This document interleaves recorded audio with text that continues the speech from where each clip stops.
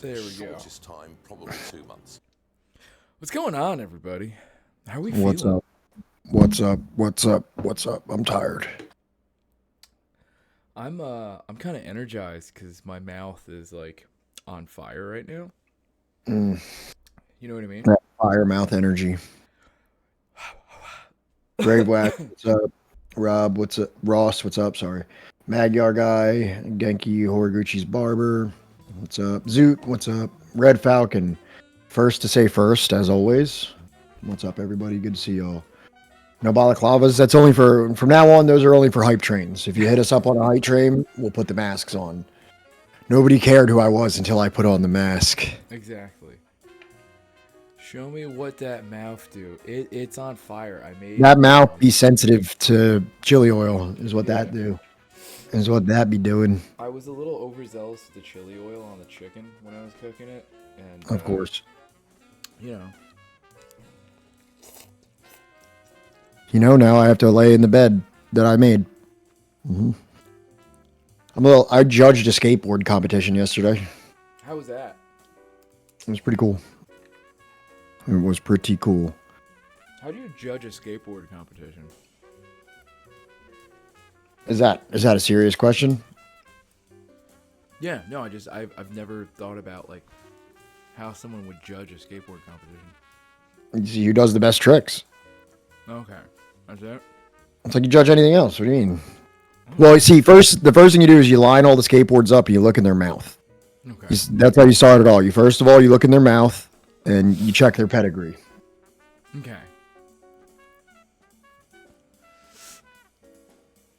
Yeah, Let's dude, make who's sure to busting out the sickest tricks?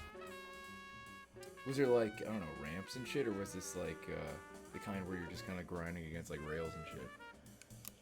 So there was several competitions on several different obstacles. So there was like first was like on like over like doing the best trick over a barrier. Then it was doing the best like grind trick on this coffin thing they had, and then it was on like a spine, like who did the best trick over the spine. Okay. So it was like separate heats for specific obstacles, and like everybody just went, and whoever was just like landing the craziest shit. I know what I think most of those things are. Did you use the caliper for judging provided, or did you bring your own? No, I had old reliable. With me. I would never trust some fucking inferior. What's a good community calipers? Yeah, some spare calipers. These are passed down. You know. Yeah, I brought them in a mahogany case.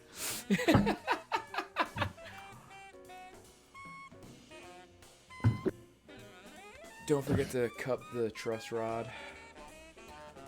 Yeah, Wait, not truss rod. It's like, what is it? Just the trucks. community calibers finally a reason for HOAs to exist. Oh, that's good. That's good. So we're going to be talking about trains a lot today. I know how everybody loves train dialogue. Yeah, I know that our dedicated fan base loves trains as much as I do. All right. I'm sure you've all been waiting for the train episode. Hold on. My great-grandfather cataloged so many skulls with these calipers.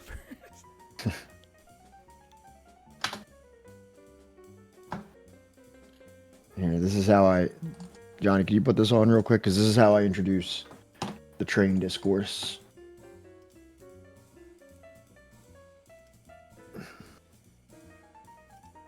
And this is how we will, from this point on, when we have a train-centered conversation, this is what we're gonna this is what we'll watch.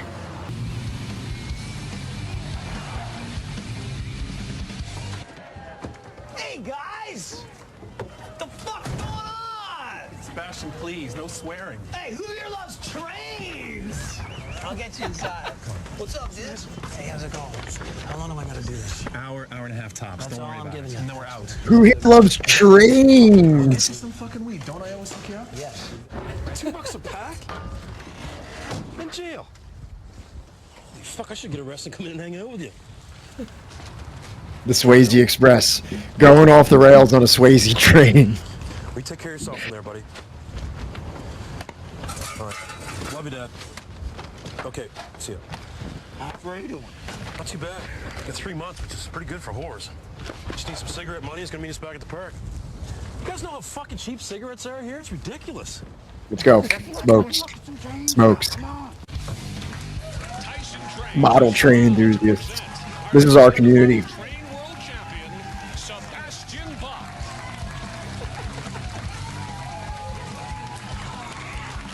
I was told that I wasn't supposed to swear in here tonight. But I just know that there are some great fucking trains here in Bangor. Bangor, Maine. Boys, check it out.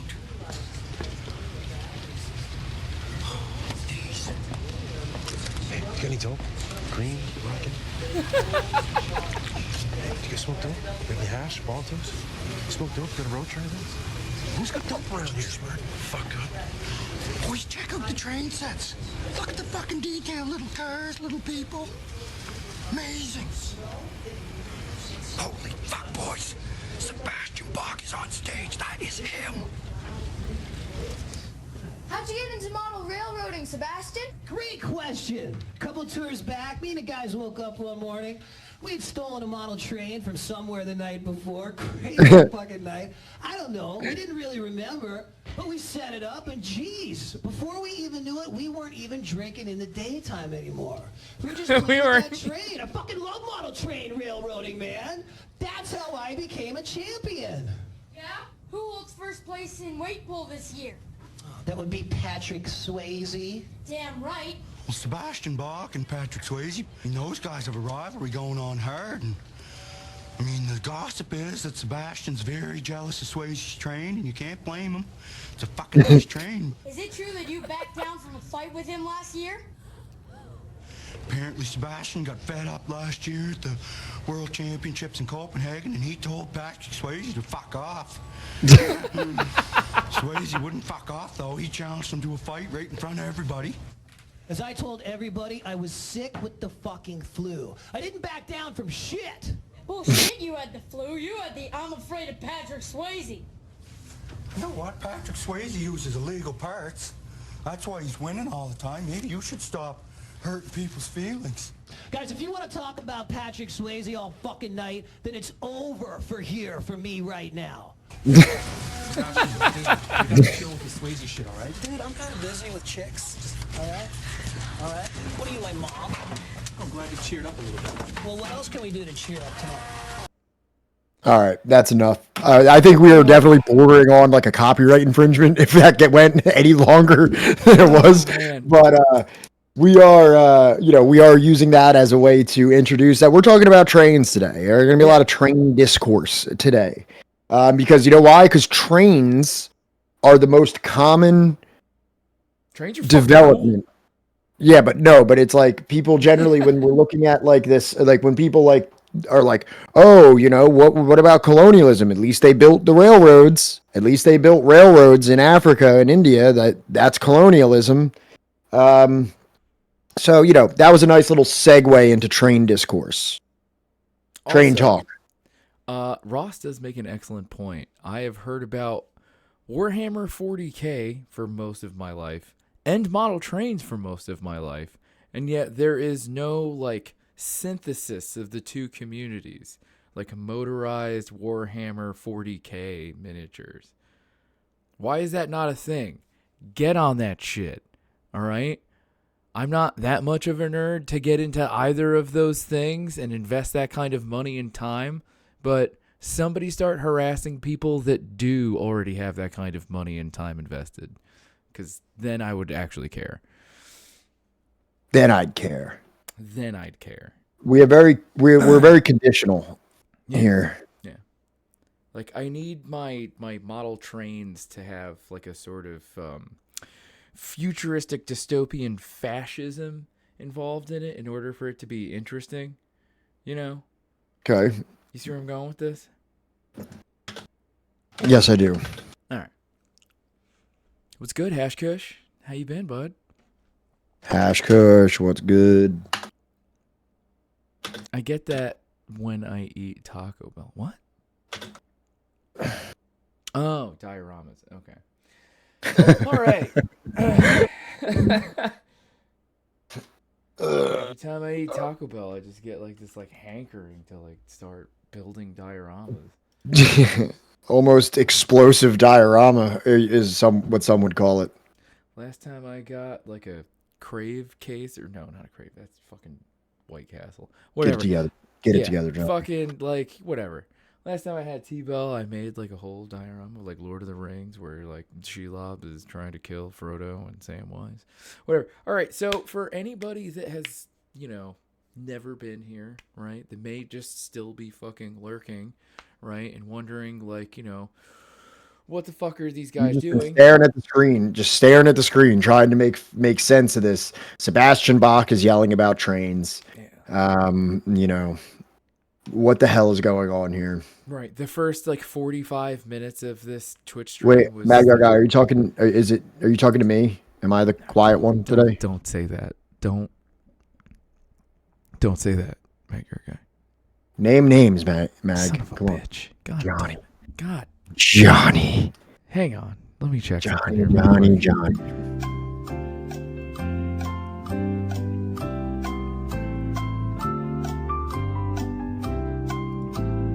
Okay, so it's not that.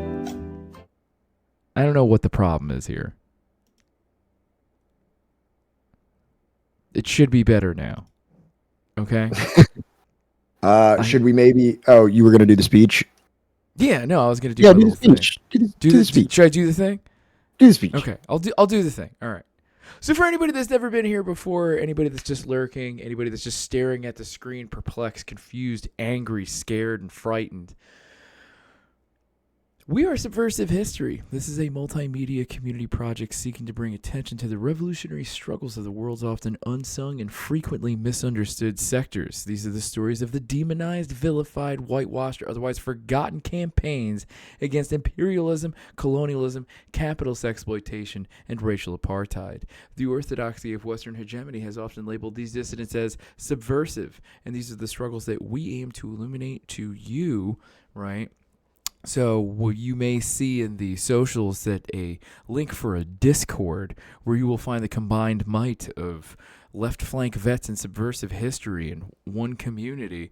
And within that community, you may find a special part where you can find PDFs, maybe a PDF-sized surprise, so that you can follow along with us as we continue Walter Rodney's How Europe Underdeveloped Africa, as we start the last chapter today of this book, Chapter 6, Colonialism as a System for Underdeveloping Africa. You know what I was thinking, Johnny? Maybe I could, I know I was talking about like the PDFs, and then I decided that wouldn't work. Maybe I could upload all the past presentations onto the Patreon. So like if anybody wants to if maybe there was something that you heard or like something that you wanted to go back to review, they would all be available on the Patreon, like all the PowerPoint presentations that I do. That would probably be a good idea, right? Yeah. No, that'd be perfect. Are you kidding? Yeah. Isn't it interesting that the history from the perspective of the commoner, the working class, the oppressed, that is what is considered subversive history? Yes. I mean, yes, but so... Because I've thought about this, because in the naming of this, right? Because like subversive is not subjective. Well, it's some subjective, but also it's relative. Subversive is relative to whatever the status quo power dynamic is. So like you could make the argument that like during the Soviet Union, those that were like collaborators with even like the fucking Nazis or whoever were like subversive to that community. But what we're dealing with here is, we do have a world order that is largely dominated by capitalism and, Western hegemonic influence. So the things that, we're most interested in talking about seems to be the anti-colonial struggles, the anti-capitalist struggles, things like that. And, if you followed us for any amount of time, you know that the word subversive pops up in many of these books that we read, and it doesn't pop up most of the times. What it pops up as is like the current power structures, whether they be capitalistic or colonial or fascistic, are rooting out what is generally referred to as subversive elements. You'll hear this a lot in like histories, and that's just kind of what like inspired me to the name Subversive History, is because it actually came while I was reading a book about Guatemala with the dictator, fascistic. And when I say fascistic, I don't mean that loosely or hyperbolically. I'm talking about a guy who had like a bust of Mussolini in his office, named Jorge Ubico in Guatemala, who was the dictator prior to the revolution, who, I read about him, stamping out subversive elements, which generally means anyone that was fighting on the side of like indigenous rights or, against the mass exploitation of, Guatemalan land for United Fruit Company and its subsidiaries.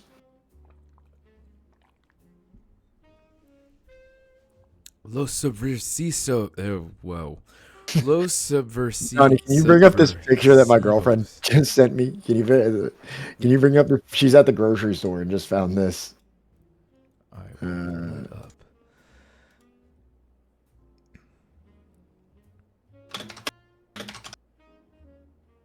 What the fuck? Come on. This can't be. Guys, who's hungry? Who wants to get this fucking bread? Who's trying to get this bread? It's only $3.99. $3.99 is not bad. Wait, I have to ask her what it says. $3.99 is not bad.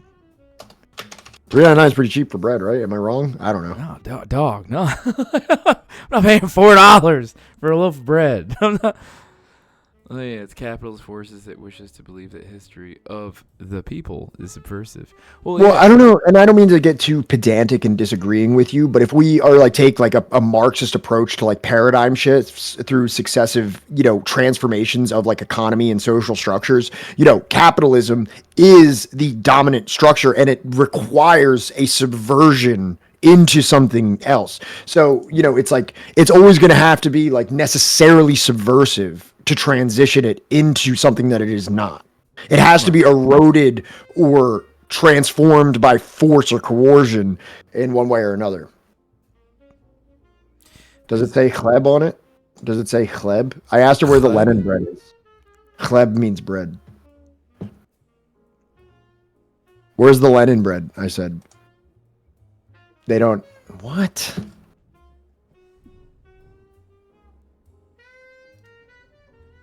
What happened? Nothing, sorry. Okay. Forget I said anything. I got scared. I messed something up.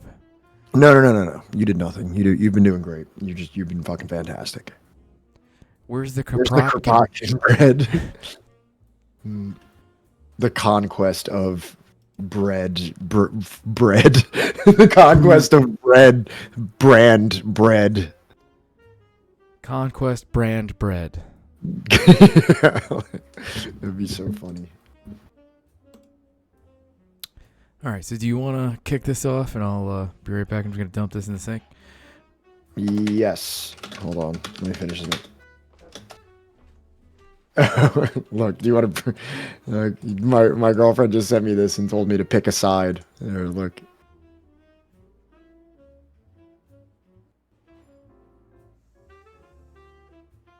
Wonder Bread is the bread of imperialism, and I'm not sure if it's even bread. Correct. Johnny, can you bring up this other picture? She sent this to me and said, you must choose a side. Oh, Jesus Christ.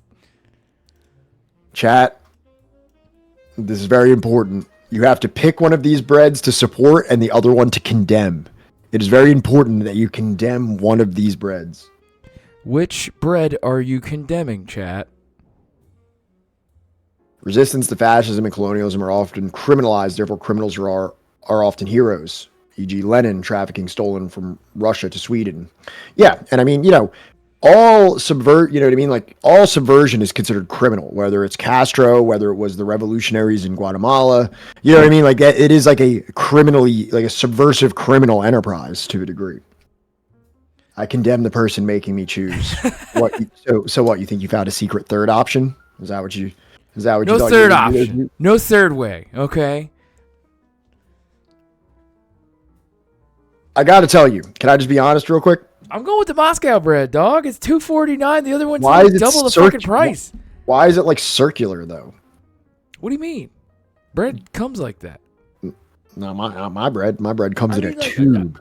My yeah, bread comes in a tube-like shape that I enjoy. It's like a tube. It's a fucking. It's like a loaf pan shape. Yeah, it's a tube bread is what I'm looking for. I want like a No, it's Pringles just- can. I want like a Pringles can type of bread. Have you ever had rye? Come on, it's exactly how like every rye I'm not loaf the biggest. looks. I'm not the biggest fan of rye, to be honest. Okay, well that's why this is happening. Yeah, but the Ukrainian one says rye on it. Well, They're the other both one rye? has no preservatives, and it's Which cheaper. one? The Russian Man, one. they can't afford fucking preservatives in Russia. It's all natural. Although you are getting literally like a lot less Yeah, bread. that time waste. Yeah, I want like. Have you ever seen like what movie is it in or like show is it in where like you get this little thing like this and you pour water on it and then it's just bread or something or like a sandwich, like an entirely made sandwich. Is that like the Jetsons? I think it's like in the I don't think it's Jetsons. the Jetsons. But the thing that's got me I know in the confused Jetsons is- though they just had like a machine and you just push the buttons on it and it just came out like fully made, ready to eat. I just want to. I think you're thinking of Star Trek. I just want to know why. I've never watched Star Trek. I'm not thinking of Star Trek. I'm thinking of the Jetsons. Whatever. The one is 16 ounces. The other one's 24 ounces. But the other one says 1 pound, and the other one also says 1 pound. I think, or is it 1 pound and like more? My Miss American Pie drove the Chevy to Levy and the levee was dry, and the good old boys eating Ukrainian rye. That's how that song goes, right? Yeah. Guys, that's I'm pretty sure that's how that goes. that's the song, right? Yeah. I think Futurama, maybe that was it. Dragon Ball has capsules for literally everything. Maybe I was thinking of Dragon Ball. Shit. Dude, I need to rewatch that. It's been so long since I last watched Dragon Ball and Dragon Ball Z. You've got that memorized. I'm going to condemn the Ukrainian bread unless they promise to not join NATO. Also, NATO should be abolished. Oh, God. American Pie with my Ukrainian rye. That's fucking great. That's fucking great, man. This'll be the day that I die.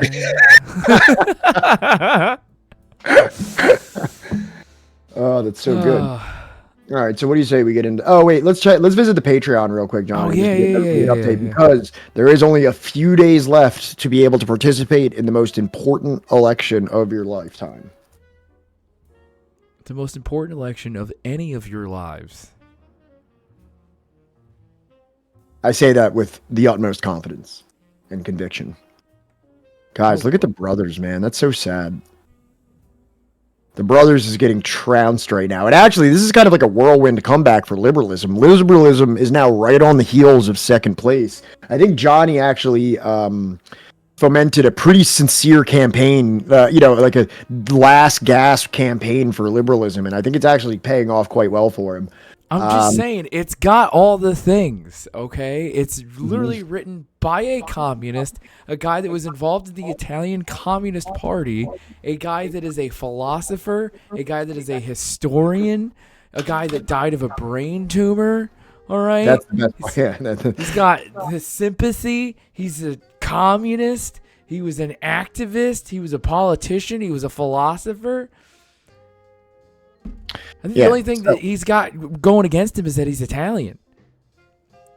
the levee that's dry is the one that irrigates Crimea. Actually, the levee was the Nord Stream pipeline. Actually, and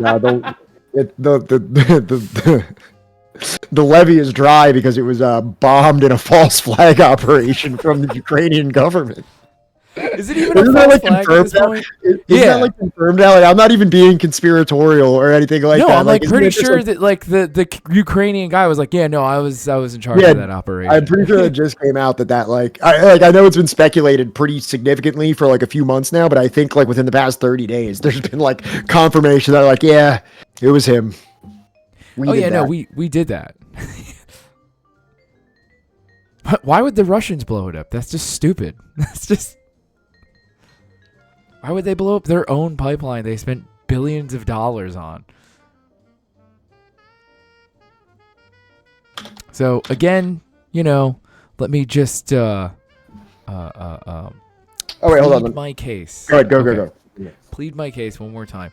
Liberalism, a counter history, would be great. It'll talk about how horrific the U.S. is. It'll talk about how it's a settler colonial state. Make subversive history great again. Okay. It will. We can go back to the glory days when we read Perenni. We can go back to the 17th century. Let's just keep going further back until we hit prehistory, chat. Come on. I'm gonna keep bringing up books that are increasingly about like older and older time periods before the Cold War. Yeah, and how they relate to the I was thinking about the other day for like a communist stream, we really like, and you know what I mean? Like, despite whatever our beliefs are in terms of like political organization or social organization, the books that we've covered are very like, a lot of the books that we're reading like have almost nothing to do with communism. Like, we started out reading, Inventing Reality, which, while by a communist, really isn't like, has nothing to do with economic structuring or anything like that. It's really just a critique of the media. Then we did The Divide, which was, it's like vaguely socialist. It's mostly just about like government intervention economics is really what it's about. Whoa, Hashkush, thank you so much for giving Mama Media a gifted sub. Thank you so much. But you know what I mean? It's not like a rush to communism or something like that kind of book. It's like communist light kind of book. Then we did Counter-Revolution of 1776, which happened 200 years before communism fucking existed anywhere pretty much. Then we did Killing Hope, which I guess was kind of about communism in a way because it was about the Cold War. It's kind of inescapable from that. So I'll take that as a point for that. Then we did Marx at the Margin. No, fuck. Wait, when did we do the Martin Luther King, Malcolm X? When did we do Sword and the Shield? I don't even remember. That was before Killing the Margins. Okay. All right. So it really had nothing to do with that whatsoever. That was just, Malcolm X and fucking Martin Luther King. Then we went into Marx at the Margins, which was, while it was like about Marx and Marxism, it was more about like indigenous culture and like perspectives on society and things like that. Then we went into The Ethnic Cleansing of Palestine, had nothing to do with communism, just about the plight of the Palestinian people. Then we went to World War I, which, as we all know, like World War I ushered in the Bolshevik Revolution in a way. So we were talking about all like pre-communist history at that point. But we got like maybe one chapter about the Soviet. Yeah, exactly. Now we are on Walter Rodney, where we've been pretty much just covering the history between like 1500 and like 1890, maybe a little bit early into like the 1910s. Oh, we got into World War I and II a little bit, but barely anything really about, anything that's like straightforwardly communist.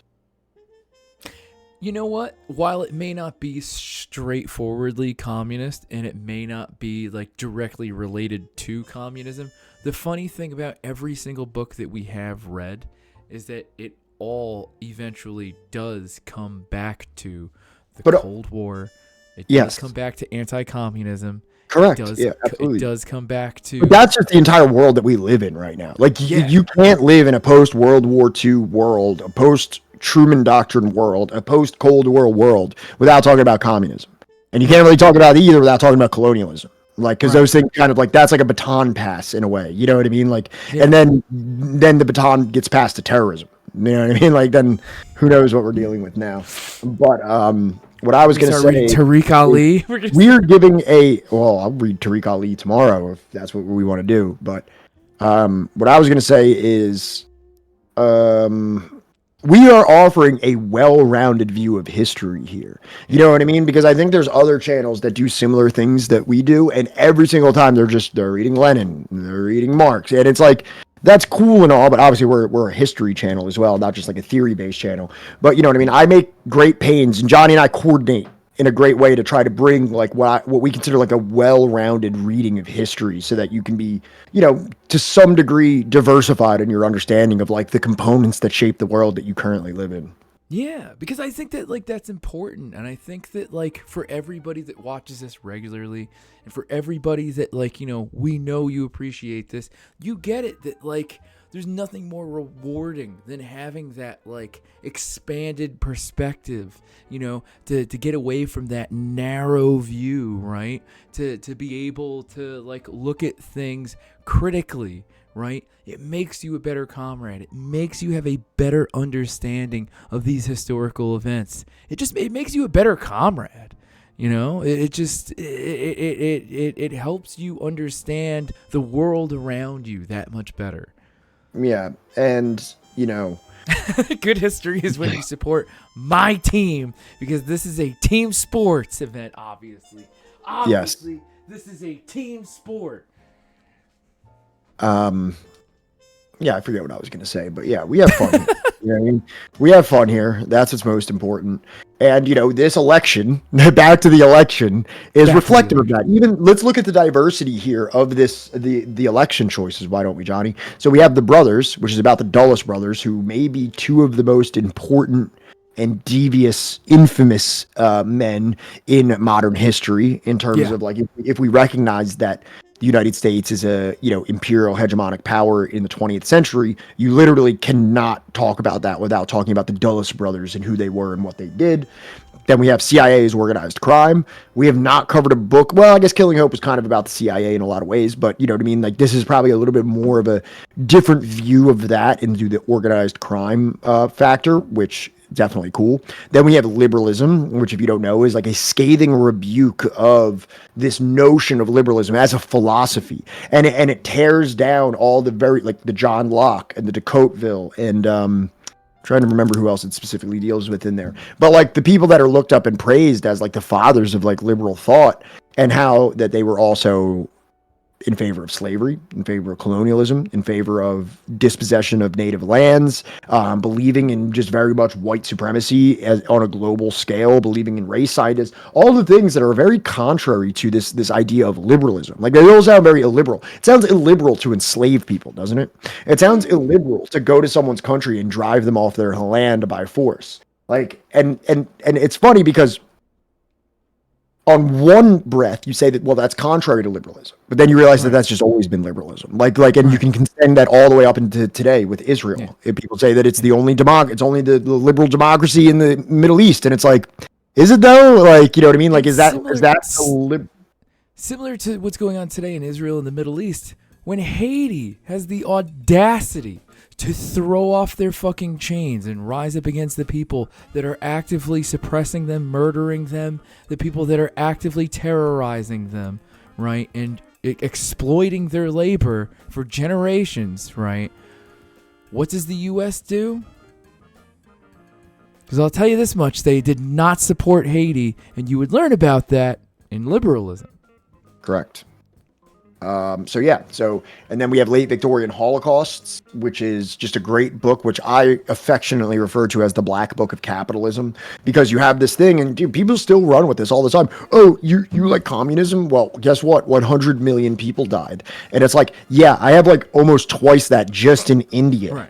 Like, just in India from the late 1800s into the 1940s. Like, you know what I mean? And nobody talks about it. Around like the death count of any famine in any socialist country. Exactly. And it's like, but people don't even know about it. It's not even on their breath. Like, you know, they can talk about the Holodomor, and I think it's fine to discuss the Holodomor. I don't deny that the Holodomor happened. I think there was issues with collectivism, and I think a lot of people issues with the implementation of that collectivism, specifically in that underdeveloped country. And, you know, there's a lot of problems that came into play there. But everybody knows about that. It's common historical knowledge to talk about that. You have Simon Whistler talking about it and shit like that all the fucking time. But you never really hear it as much about these successive famines in India as a direct result of the implementation of cash cropping and privatization in India. Right. And that's not it. The book goes over things that happened in Brazil, things that happened in South Africa. You know what I mean? Like, it's not just about India. It's about the implementation of capitalism, the spread of liberal capitalism around the world, and the many famines that accompanied that style of economic coordination. When people say 100 million people died, they're thinking of the Butthole Surfer song. I love that band. But yeah, that's the menu. That's the menu here at Subversive History. And, you know, right now, CIA's organized crime is pretty clearly in the lead. But, if just a couple of you want to cough up the $2 and get involved and make a vote, it's still possible. And who knows? We're closing the polls on Wednesday, and we're going to announce the winner on Friday. We also have a number of other announcements that we're going to be making and a little bit of changes that are coming to the Subversive History enterprise. Nothing too major, but we're going to be approaching things a little bit differently. I'm excited to make the formal announcements. They're kind of like our 2024 goals in a way. We've been here for a year. We have some different ideas moving forward that we want to be able to incorporate, and there might have to be some structural changes to accommodate that. Oh no! No. Some of these may never be read at all. Yeah. We'll probably, I imagine we'll keep the other 3 on the election slate for the next election and probably just add something else. I don't know. We'll figure out how that works. No, I wouldn't want to leave these out after that. The ones that will lose burn on tree. The name the Holodomor is, in my opinion, Holocaust revisionism, though. Probably. I mean, it depends on what you mean by revisionism, I guess. Maybe I'm just not understanding what you mean there. Like, I understand that, like, didn't they, like, actively want to, like, retrospectively name it Holodomor because they wanted it to evoke a feeling of the Holocaust? Isn't that, like, what happened? Yeah, it's the double Holocaust, like, thing. It was, like, pushed by a lot of, like, either Nazi sympathizers or outright Nazis themselves, et cetera, et cetera. So I think that, like, when people say that, like, the Holodomor didn't happen, I think it should be framed in that it didn't happen the way that, like, a lot of people try to say that it happened, and that it was a systemic murdering, right, of, like, a large population of people by, a given state. That state being the Soviet Union. That's not what happened. Right. Yeah, double genocide theory. Yeah. Double genocide theory, yeah. No, that's literally what they call it. That's the actual term for, like, what when it's used as, like, not like an interlocutor. What the fuck is the right term here? You're the smarter guy. I'm sorry, what was the exact question again? Where, like, the it's used as, like, this, like, framing device for, like, the Soviets being as bad as, like, the Nazis. Yeah, well, so it's not a euphemism, because a euphemism would be like downplaying it. It's kind of like the opposite of a euphemism in a way. Yeah. And yes, Finger, there was also Kazakh famines that, like, are rarely discussed. If you get into any of the serious scholarship, and I'm not even talking about, like, communist or Soviet files or however you want to describe, like, maybe like fringe historians that talk about it, but I'm talking about, like, what I would consider the most well-respected scholarship on the topic that came after the opening of Soviet archives and not relying on, like, Cold War propaganda that was perpetuated by people like Robert Conquest, who was literally a part of the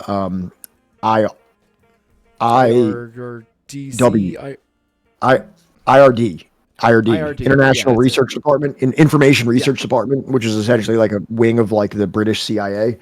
MI6. Yeah. That the scholarship shows that, like, there was a famine.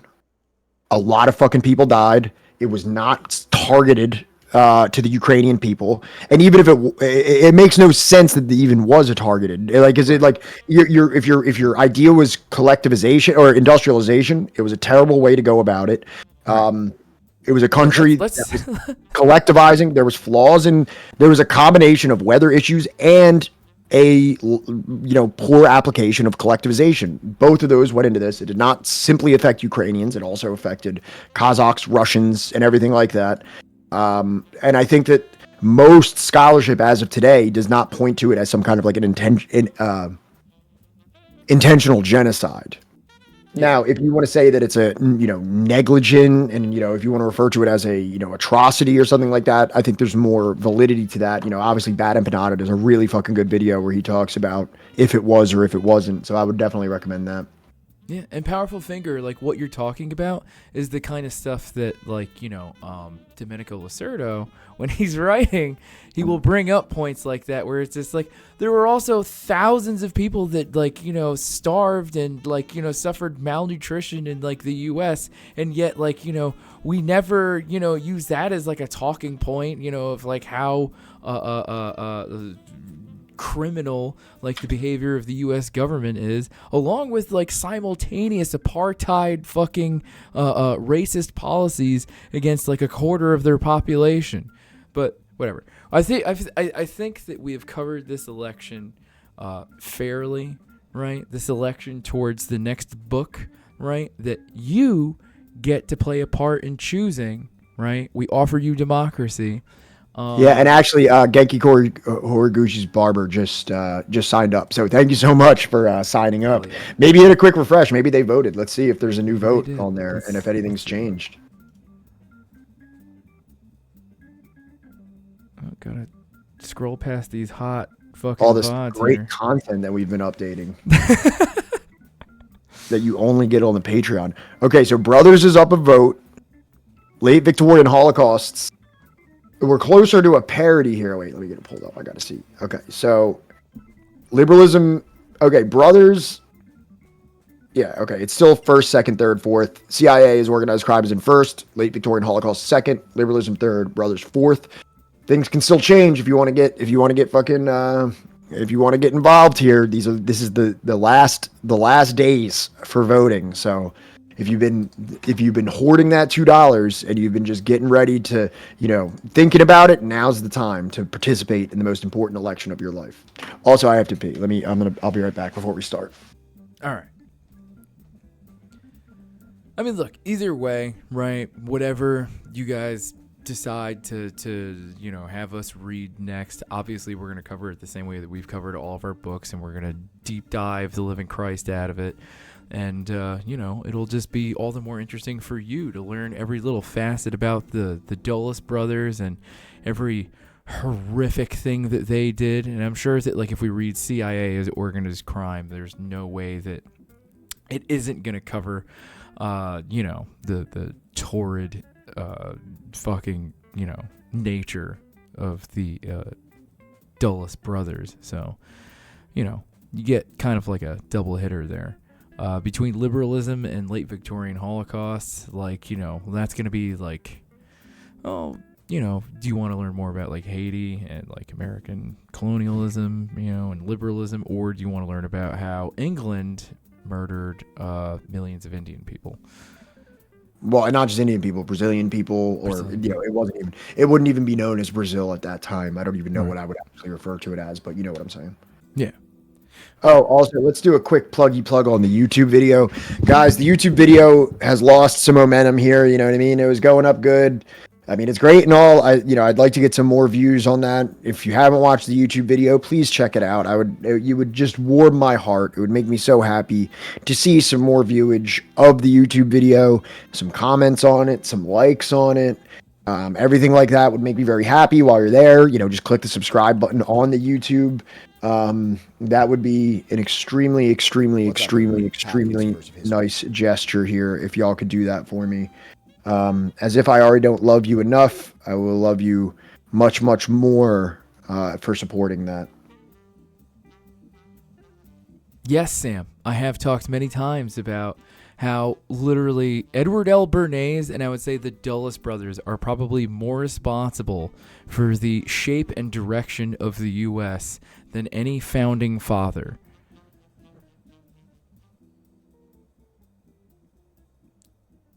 Edward L. Bernays was the nephew of Sigmund Freud. But that's enough about that, all right? I feel like y'all have been listening to us rant about, all of this stuff for the future, right?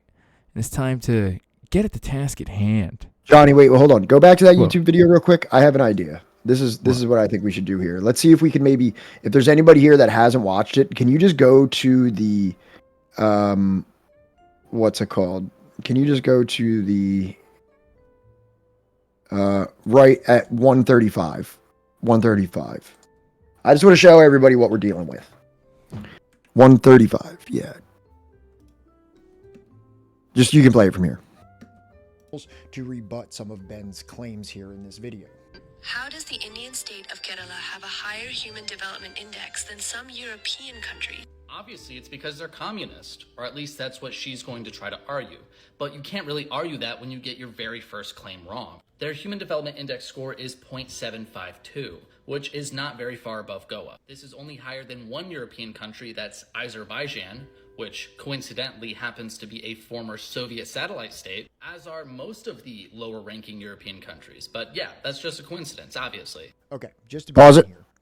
That's enough. That's all they get. You've been introduced to your villain. Did that upset you? Did that make you angry in any kind of way? Did that make you want, like, oh, I wish somebody would just respond to this and correct all the bullshit that this kid's saying? If you'd like to hear that happen, it looks like there's about another 36 minutes of this video where somebody's directly talking about that. So maybe if you've been ensconced a little bit by that, maybe you should go watch the whole video. If you want the satisfaction of that being torn to pieces, check out the YouTube video.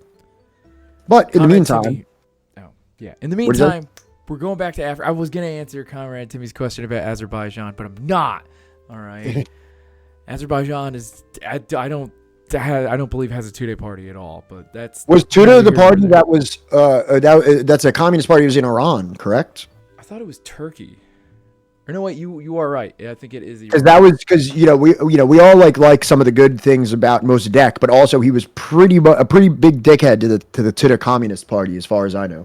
Yeah, a little bit. Yeah. Awesome, Frankenparty. Thank you so much. All right, so let's get into Africa, though. You know what I mean? We're talking about a lot of stuff. We've been having a good time. We've been chatting it up. Let's talk about Africa. So, the supposed benefits of colonialism to Africa. Faced with the evidence of European exploitation of Africa,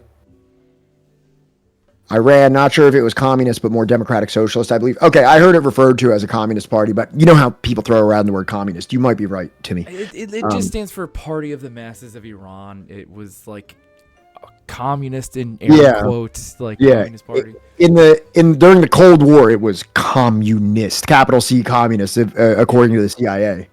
Yeah, but everything left of. I also heard someone saying how Mossadegh wanted Iran to be like a British constitutional monarchy. I'm not an expert on that, but that sounds pretty counter to everything I understand about him being a general kind of nationalist. But I do have a couple books about it. I have All the Shah's Men, and I have a book called The Coup. So maybe I'll read them, and we'll learn more one day.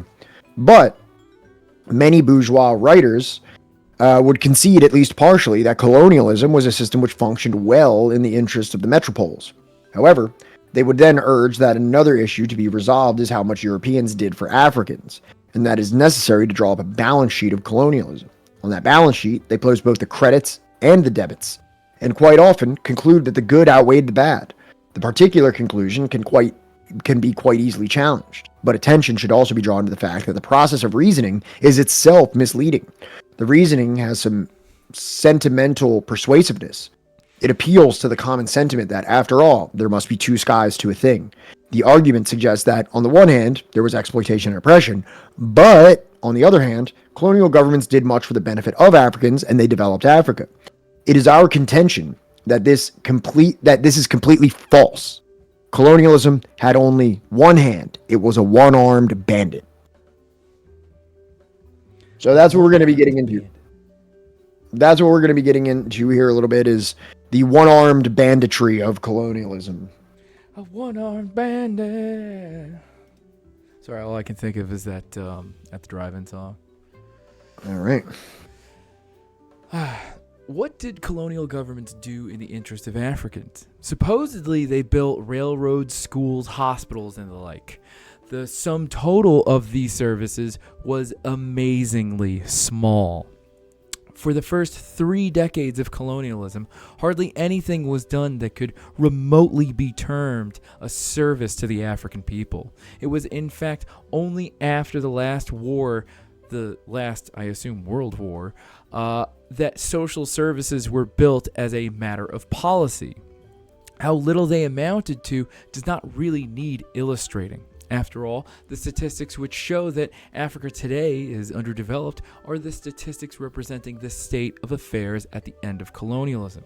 For that matter, the figures at the end of the first decade of African independence in spheres such as health, housing, and education are often several times higher than the figures inherited by the newly independent governments.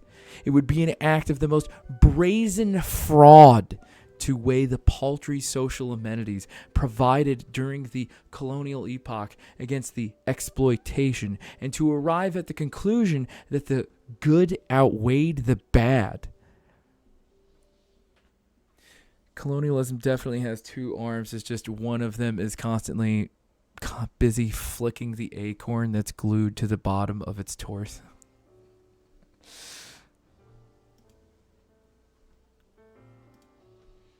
All right, is this where we have the video?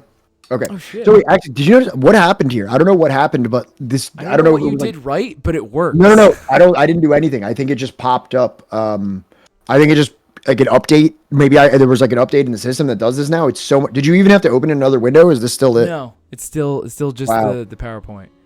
Yeah, this is great. Oh, so shit, I can. All right, never mind. I got too hyped.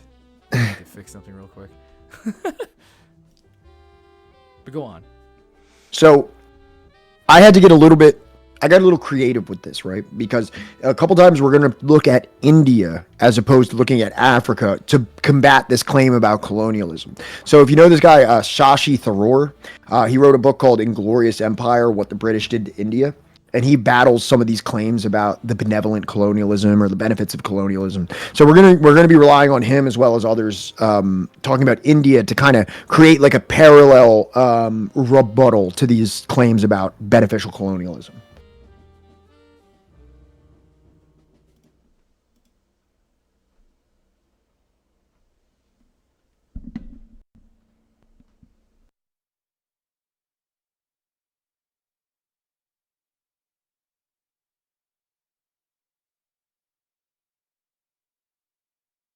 Wait.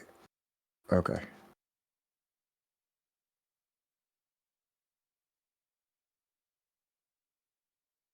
Wait, yeah, I can't hear it.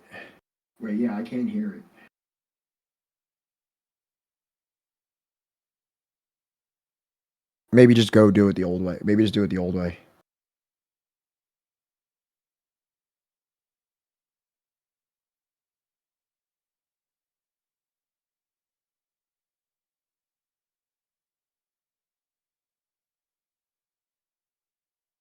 I've written a book called An Era of Darkness, where I look at the various claims that have been made for the benefits of the British Empire in India, and I have dispelled and debunked all of them. One of them we're going to talk about today is about the fact that the British gave us the railways. There were no benign or beneficial motives for the British East India Company when they started this.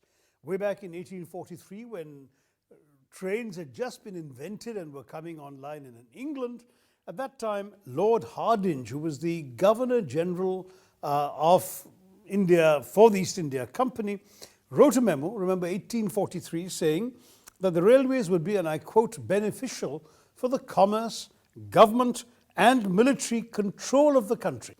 10 years later, 1853, his successor, Lord Dalhousie, said that the important role that India could play as a market for British goods and as a source for agricultural raw materials for Britain would be facilitated by the railways. So from the very top and from the very start, it was clear that the British wanted to build the railways for their purposes. I was criticized by some for arguing that the railways were actually a gigantic colonial scam, but they were. Why? Because when the railways were built, the British did so at the expense of Indians. Indian taxpayers paid for the entire construction of the Indian railways, but the profits were all made by the English. The government guaranteed 5%. If the profits ever dropped below 5%, they were guaranteeing 5% that the Indian taxpayer would pay for. Now, 5% may not seem very much today. In those days, it was the single most profitable investment available in the entire London Stock Exchange for 20 years. But it was described as private profit at public risk. The private profit was made by the Englishmen who were investing. The public risk was borne by the Indians. So 1 mile of railway in India cost £18,000 Whereas in the same time, the same mile of railway in the United States cost only £2,000. So Indians were paying 9 times what they needed to pay to build the Indian railways, and that money entirely went to the English. The first railway line was opened between Bombay and Thane in 1853. Mahatma Gandhi's first crusade, when he returned to India in 1916, was on behalf of the third-class traveller.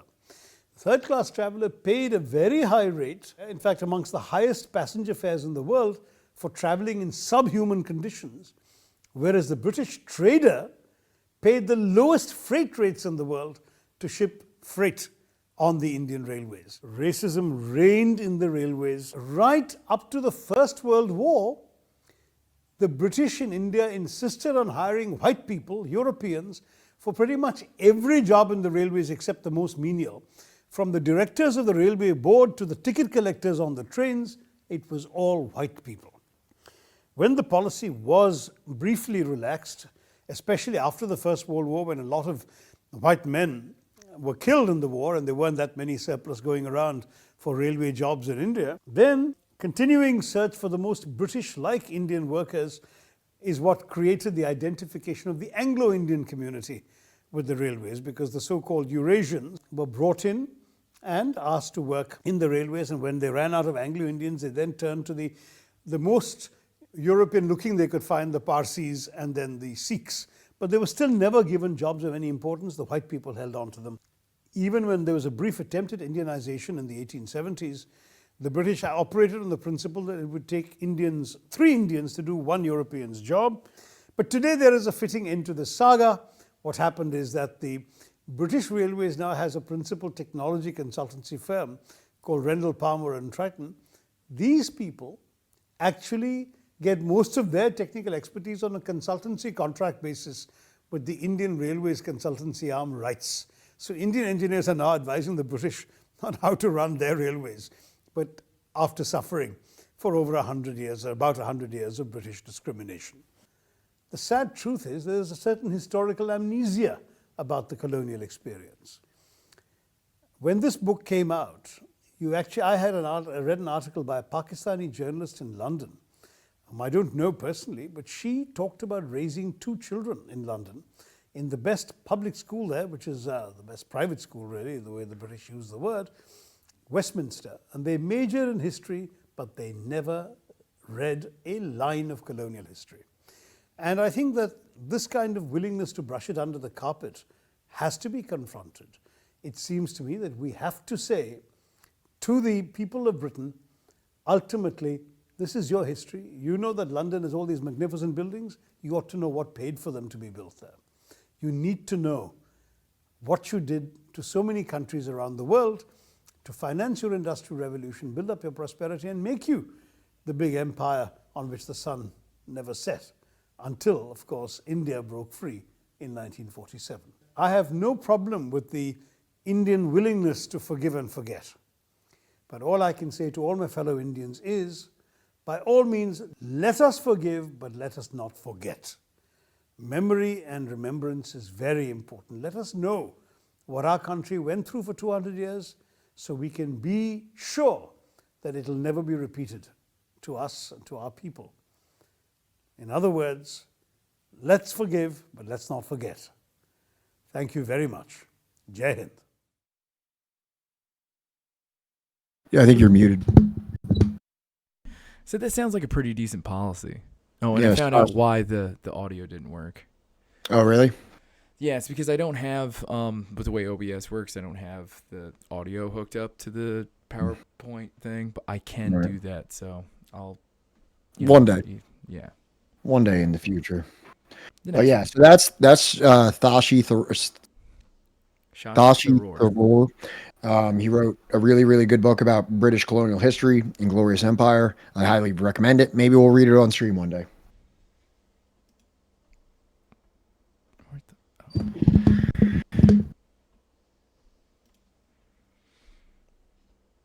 I believe this one is you.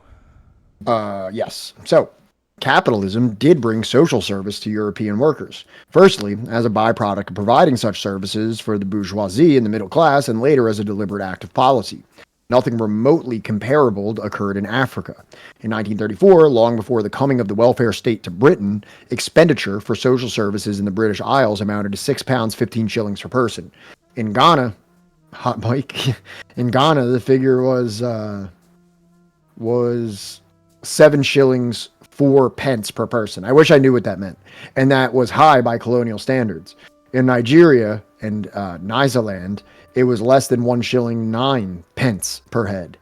None of the other colonizing powers were doing any better, and some much worse. I wish I could make sense of what a shilling and a pence is, but I have no idea. A shilling is like $1, a pence is like a penny. Penny, yeah. The Portuguese stand out because they boasted the most and did the least. Portugal boasted that Angola, Guinea, and Mozambique have been their possessions for 500 years, during which time a civilizing mission has been going on. At the end of the 500 years of shouldering the white man's burden of civilizing African natives, the Portuguese had not managed to train a single African doctor in Mozambique. And the life expectancy in eastern Angola was less than 30 years. As for Guinea-Bissau, some insight into the situation there is provided by the admission of the Portuguese themselves that Guinea-Bissau was more neglected than Angola and Mozambique. So that's like what we're looking at here. You know what I mean? The civilizing mission for the primitive natives actually just reduces their life expectancy, and they don't have a single doctor trained there because it's purely an extractive colony to take resources out of. Well, you got to be kidding me, Dutmeister. 1 shilling is not even I thought a shilling was just another term for the pound. English money is ridiculous. You know, I have a lot of criticisms for the dollar standard. You know what I mean? Like the dollarization it's of worse the in world. England. And you know what? Make it $1. Force the dollar upon England. It literally, dude, have you ever been to England? No. I've never been to Europe. I've never been to Europe.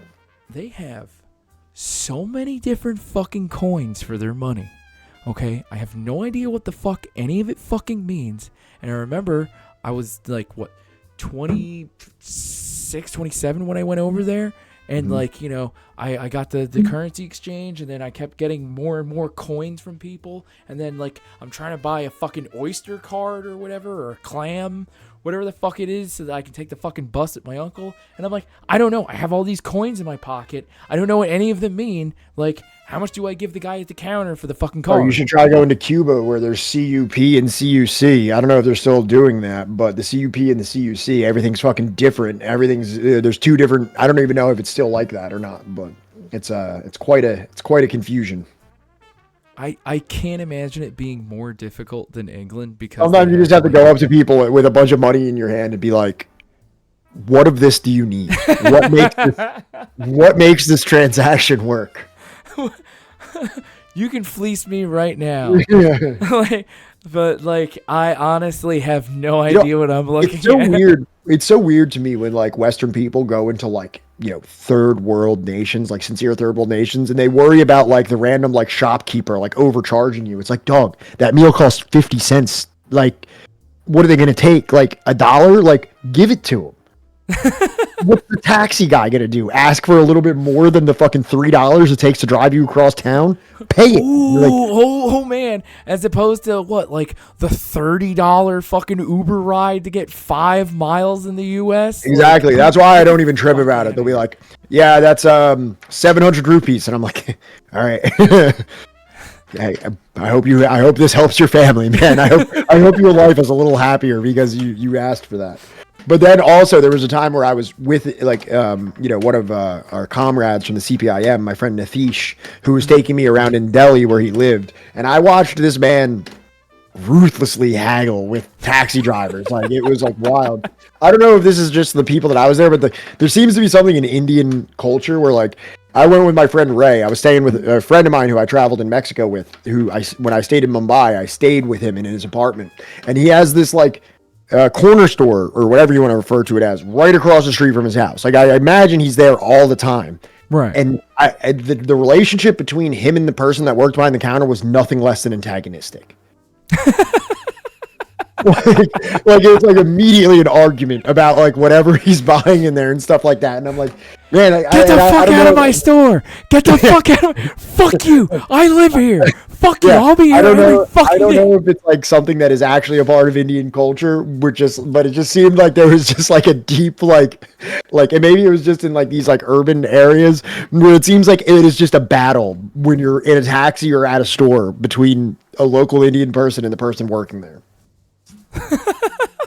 A friend of mine came from the U.S. from India in elementary school. His dad would try to haggle at the McDonald's and Safeway. That's what it felt like. That's what it felt like while I was out there, man. Yeah. And I say that with like the deepest endearment. I say that endearingly. Yeah, I feel like we should bring back haggling into U.S. culture. I feel like there's not enough. You imagine going to like the 16-year-old kid that's like working the register, and you're like, all right, well, I'm getting 3, so why don't you I'll give you $3. I'm getting 3 burgers. I'm getting 3 burgers. I'll buy 2 I'll buy 2 full price. I'll give you $1 for the third one. And they're just like, sir, I have to, otherwise I'm gonna get fired. Button. They're like, I don't even understand. I went to Guatemala and was at a very small town's market. I forget which one, maybe San Jose Pinula. Anyways, 9-year-old Strin bought a homemade clay whistle from a young girl for like 1 quetzal or something. My abuelita snatched that whistle out of my hand, marched right up to her and demanded to get my money back. She was no joke. God damn. You don't want to scorn abuelita on your hands. That's for sure. No. It's cultural. We can appreciate it without turning it into a negative stereotype. I don't think it's a negative stereotype at all. I don't think there's anything negative about haggling. I think there is only positive things to be gained through haggling, and is like... Sam, I know that it's different. It's probably different now, but what is a quetzal? Is it 12 quetzales? Is like $1 or something like that? I think that's what it was like when I was there.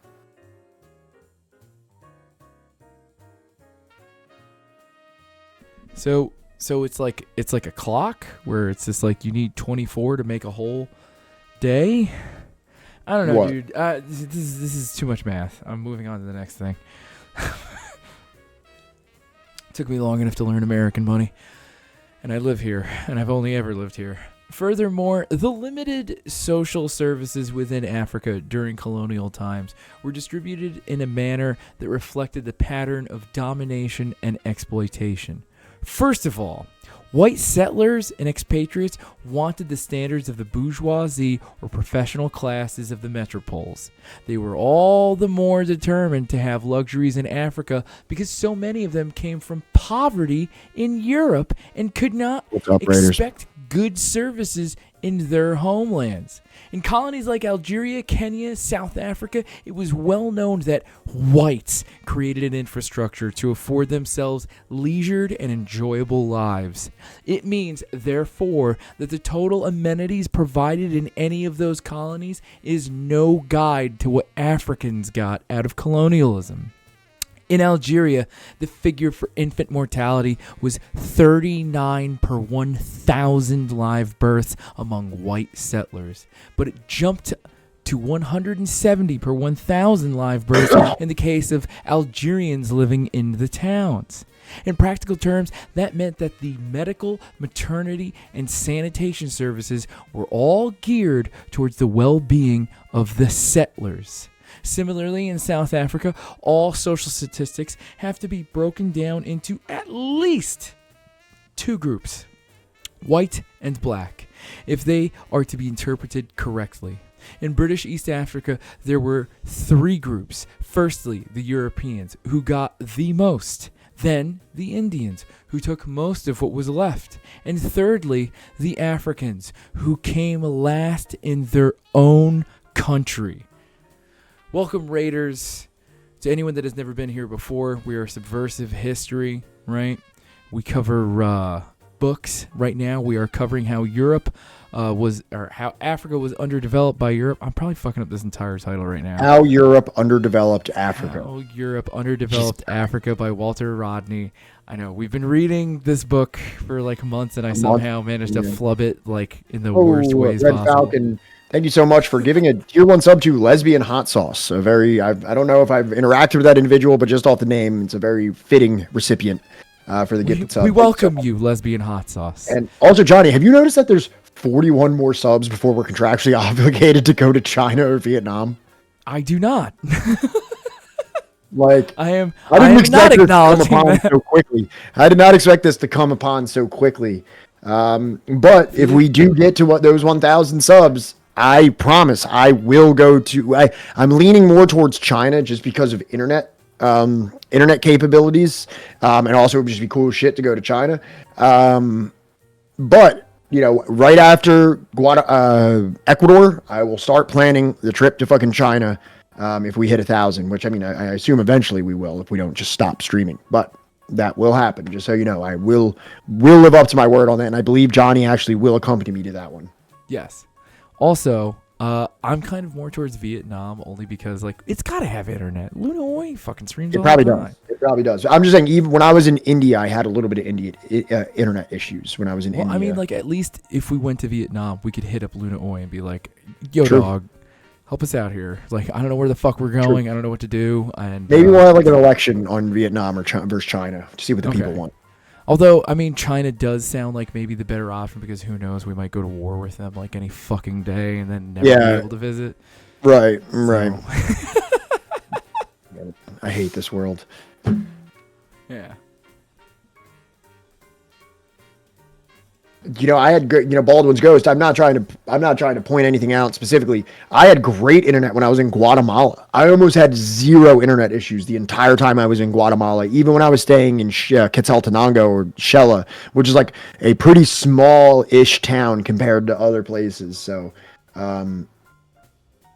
Luna's internet in Vietnam is vastly superior to what EJ's parents had in South Carolina. Not that that's saying much. Yeah, true. I mean, I'm just saying, I was in like hotels in New Delhi and I had issues with my internet. So I'm not like, Aurelie Astra, thank you so much for subscribing with Prime. Been subscribed for 3 months. Thank you so much. Also, Hype Train is close, so that's exciting.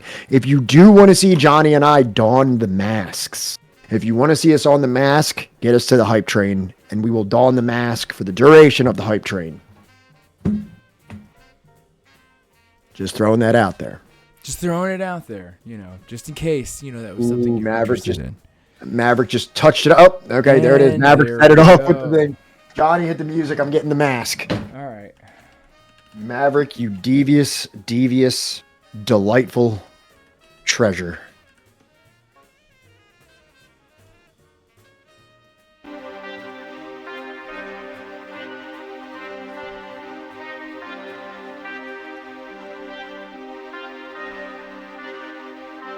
Nobody cared who we were until we put on the mask. Salty Comedy, thank you so much for the bits. I don't know why you thought you could match with her. Ash Coach, thank you for the 200. We're almost at a level 2.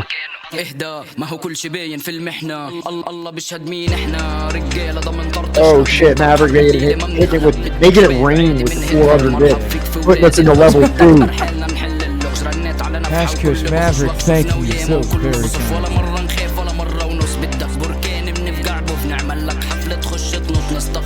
بس بدنا نقص ما هو كله عارف ما هو كله شايف ما هو كله خايف والدنيا ترص استجدع دايما ووعك بوحش انا ادرينالين فاجع بشباب ينضرب الغاز احنا الجدعان والزينة قليل رد بالك عم تعيشها بلاش سوي واعمل واجمع كاش ما الدنيا I shared like a whole Palestinian hip-hop techno documentary in the Discord and was watching it in the Discord. بناخد العتبة تخوف بالليل ندوي لك عتمة بشوف تنساش انا زي النوس سلاح فتاك في بغزة رجال تحفر انفاق ترجع بشوال وملينا اشلاء بلاجين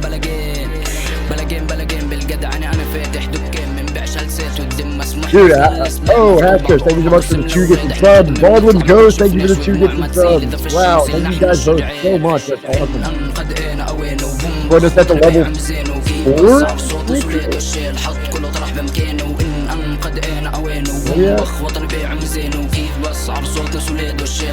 Yeah, level 2 completed. Level 3. Thank you so much, guys. Baldwin's Ghost, Hashkush, you guys are the best. Arabic translates to hip hop in a really cool way. In an amazing way, dog. Dude, like and this is just like hearing hip hop in other languages. Like when I would go to jiu-jitsu, they would do like this like Brazilian like gully hip hop, and I had no idea what those dudes were saying. And I was like, this shit rhymes. I know. Yeah. We'll be Beijing by Christmas, boys. Maybe by next Christmas. Yeah.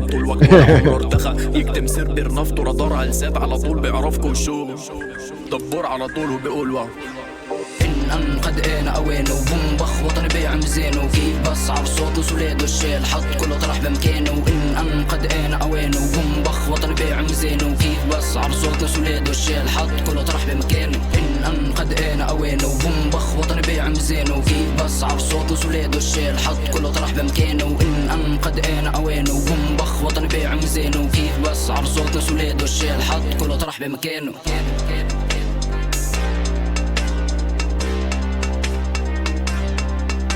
That shit ruled. I love all the Adidas as well. Oh hell yeah. No, dude, you gotta check out more of his music videos. They're all sick.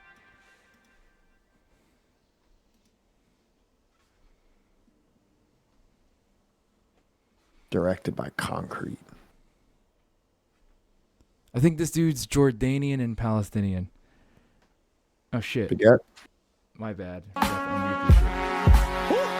قولوا للكاوي بالنار شوك صاب لي صبار بحضني وهو يشيل من ذقني وينشف قلبي صوار وقولوا للكاوي بالنار شوك صاب لي صبار بحضني وهو Red Falcon asked the question, 3 subs. Could we get 3 subbies to hit today's goal? It's a pressing question, you know, and we live in extremely uncertain times right now. I don't know if anybody actually knows the answer to that question, but I appreciate you asking. Someone has to be brave enough to ask these questions.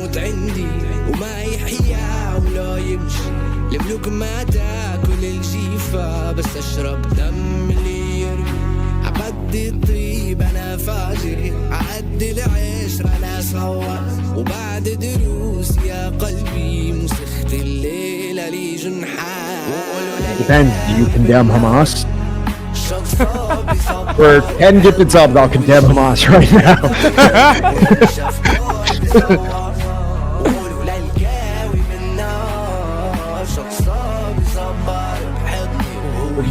Oh, Ryland, there's 2 gifted subs. Thank you so much, Ryland. That's so very, very much appreciated. Yeah, 10 gifted subs. I'll condemn whoever you want live on stream. That's a new perk. Ask streamer to condemn international.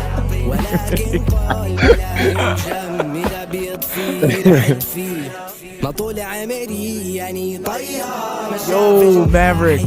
Oh, holy shit! What just happened? Yo, thank you. Yo, I got to let my girlfriend in. She's locked out. I'll be right back.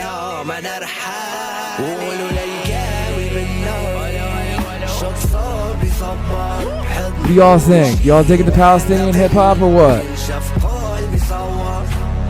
Shit goes fucking hard, doesn't it?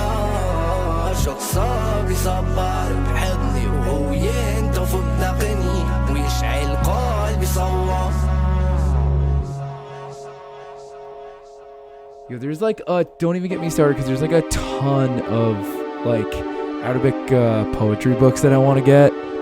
Like my fucking what is it? Abe Books cart is filled with shit. Thank you so much, Maverick. I saw you gave those 2 subs. I had to run and let my girlfriend in, but thank you so much for that. Thank you so much for helping us get to our goal. Thank you so much for the hype train. Thank you so much, everybody. Feel free to keep it going if you want. I mean, I'm not stopping you. Don't let the sub goal stop you. You know what I mean? Like, don't let it deter you. Yo, Dave Tavares said play Checkpoint. You know, he is I think he deserves that Raider privilege. And also that Checkpoint song kind of rhymes.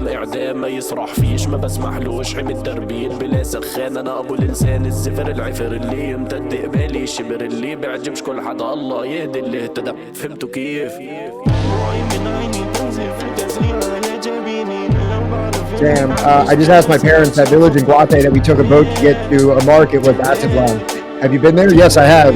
Lake Athlon, but I know that it's like Athlon is surrounded by like a couple different areas. Like there's Penahachel,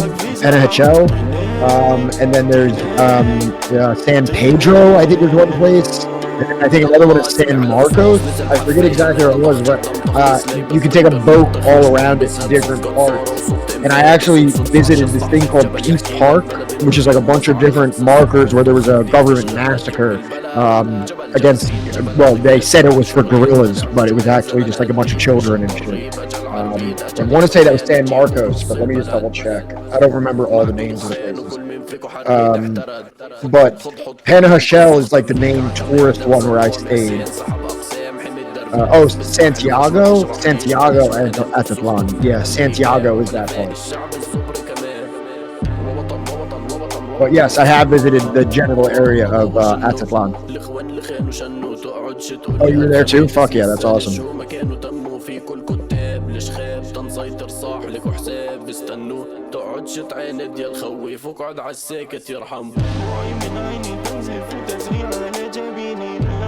Damn. Hitting the flow switch on.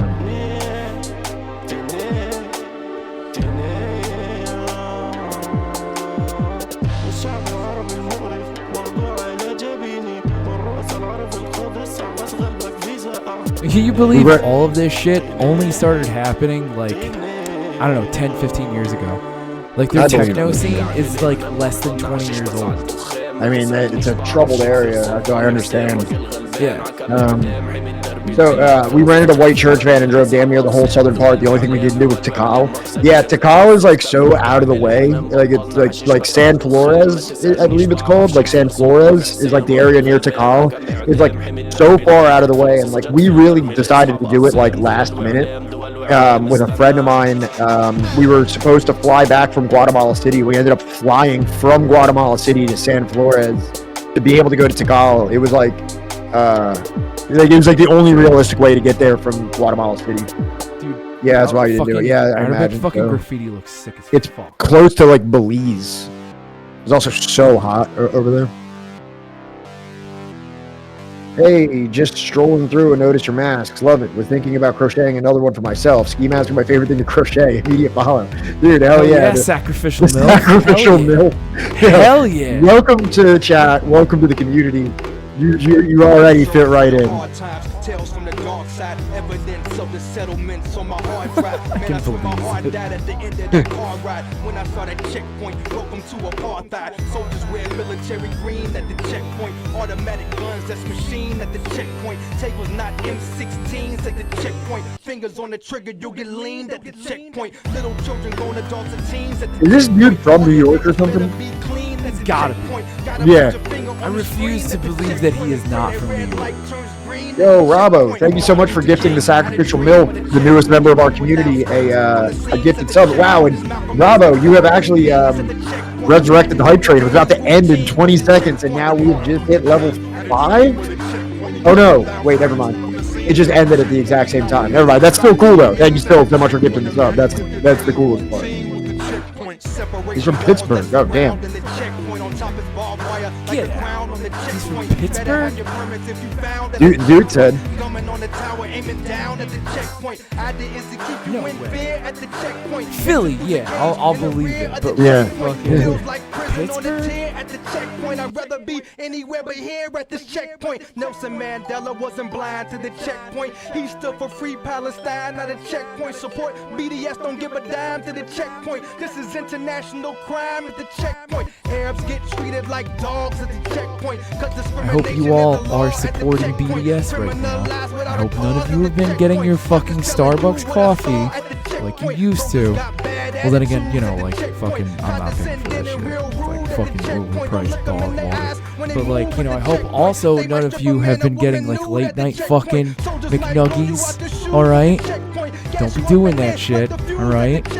Every day you stand to be accused at the checkpoint. Each time your life you can lose at the checkpoint. I don't hit the subs myself, but has anybody ever seen someone wearing a ski mask skiing? No, I haven't. Not once in my entire life. was the checkpoint. And Martin Luther King had a dream with a And it's only because like my ex was like really into snowboarding and lived like all the way. He was born in Chicago, grew up in Pittsburgh. Oh, sorry. At the airport in Tel Aviv is a checkpoint. They pulled over our taxi. Dunks in the morning, Taco Bell, and Wendy's at night. Hell yeah. Breakfast, lunch, and dinner of champions. You can't live in Massachusetts and not go to Dunkies in the morning, dude. I don't even know if they have the franchise of Starbucks within the state of Massachusetts. Me and my buddy hit up fucking All right, Taco Bell. Mask off, Johnny. Thank you guys for a riveting hype train. I hope you enjoyed it as much as we did. Thank you so much for everyone that contributed to the bits, to the subs, and to the general camaraderie that we have here. But let's get back into some education. That checkpoint shit rides, though, I gotta say. It does. It does. That checkpoint John goes in.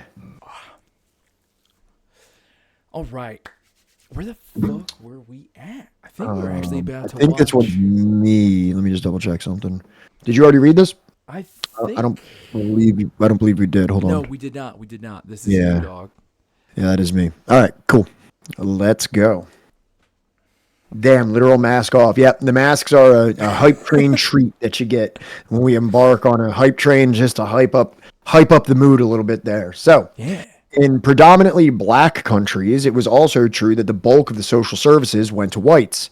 The southern part of Nigeria was one of the colonial areas that was supposed to have received the most from benevolent mother country. Ibadan, one of the most heavily populated cities in Africa, had only about 50 Europeans before the last war. For the chosen few, the British colonial government maintained a segregated hospital service of 11 beds in well-furnished surroundings. There were 34 beds and 500,000 blacks. The situation was repeated in other areas, so that altogether, the 4,000 Europeans in the country in the 1930s had 12 modern hospitals, while the African population of at least 40 million had 52 hospitals. So just look at that disparity in terms of population percentage. The viciousness of the colonial system with respect to the provision of social services was most dramatically brought out in the case of economic activities, which made huge profits, and notably in the mining industry. Mining takes serious toll on the health of workers, and it was only recently in the metropoles that miners have had access to the kind of medical and insurance services which could safeguard their lives and health. In colonial Africa, the exploitation of miners was entirely without responsibility.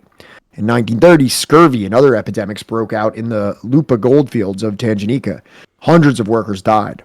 One should not wonder that they had no facilities which would have saved some lives, because in the first place, they were not being paid enough to eat properly.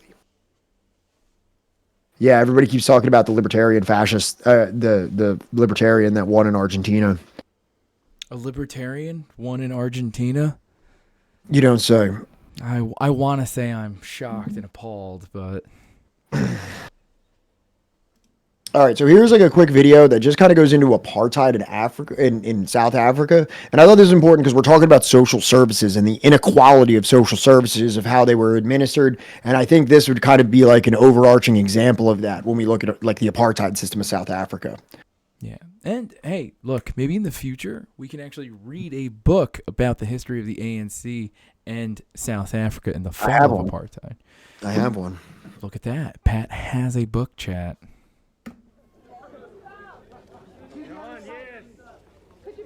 On April 27, 1994, Nelson Mandela cast his vote in the first free and democratic elections in South Africa, marking the official end to racial oppression and apartheid rule.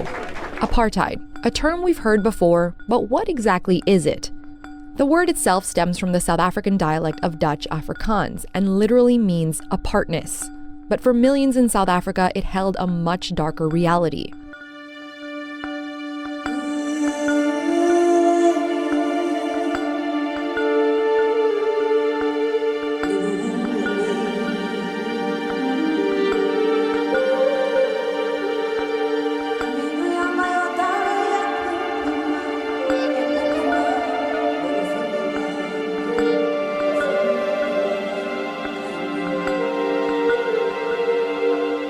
It was a system put in place by the Afrikaner National Party in 1948, which allowed for lawful segregation using racial divides. Will you intensify your present policy of racial segregation? The policy of, what do you mean by intensify? Whether any further measures are to come, it's impossible for me to say at the moment. I do not know of any. The policy governed South Africa for nearly 50 years, but racial segregation existed long before apartheid even began. In 1913, the government passed the Natives Land Act, limiting black African land ownership to 7% and restricting them from buying or occupying land except as employees of a white master. More than 3 decades later, the practice of systematic racial segregation was given the name apartheid and was extended under the government led by the National Party. The party's goal was to separate South Africa's white minority from its non-white majority, in addition to separating non-whites from each other. They did this by putting in place hundreds of race laws touching every aspect of life, preventing equal opportunities for basic human rights to people of color, including dictating where they could live, work, go to school, all based on their race. Interracial relationships and marriages were illegal, and perhaps most importantly, non-whites did not have a right to vote. All these laws after 1948 had one purpose in mind, and that was to ensure that the 4 million whites in South Africa had all the resources, the wealth, the jobs, the mines concentrated in their hands. The Race Classification Act put people in 4 different categories: white at the top, followed by Indian, colored or of mixed descent, and black at the bottom. And within those groups were subgroups, further segregating ethnic and tribal groups. A number of pseudo-scientific tests were used to classify individuals suspected of not being European. For example, the pencil test. This involved putting a pencil in an individual's hair. If the pencil fell to the floor, they passed the test and were considered white. Johnny, I got bad news for you, They bud. were considered colored. Shit! Black South Africans. Johnny, I got Shit! Johnny, I don't think you can vote in that election. I got bad news. I don't think you can vote in that election. Fucking shit! Do you have a pencil nearby? I was literally trying to see if I could find one. Let me see if I can grab one. I don't know. We're gonna have to see if Johnny's able to vote in the. Actually, ours is see. It's actually bad news for us because here for at Subversive History, unless you have $2, if a pencil falls out of your hair, you actually can't vote. So I'm actually incapable of participating in the system here. I don't know, like how far in does it need to go? I don't know. See, it falls out, but like I don't know, like it's not a pencil. I don't think it. Like, I don't think it should rest on your head though. I think you have to I think you have to lean forward. I don't know. I'm not the one making these goddamn. How does this test work? I don't That's what know. I'm trying to say. I mean, like if I don't have product in my, does it depend on the friction of the pencil? Right? You're like arguing with some colonial administrator. You're it's you just gun butts. You just gun butts.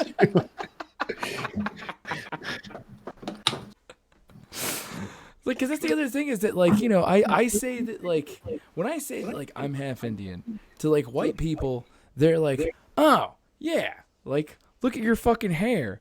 And then, like, you know, I have to ask them, how many Indian people do you know that have hair like this? Because when I say I'm half Indian to Indian people, they're like, I don't buy it. Not the hair or the skin. Like, it's only white people that are like, oh yeah, no, you got like, you know, some ethnic looking hair.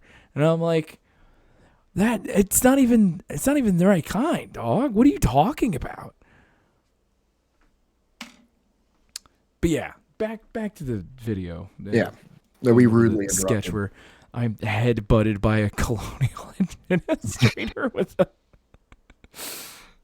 forced to carry identification at all times known as a passbook. Resistance to apartheid laws came in the form of mostly non-violent political protests. Together, freedom fighters like Nelson Mandela, Oliver Tambo, Walter Sisulu, and Ahmed Kathrada started to play an important role for both the African and Indian National Congress parties. In 1952, they began a defiance campaign calling on people to purposely break apartheid laws in order to get arrested. People of color got onto white buses, used white toilets, and entered white areas. Their hope was that the high number of prisoners would cause the system to collapse. But it did not. Thousands ended up in jail. And in 1953, the Public Safety Act and Criminal Law Amendment Act were passed to impose even more severe penalties for demonstrating against the law. On March 21, 1960, a protest against the use of passbooks turned violent in the black township of Sharpeville when police opened fire on unarmed protesters, leaving nearly 70 dead and 180 wounded, including children. A state of emergency was declared nationwide, and opposition political parties, including the ANC, were banned, forcing many to move their fight underground. There are many people who feel that it is useless and futile for us to continue talking peace and non-violence against a government whose reply is only savage attacks on an unarmed and defenseless people. By 1964, most resistant leaders, including Mandela, were sentenced to life imprisonment following the infamous Rivonia trials, which drew international attention. Eventually, a tide of global pressures put the government in a difficult position. The world was changing. The Soviet Union had collapsed, and that was a major movement. There was increased calls for the divestment of companies from South Africa. There was a global movement to boycott South Africa. Coupled with unrest within the country and the continued armed struggle, negotiations began between the ANC and the National Party. Slowly, apartheid began to dismantle. In 1990, at the age of 71, Nelson Mandela was released from prison. I don't know if you saw the lady holding his hand in this video here. Nelson Mandela may be known for his, quotations on nonviolence and his beliefs in nonviolence.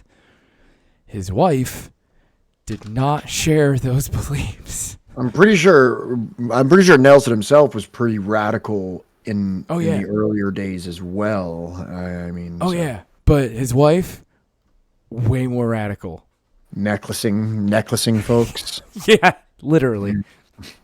1990, at the age of 71, Nelson Mandela was released from prison. I stand here before you not as a prophet, but as a humble servant of you, the people. Elections were held 4 years later, with the ANC winning 62% of the vote and Nelson Mandela becoming president.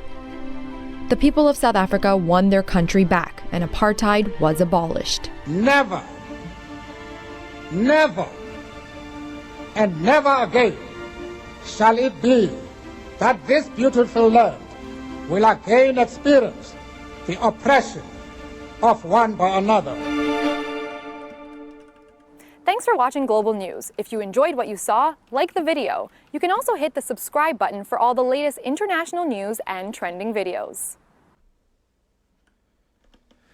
Yeah, what the hell is it? The Sacrificial MILF. What's kind of crazy is the fact that World Music Channels was mostly African-derived music, never actual African music. Quote, threw a marimba in there and put it on the World Music Channel, pretty much. Added that, due to the music comment a bit ago, it's kind of like how, like, the whole, they're in, like, an Arab country, just, like, throw a woman, just, like, kind of, I don't know, calling a prayer or whatever it is. Like, fucking, same thing with, like, they're in, like, India or something, just throw a fucking sitar in there or something, a little bit of drumming, done. I don't like Trevor Noah, but he does a great Mandela voice impression. I mean, he is South African. I saw Dave Chappelle doing a Nelson Mandela impression before I knew who Nelson Mandela was. Like, I hate that my understanding of Nelson Mandela is like forever tied to the Chappelle Show, because while I was too young to ever really hear who Nelson Mandela was, I was watching Comedy Central, so that was the jumping off point for me. All right, children.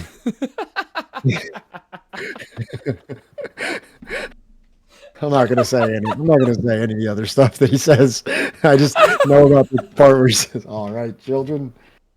No, Michael Brooks did a right-wing Mandela character that was fucking gold. Can we pull that up real quick? Can you pull up right-wing Mandela Michael Brooks? I want to hear that.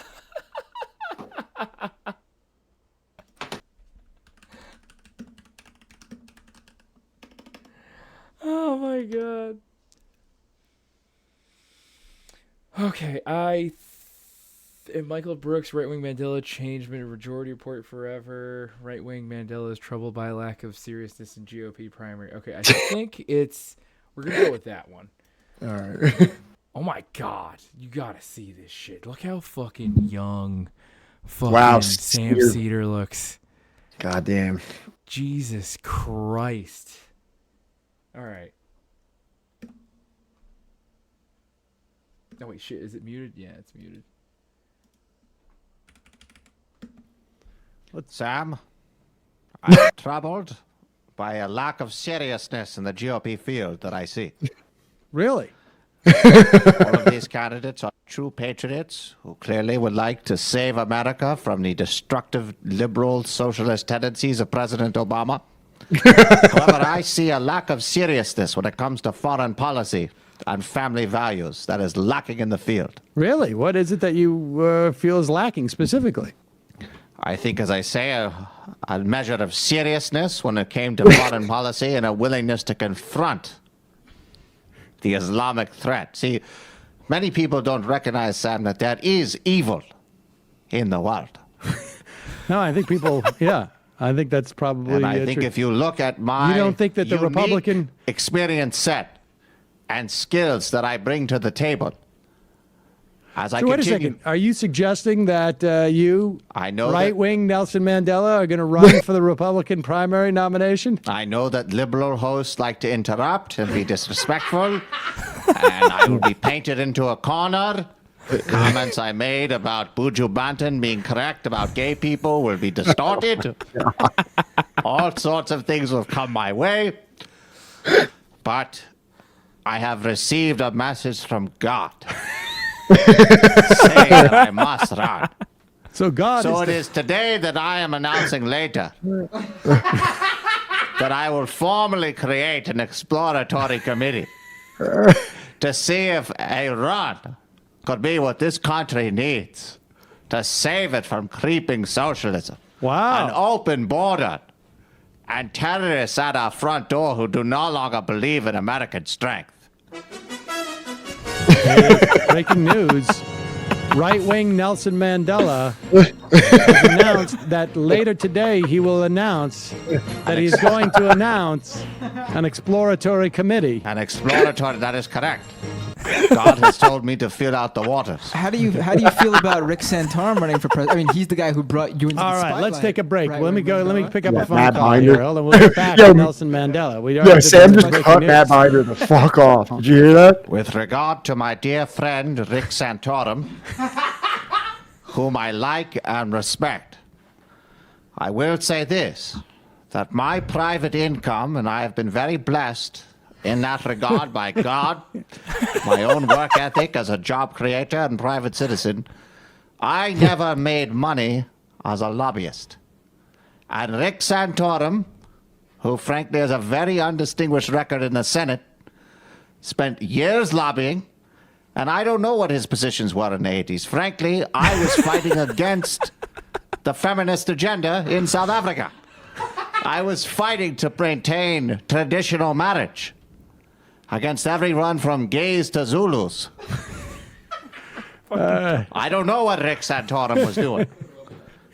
When I was on Robben Island... What is this just for the Foster Freeze primary? I mean, why are you going after Rick Santorum? It's like, I understand he coined right-wing Mandela, but I mean, even still, it's like, I don't know, shooting at the elephant and aiming for the tail. Well, first of all, let me say this. I respect Foster Freeze tremendously as a job creator. Horse Zachary, Tom in Wisconsin. God, that was Holy great. shit. That was fucking incredible. That's the thing that he's least remembered for. And Yeah, and I better think that way. I think that's a shame. I think that's a shame, to be honest. When people think like Michael Brooks, like, the late, great, educator and entertainer, author, right? Yep. They don't think right-wing Mandela. Right-wing Mandela, yeah. And here at Subversive History, we seek to elevate the true legacy of Michael Brooks. The visionary. Yeah, the laugh, too. That laugh is fucking serious. So Michael Brooks can do it, but Nidell can't. I'm just going to say yes to that. For whatever reason why, I'm just going to give that a straightforward yes. The answer to that question is yes. Sam, don't make us explain it, all right? Yeah, but yes. Because I will refuse. Because I will refuse to do so. All right, this one is you. So, South Africa's large working class African population was in a sad state, all right? The Tuberculosis Commission of 1912 reported that in the shanty towns, scarcely a single family exists in which at least one member is not suffering or dying from tuberculosis. Hospital services are so inadequate that incurable tuberculosis and other cases are simply sent home to die and spread the infection. In some areas, a single doctor has to attend to the needs of 40,000 people, a small town. The natives must pay for medical treatment. There is no provision for pauper patients. About 65% of the native children die before reaching 2 years. That was as early as 1912, when the basis of the South African gold and diamond empire was already laid. After this, the shanty towns increased, the slum conditions grew worse, and the government committed itself to pursuing the odious policy of apartheid, which meant separation of the races so as better to exploit the African people. So at the booming empire of gold and diamonds, right, that are being dug out of the fucking earth by African fucking hands and African labor, these people, right, are not allowed to have a curable illness treated. Thousands of children dying before they even reach 2 years old. And this is 1912, so this is like long before, like, you know, the faux pas of child labor. Not that that isn't currently, you know, sort of endemic fucking thing across the continent to this day. Oh shit, Nation of Islam, Obama. Let's bring that up in 1 second. Wait, this video is very. I just want to continue on the shantytown situation because I want everyone to know that this has not been alleviated in South Africa following the end of apartheid, or the formal end of apartheid, should I say. Right.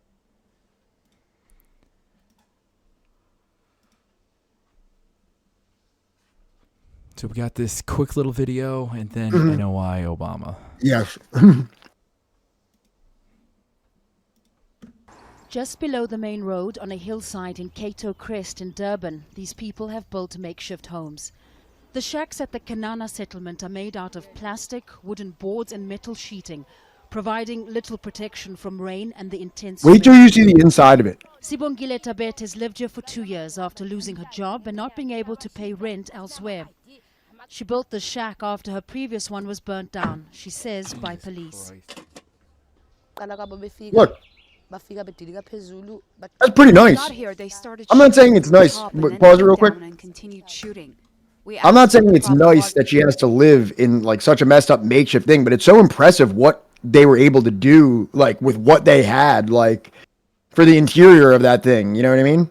I get that, you know, and I look, the same goes for like a lot of houseless people within the U.S. where in L.A. Yeah, I've been to L.A. before, and I've walked by some things that were actually pretty impressive, just from an ingenuitive standpoint, and like, you know, making the best of what you got. I'm not saying that it's sufficient, or I'm not trying to be like, look, they live great, fucking. They live fine. Yeah, that's not what I'm saying at all. I'm pointing out that this woman's ingenuity in faced with such dire hardship and being pushed off of a fucking highway has actually made, I don't think, like if I had that task, I would fail miserably. I would die on the side of the road. I mean, yeah, no, I probably wouldn't fare much better. Like, I don't think I'm that good of an architect, but like, I think that for a lot of these people, if given like the opportunity to go to school for like architecture and shit, they'd probably be able to design some amazing shit. Absolutely. If she's able to do that with like scrap metal, if she had, you know, with the proper like resources and education, she would be able to be a fucking fantastic architect. Engineer. Yes, exactly. Yeah.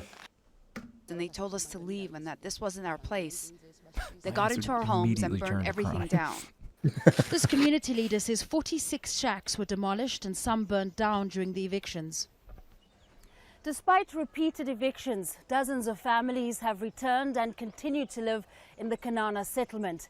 Many say it's not by choice, but necessity. The area is close to schools, clinics, and places of work. But they say they live in fear, worried police will come back and evict them again. Shack Dwellers Association, Abahlali Basam Jondolo, says the evictions are illegal because the city Whoa, Grandpa doesn't have a Simpson. court order. Thank you so much for As required subscribing by to your law, it's not for 3 months. provided alternative accommodation for Judo's those better than evicted. jiu-jitsu, The god group damn it. says the rights of people living in 2,300 shack settlements across the country are being ignored. We've been receiving interdicts in a number of eviction in the city. I mean, just before this one, 7 communities have faced eviction. So we had to go to court just last year to obtain interdict against the city, which involved more than 241 families. The municipality refused to speak to Al Jazeera, saying the matter is still before the courts, but earlier issued a statement saying some land is not meant for human occupation. According to government statistics, 14% of South Africans live in informal settlements. The government's provided 3.2 million free houses for the poor in the last 25 years. But the People's Environmental Planning Organization says about 12 million South Africans don't have adequate housing. People living at the Kanana settlement say there's some relief after the court stopped any further evictions. They say what they need is a permanent solution. Famida Miller, Cato Crest, KwaZulu-Natal. Yeah, Grandpa Simpson, why do you come down here and say that? See, for everybody that doesn't know, I'm making a little joke there, a little grappling art joke, because judo is a standing martial art, largely, that is about taking your opponent down, trips, throws, sweeps, things like that. Jiu-jitsu, I'm just sitting on my butt. I'm going to sit right down on my butt, and I'm going to say, come down here and say that. Come down here to my butt-sitting level and try that judo on me. Judo is the grandfather jiu-jitsu. That's correct. Yeah, and I train under many black belts that are also black belts in judo. I have the utmost of respect for judo. Judo is absolutely fucking badass. I was just joking around. I was playing into the gag. Pat is a power bottom, correct. Chat, you may not know this, but if you have a little bird icon next to your name, the colors of that are actually inspired by the Gracie Gym belt system. Well, yeah. Do we have? Is anybody a blue belt? Is anybody a blue belt in here yet? What's Sam? Ross is. Where's Ross? Let me see. It's right there. 9 months. Blue and yellow. Blue and yellow. Yeah, like a little yellow thing, little thing in the mouth. Oh yeah, yeah. We got a couple blue belts in here. Very nice. Dave's a blue belt. Wow, that's the first real belt that you get in jiu-jitsu that isn't like a child belt. So congratulations to our first blue belt. Mavericks is a blue belt. Maverick is also a blue belt. Oh, nice. Yeah. Yo, Wilco, what's up? Oh, hell yeah, Maverick. You guys are coming else. You're all children. We'll see you at kids class.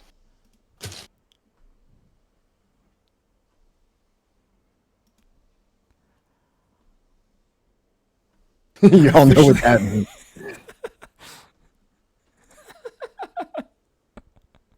That means Wilco is an instructor.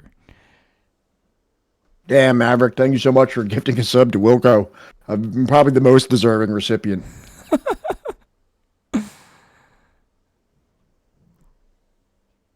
Yeah, Maverick, it means that you're Maverick, it means that you are in an adult level jiu-jitsu grade. There you go, Hashkush. Hashkush has one too. Oh look, Wilco has it too. There you go. There's our blue belt. That's the team. That's the squad right there. See, that's how that works. All right, so is this one me or you? I forget. Are we not doing NOI Obama? Oh shit, that's right. I completely forgot.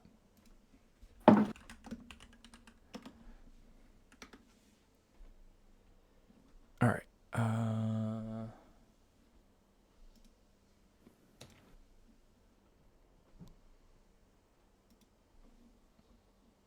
Wow, Grandpa Simpson. Congratulations. The judo black belt is very fucking legit. Congratulations. In light of the new discoveries on Mars, in addition to the water, we found a graveyard. Apparently, this civilization on Mars had deviated from the one true and living religion of Islam, leading Allah to punish Mars and destroy that civilization. We now know with absolute scientific certitude that if we do not implement Sharia, our planet will flood. I fear that radical Muslims would love to see In God We Trust stricken from our money and replaced with In Muhammad We Trust. Next step. Fuck. Muhammad isn't even a god. I know. Like, first of all, right, you know, you would have to say peace be upon him for, you know, Allah's last prophet. And not only that, Allah is the same thing as God. MSNBC sissies like Chris Hayes that are on the ball. It's always some guy in Virginia who's like, Muhammad's coming. That kid didn't really build a clock. They're on it. Fuck. I hate the fact that he's dead. Like, I like, out of any, like, political commentator that I wish, like, was still alive, and that's not many. Why couldn't it have been, who's an appropriate person to say that you wish died instead of Michael Brooks? Like, you know, I'd say why it should have been Lars. You know, that like meme? Yeah. Like, who would be the replacement to Michael Brooks? It should have been... True, Kissinger is an easy one. Yeah, no. But I'm saying it's somebody. It has to be somebody on the left. It has to be like comparable. It can't be like. Who would you it can't sacrifice, be like chat? Yeah. Who would you sacrifice for Michael Brooks? Cenk. Yeah. Why wasn't it Cenk? Yeah. Oh my god. Yeah. That's the for fucking real. answer. This is not dark, Wilco. It should have been Cenk. Okay. Like that is the obvious choice. As soon as it was said, it's like, oh my god, yeah. Yeah. Like the world would be so much better off. I would love to live in a world like change nothing else, but like take Cenk and give me Michael back. Yeah, I can't argue with you. Oh right, sacrificial milk. I guess we'll have to, you know, honor the name.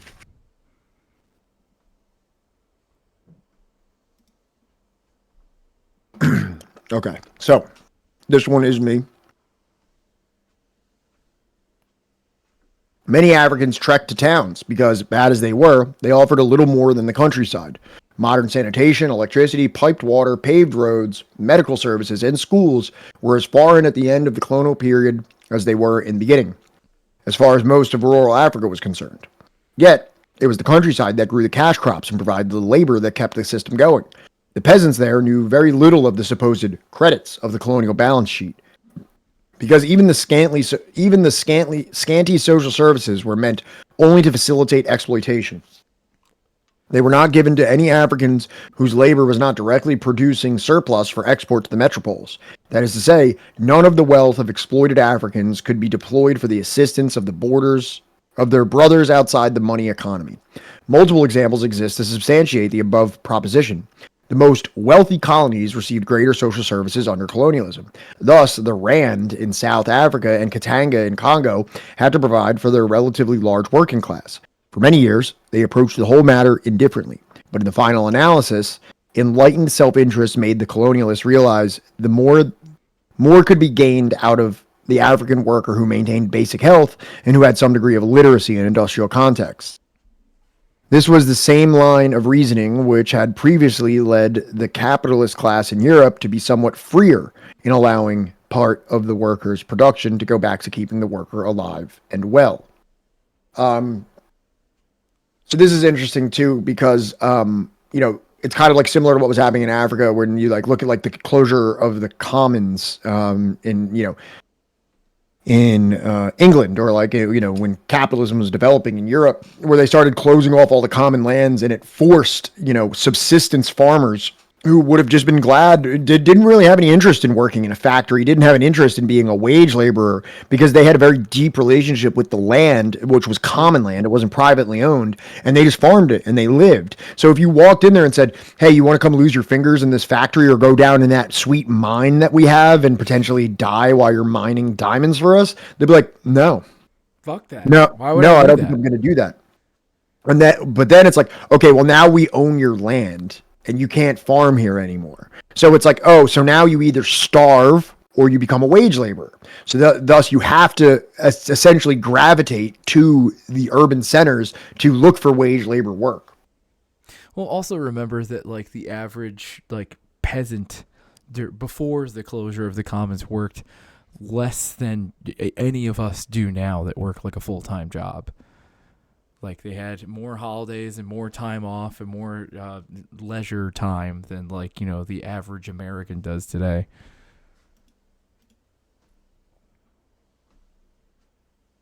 So in the what? No, go ahead. You're good. Okay. Two-parter. Can I sacrifice multiple people to get him back? Can I do the sacrificing? Yes and yes. In the cash crop producing countries of Africa, a similar situation existed whereby the tendency was for socioeconomic services to decrease in colonies or areas which produced few goods to be shipped abroad. That accounts for the fact that Africans in Gold Coast, Uganda, and Nigeria could be considered as having better off better off than those in Dahomey, Tanganyika, and Chad. Within individual countries, considerable regional variations existed, depending on the degree to which different parts of a country were integrated into the capitalist money economy. Thus, the northern part of Kenya or the south of Sudan had little to offer the colonists, and such a zone was simply ignored by the colonizing power with regard to roads, schools, hospitals, and so on. Often, at the level of the district of a given colony, there would be discrimination in providing social amenities on the basis of contribution to exportable surplus. For instance, plantations and companies sought to build hospitals for their workers because some minimum maintenance of the workers' health was an economic investment. Usually, such a hospital was exclusively for workers of that particular capitalist concern. And those Africans living in the vicinity under subsistence conditions outside the money economy were ignored altogether. I just noticed this, Comrade Timmy. My ability to get Ezekiel choked without noticing I was in danger is bar none. That's like some Alexei Olenek type shit. Alexei Olenek will be in bottom mount in the UFC and fucking Ezekiel choke somebody. So this video is about vaccine hesitancy in Africa, but really what I'm saying here is to make a point is we're talking about social services that were unequal, and I want to talk about why the Colonial Health Administration had like issues, that it wasn't some like benevolent, glorious, enlightened system that was being gifted to the Africans. So, you know, it's a little off topic, but it's still illustrative.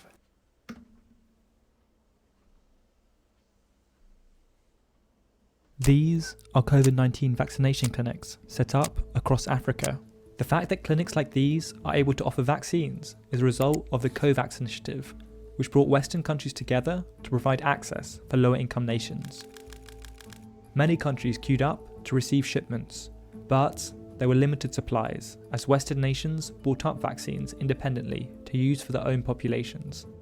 Today, however, there's no longer a problem of supply, but instead an issue centered around demand, as many poorer nations have begun to struggle to Yeah, I was supposed to get like the flu and COVID vaccine for work. Use all the vaccines allocated to them. A range of factors are said to explain this, but one reason is clear: vaccine hesitancy. Take Cameroon, for example.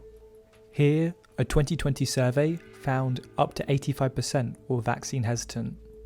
During the Ebola outbreak in West Africa, a similar problem was faced, as some communities refused treatment, suspicious of Western medicine. There's many reasons behind these issues of medical mistrust, but one potential cause can be traced back to the actions of Western colonizers decades ago. In the early 1900s, nations in Central Africa were faced with large outbreaks of sleeping sickness, a disease transmitted by the bite of the tsetse fly. In former French Equatorial Africa and Cameroon, the colonial government was determined to tackle this disease, to save lives, but also to further their knowledge of tropical medicine and ensure a healthy labour force. The French military set up a large number of mobile medical teams who visited rural African villages to provide treatment. But, while their intentions might sound noble, their actions were far from it. Treatments for sleeping sickness at the time had serious side effects, including blindness, gangrene, and death. Despite this, the campaigns repeatedly forced individuals, sometimes at gunpoint, to receive treatment. This got economists Sarah Lowes and Eduardo Monteiro thinking regarding the effects of these campaigns on medical mistrust today.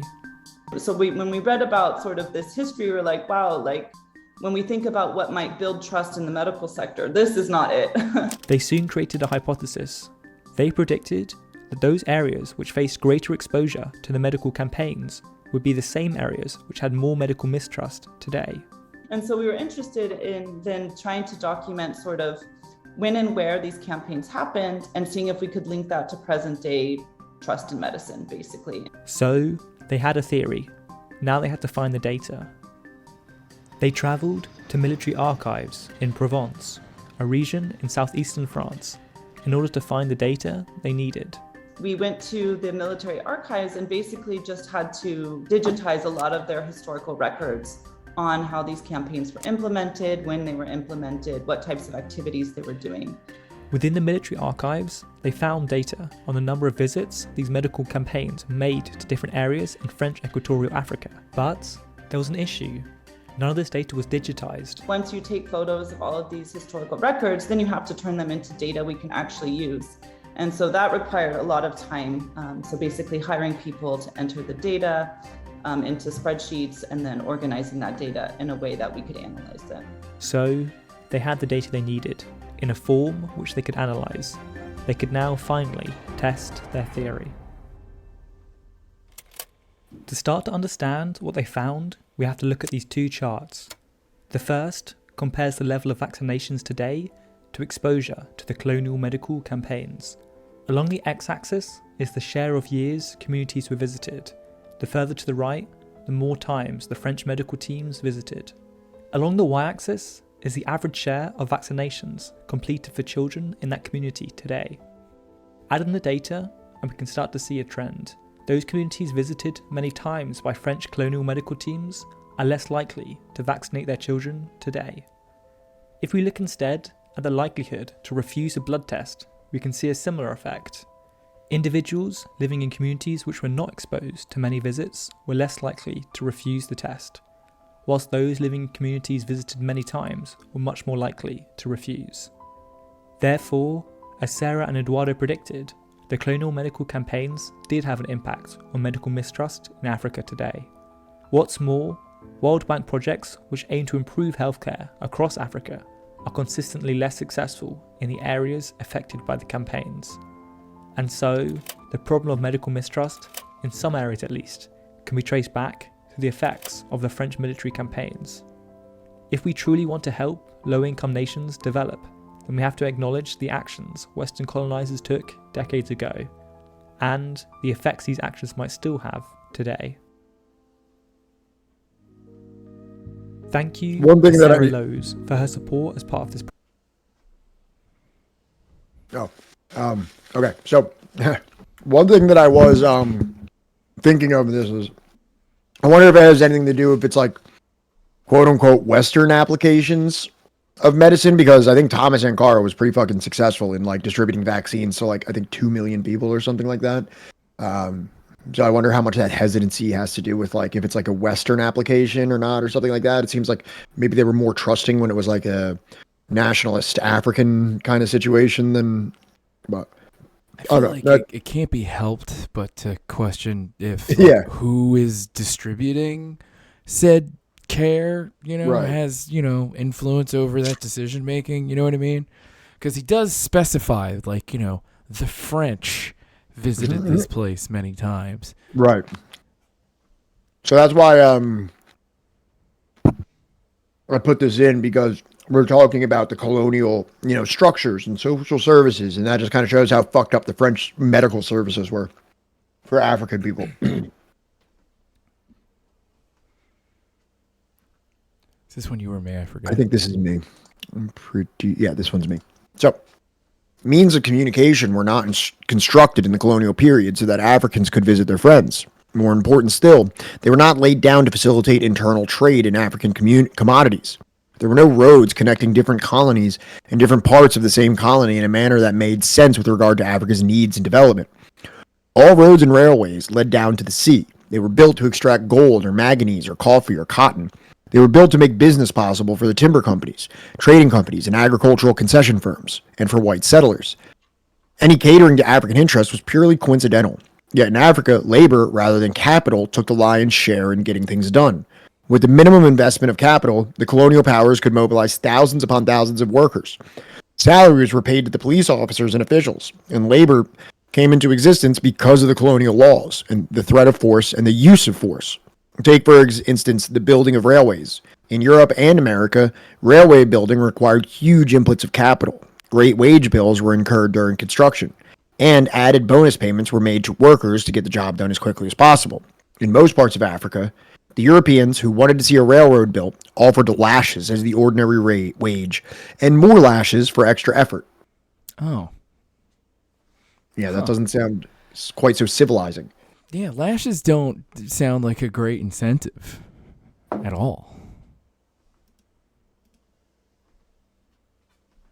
Reference was earlier made to the great cost in African life of the French Congo Railroad from Brazzaville to Pointe Noire. Most of the intolerable conditions are explained by the non-availability of capital in the form of equipment. Therefore, sheer manpower had to take the place of earth-moving machinery, cranes, and so on.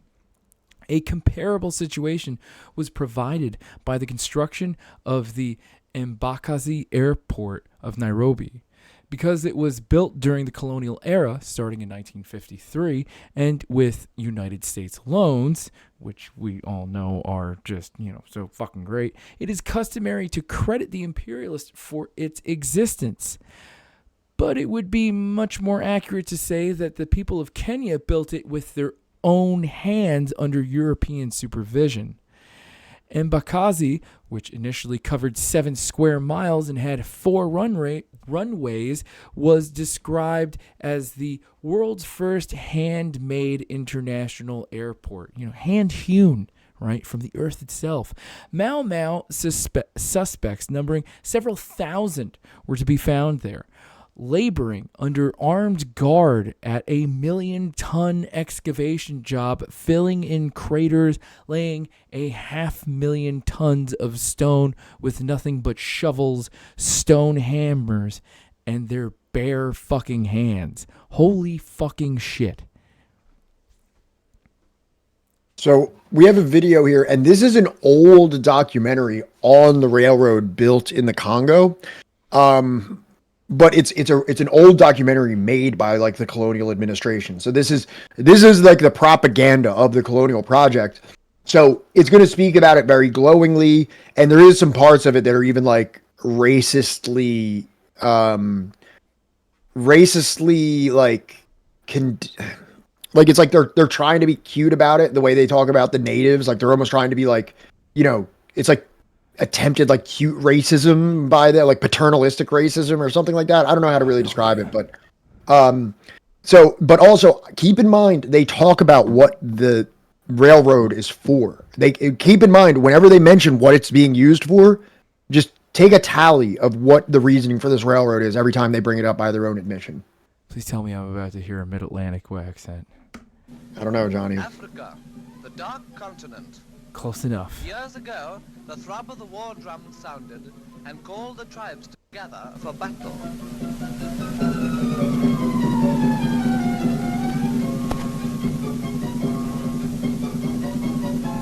Fierce wars were waged, and the prisoners that were taken were used as slaves.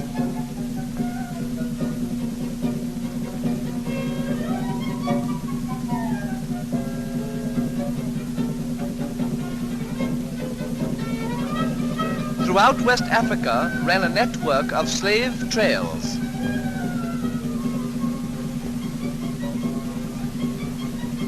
After the coming of the white men, slavery was abolished, and slave Can you trails pause were it right there for a second? Like, no. What? Like when I thought that, like there was a point where I was like there's only so charitable that you can be, right? Like when the white man came, slavery was abolished. Is that what you're going with on this one? Is that you said that out loud? Like what? Woo. Like, was that not well-known history? Was that not well-known history at that time? Like, was that not like accepted? No. You see, this is what they want to do in Florida. When somebody's like talking about like they don't want what is it called, critical race theory? They don't want critical race theory. CRT. They want like the 1776 project. This is pretty much what they want to show. This is what they want to show in classrooms in Florida. This is what Ron DeSantis real history was played. Ron DeSantis wants the real history. I want not that woke bullshit.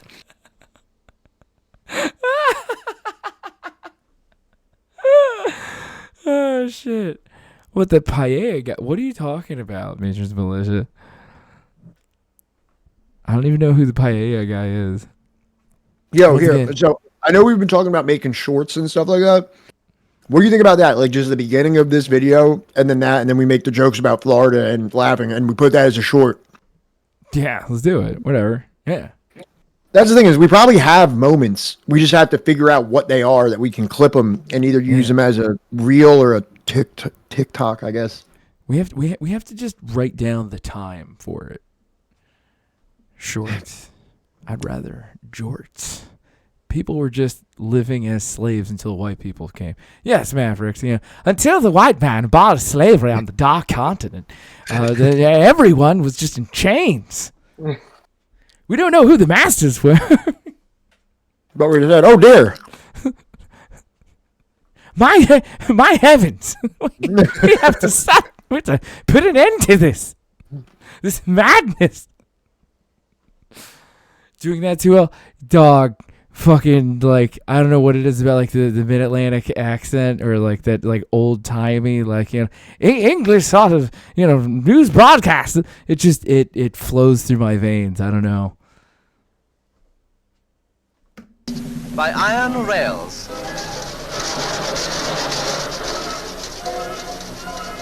The British and Portuguese between them are building a railway from Lobito Bay via Benguela here, up through Angola, here, and on to Elizabethville.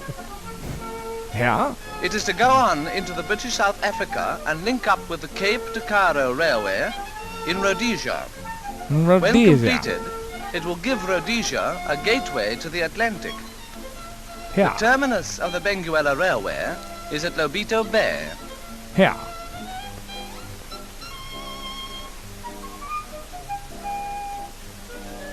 To make shipping easy, the train runs along the quay side. Not the improper side. Quay side. Bags of maize are being loaded. And listen to what's being bullock on his way to. What'd you say? I'm just saying, just keep in mind, listen to everything they're being used for, okay? Right. Listen to everything going out. Just keep reference to that, okay? That guy's a bullock on his way to Europe. Just taking this here bullock. Europe. New carriages for the railway are unshipped from a steamer which has just arrived.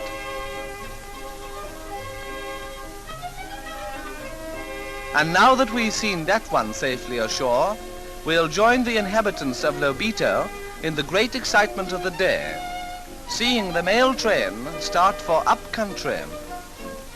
Up-country. Look at the lines and you'll see that a narrow gauge is used. Like a narrow urethra.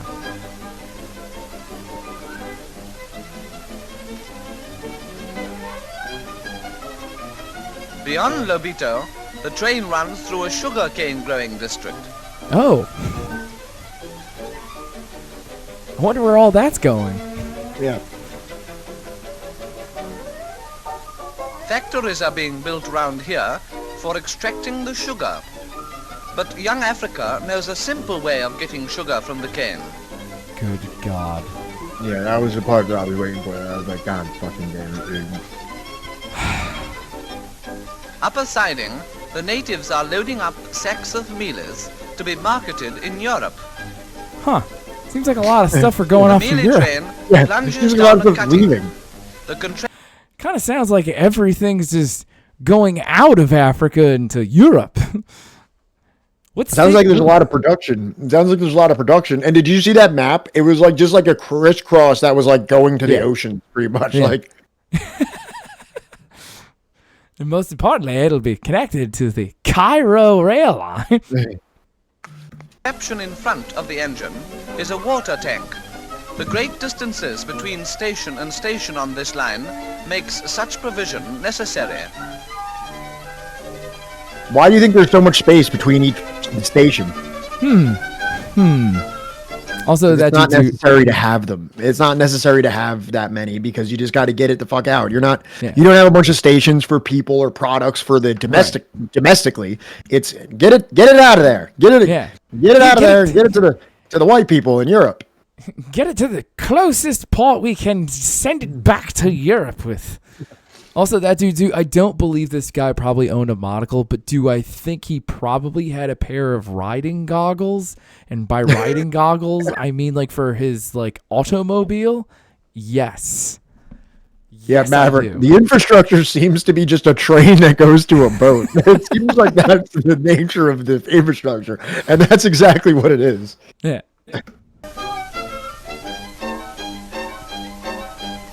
We are going to come out on the plains below this weird-looking rock called Kimbembo.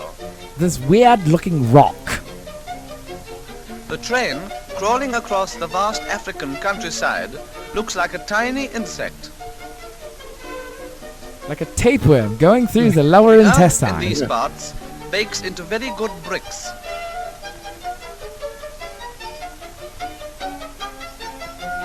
A lot of people working. The finished bricks are taken to the new railway by the old transport, ox wagons.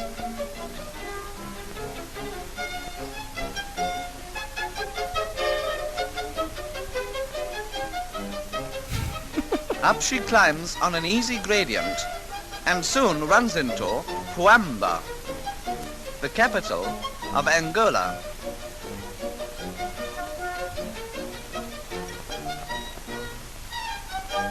Huamba will be the headquarters of the Benguela Railway when these enormous railway yards are finished.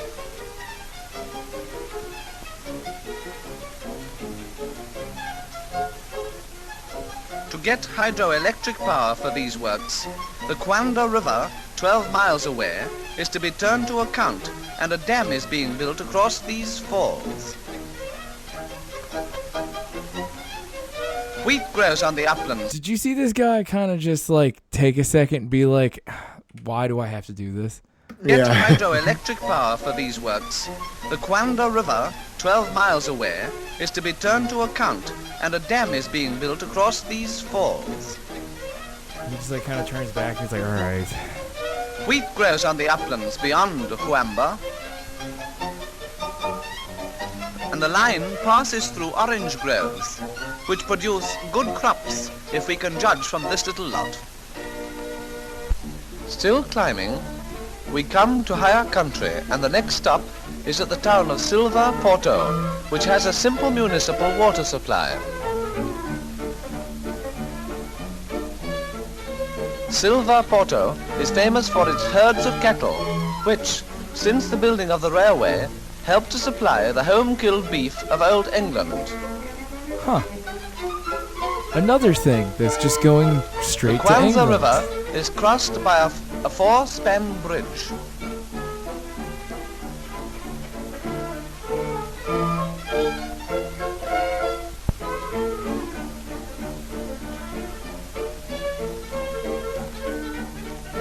Once over it, we run into country where in well-watered fields your morning coffee is being planted. Oh, so that's where the coffee And comes further from. on, the coffee berries are picked from full-grown bushes. These plants that look like cactus are sisal grass. Do they The look like fiber cactus? in the leaves Oh. makes a very strong rope. I mean, dude, for an English guy that like Yeah. probably has very rarely never laid seen eyes on a one. cactus, you know, to him it's like, "Ah, it looks like a cactus." You take him to Mexico and yeah. you like take him to Mexico and show him like what are those the saguaro like, you know, cacti. He's like, oh my heavens, my God, heavens to Megatron! Look at the size of that thing.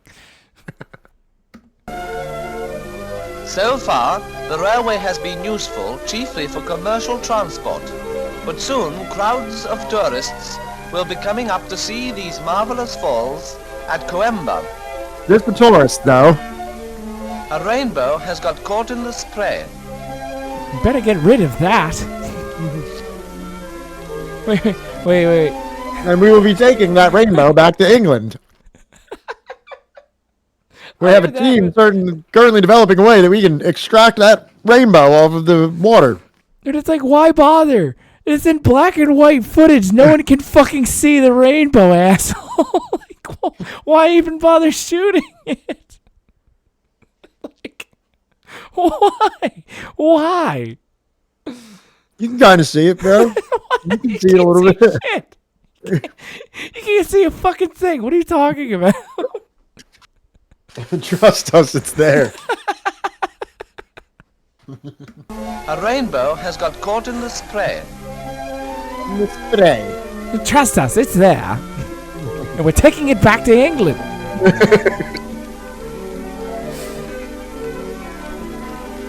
Beyond the falls, the Benguela Railway has been completed to the Angola-Congo border, 840 miles from Lobito. Yeah. The Belgians are pushing on to complete their section of the line across the Belgian Congo. Every day, the workers' train sets out for Railhead, loaded with men and materials. This gang completes about a mile of permanent way a day. When this section of the line is finished, tourists will be able to go direct from Lobito to any point on the railways of the Congo, Rhodesia, or the Union of South Africa.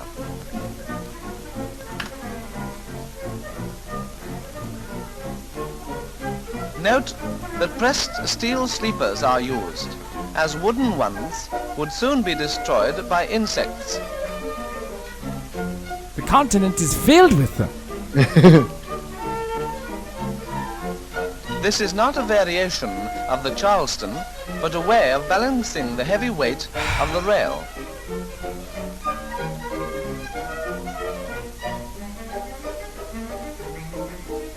Until the line through the Belgian Congo is completed, we have to go on to Elizabethville by car. The motor service is good, but a road of logs makes one remember longingly the smooth running of a railroad.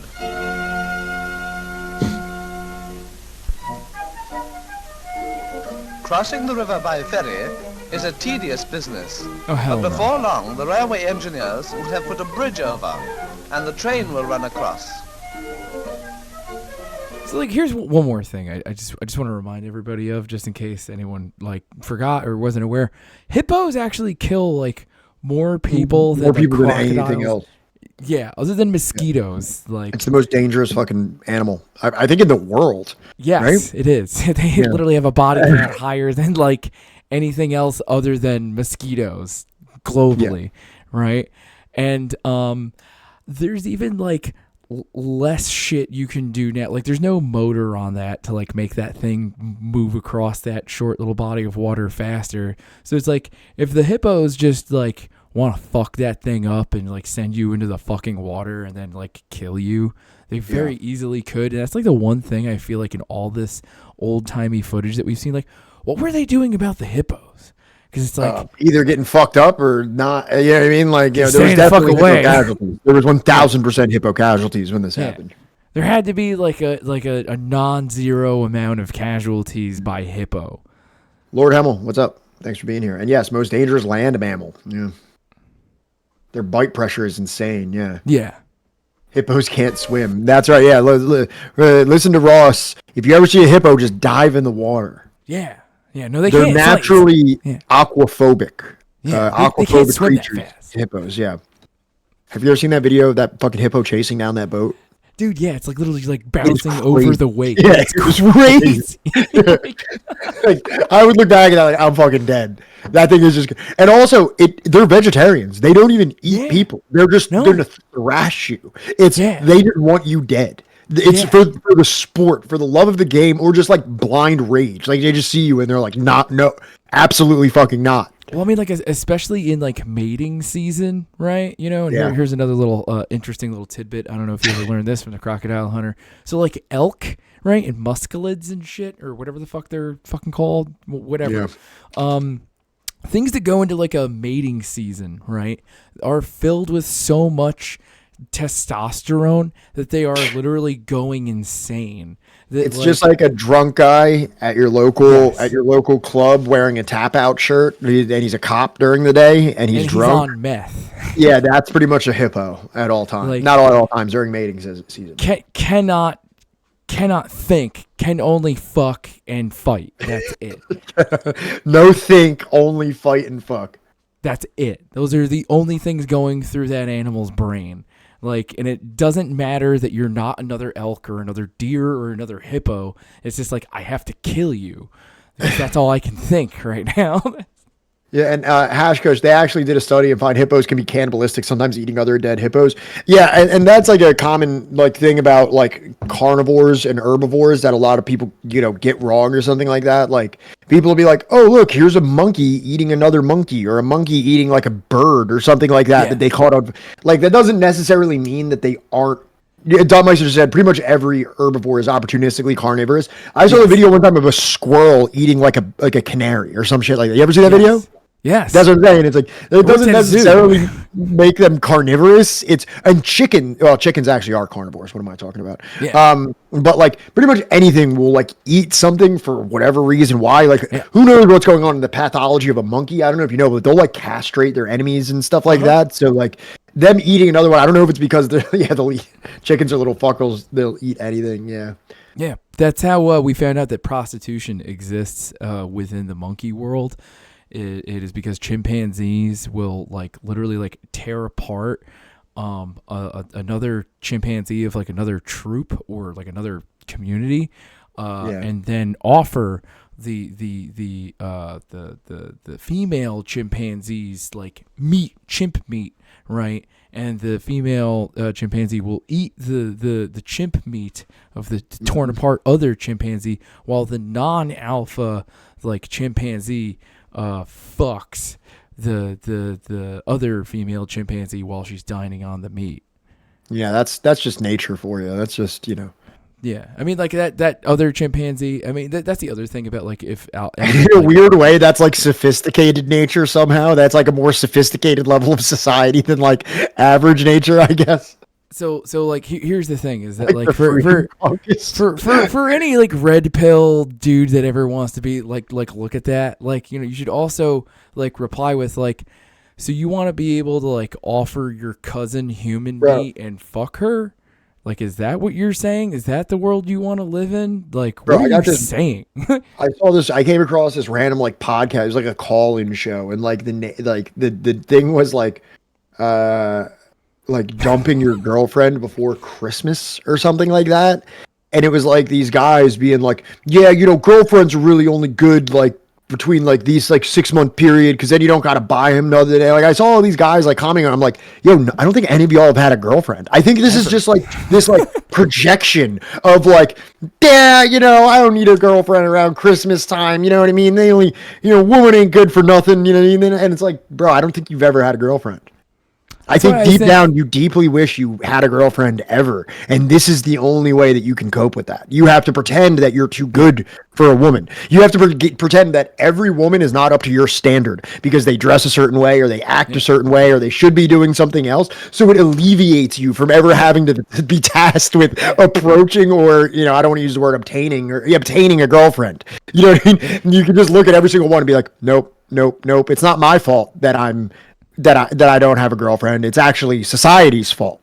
It's actually hookup culture and dating apps and things like that. That's the reason why I haven't been with a woman in ever 8 years. Not that I have no personality. I'm not funny. I have no sense of humor. I Also, I believe I'm gay most of the time, and I have to desperately run from those feelings. I mean, like, that's the other thing is like they would just like two Acquiring, toxic Grandpa dudes. Simpson, that's a much better word. I should have used the word acquiring. Thank you. Yeah, like these two toxic dudes, right? They should just find each other and then be together and be happy with your toxic, horrific.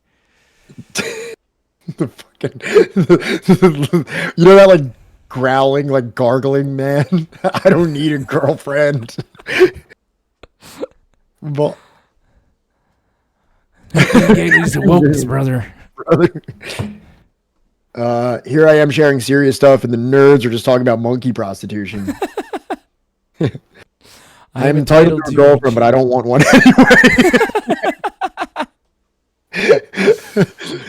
Oh man, God, we haven't got on an anti-red pill arc yet, have we?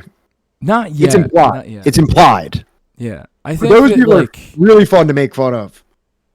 Are we talking about Tim Pool and Steven Crowder? No, not even. Like, we're talking like Andrew Tate, I guess. Crowder, at least in theory, has had sex before. I mean, no, because like it doesn't even apply to Andrew Tate. Like, as much as I hate Andrew Tate, that guy like operates like a webcam business and has promiscuous sex with all kinds of like flirtatious and scantily dressed women. At least that's what he puts out there. The red pill people are just like, or just like, I will never like ever look at a woman that's been with more than 5 people or something like that. And it's like, dude, what universe do you live in, man? High quality men. Andrew Tate fucks Jordan Peterson's daughter. Jesus Christ. Oh God. So yeah, just stick around, chat. Make sure you're subscribed to the Patreon as me and Patrick delve deep into our next character arc of trying to set up a dating advice service for young men to try and find love, right? So long as they provide us with the details of their parents' credit card information. Correct.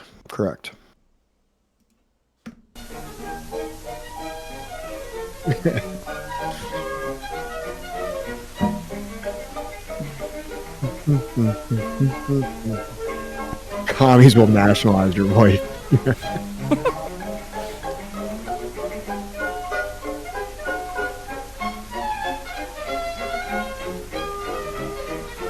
We can tell when we are approaching Correct, the Wilco, town you're of entitled to that. Elizabethville because the factory chimneys stand high against the sky. The town is the center of one of the richest copper belts in the world, and the huge I wonder where that mining copper's going. plants work day and night. The copper ore is dug out and carried to the works where the metal is extracted. And then what happens to the metal?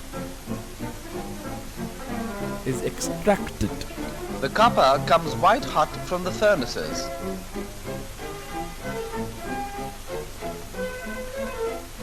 The molten metal cools into ingots that are sent to supply the needs of Europe. Somehow, there it is. this doesn't look like the heart of darkest Africa, and it isn't. For Africa is getting lighter every minute. Trade, Holy prosperity, shit. and civilization are following the iron rail as it I didn't even penetrates get to the that forests end part, of to what be was honest. once the dark continent. I didn't even get to that end part. I kind of just clocked it around like the 8-minute mark, and I'm like, yeah, that'll work. But again, remember, the reason that we're watching this was because we want to see, like, we're not watching it because it's not racist or to support like everything that's said in this video. We're using this as to exemplify like what the propaganda or like the ideas coming from Europe at the time were.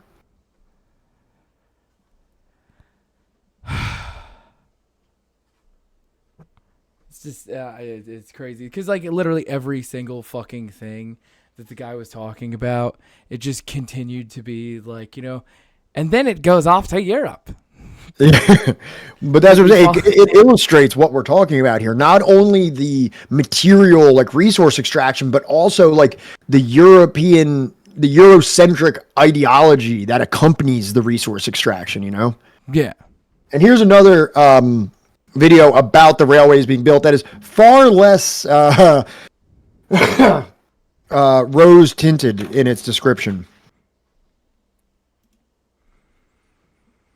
And it's like, Baldwin, the videos from like the 1920s or 30s. Yeah, it's gonna be wildly racist. And to be fair, like that dude Zoot said, that's probably pretty tame for like, the vast majority of videos you're gonna find from that time.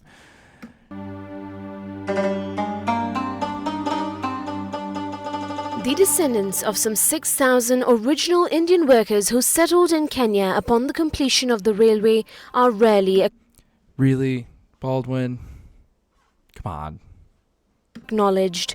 With the mission accomplished, part of the workforce settled in Kenya, later to become... that Quaker Oats guy, it gets... The racism gets, increasingly more, what's the word I'm looking for here? Different. The same, but also different. The first lot of migrant professionals. This is a racist channel. God, the human sacrifice for the railway was much greater. Over 38 Indian workers died every month during the 6 years of the completion of the railway. At the end, 2,493 Indian workers had shed their blood in the construction of the railway.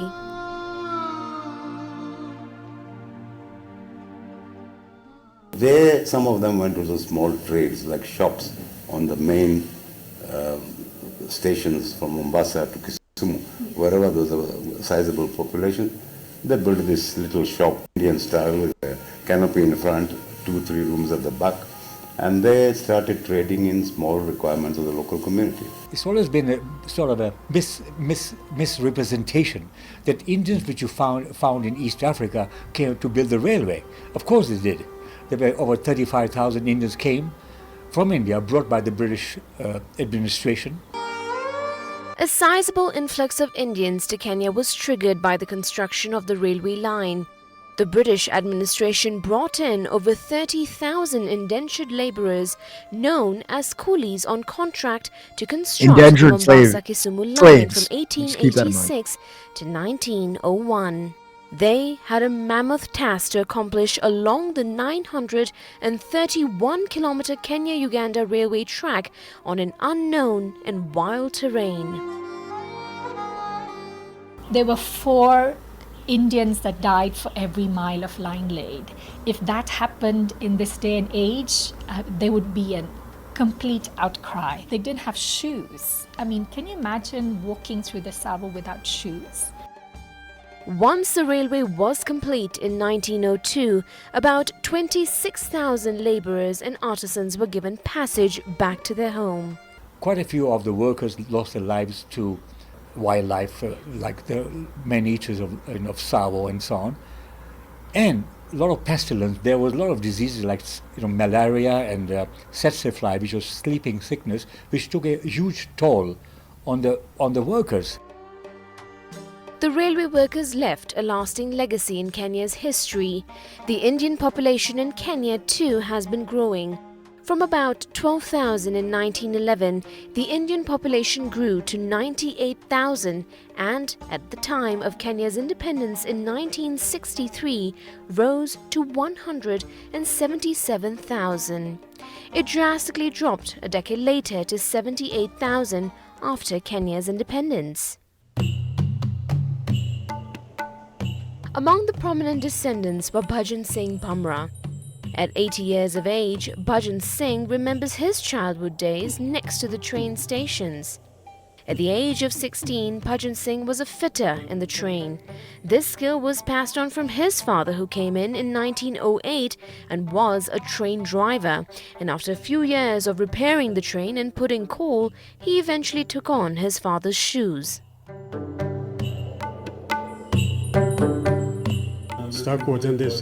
The train will get stuck. There was a lot of rain and wildlife. Herds of elephants that will interrupt our journey. What kind of people did you work with? Mixed Muslims, things. We used to work as a brother. Very nice people.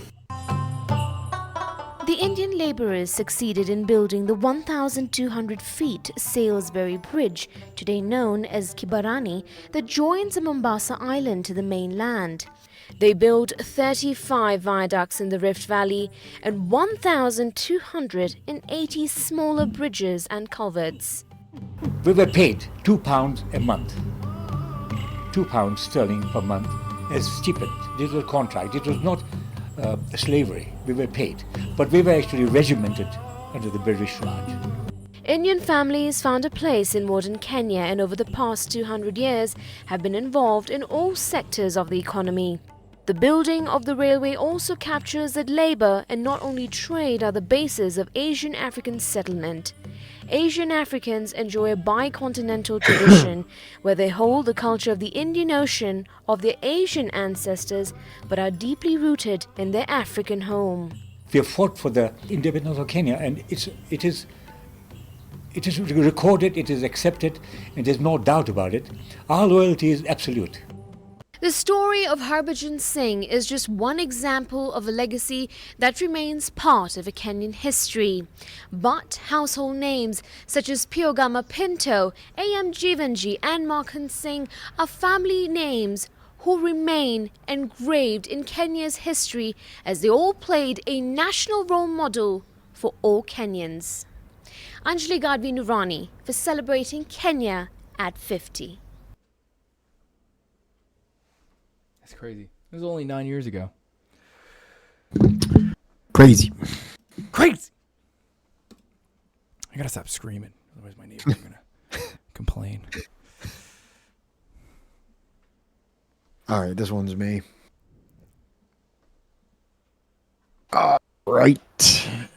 The financial institutions of colonial Africa were even more scandalously neglectful of indigenous African interests than was the case of the European-oriented communication system. The banks did very little lending locally. In British East Africa, credit to Africans was specifically discouraged by the Credit to Natives Restriction Ordinance of 1931.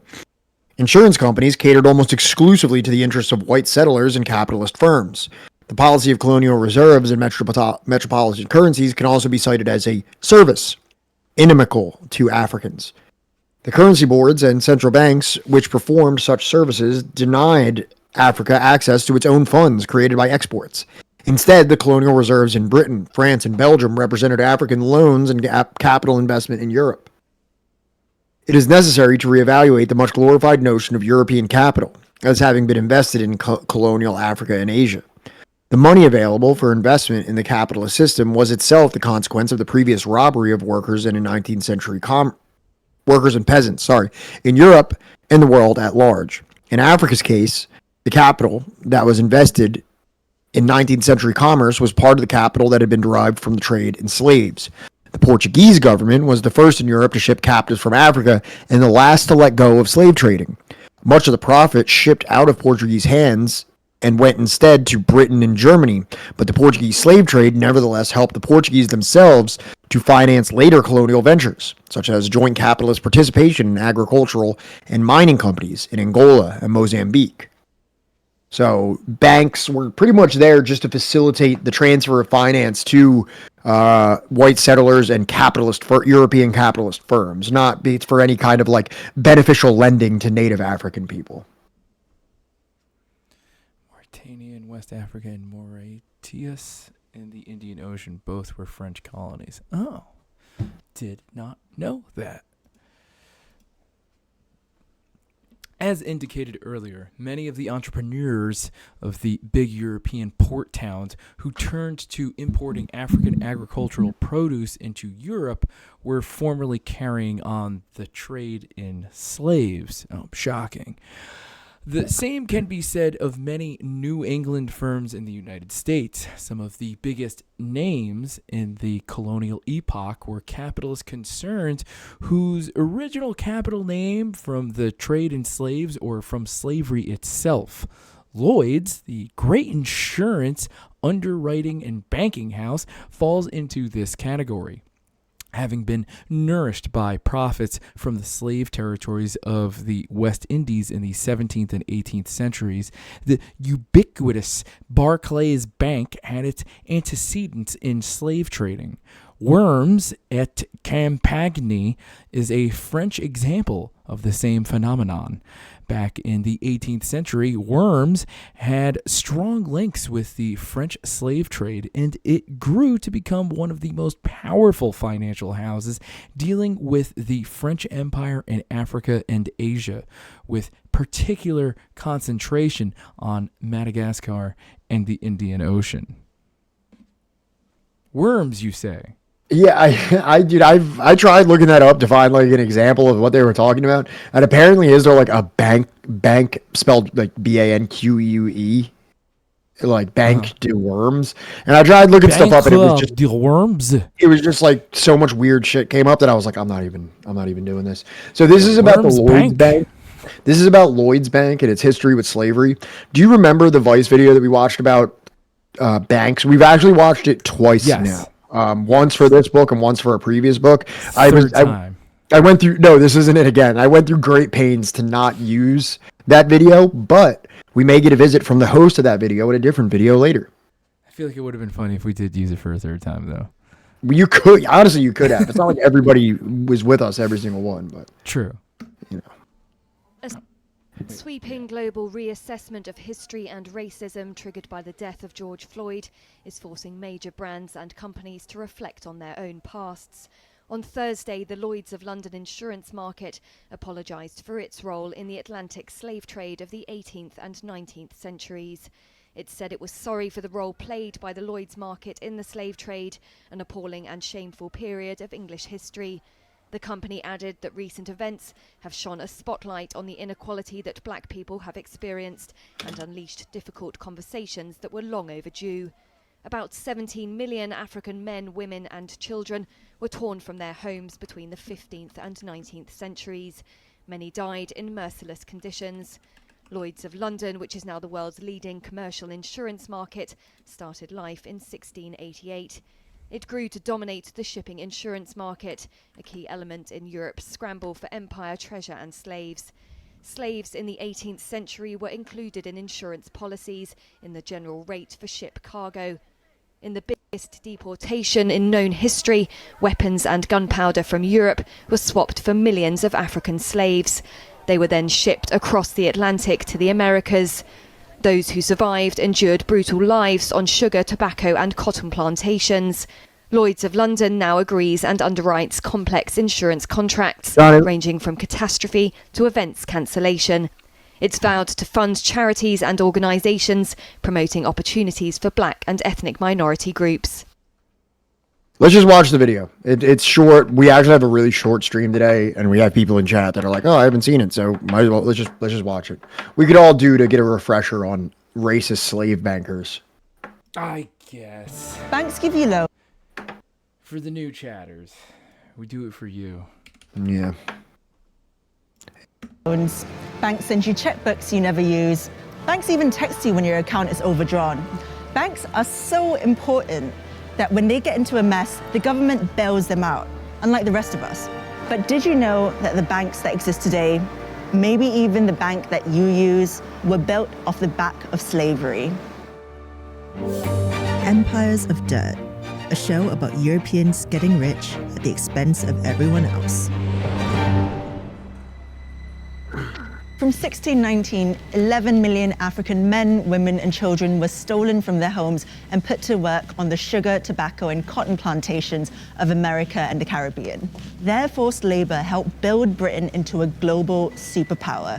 And even after slave owning was abolished in Britain, the British taxpayer... What? Look at this fucking map. It's just England all across the fucking thing. Canada, all across Africa, all throughout the Caribbean, fucking, like, even throughout parts of the fucking Pacific. Australia. It's all never said, Johnny. Yeah. Of America and the Caribbean. Their forced labor helped build Britain into a global superpower. And even after slave owning was abolished in Britain, the British tax... Although I do think it is suspect that right when they were about to pan over to the part of Asia, they were like, we don't need to show them the entire thing, you know? Just, they get it. Taxpayers still paid £20 million. That's 40% of the national budget, or $16.5 billion in today's money, as compensation for slavery. No, not to the slaves. The money went to the owners. Not a single penny was given to those who had been enslaved. The amount borrowed was so huge that the debt wasn't paid off until 2015, which means that if you paid tax at any point before that, your money went towards compensating slave owners.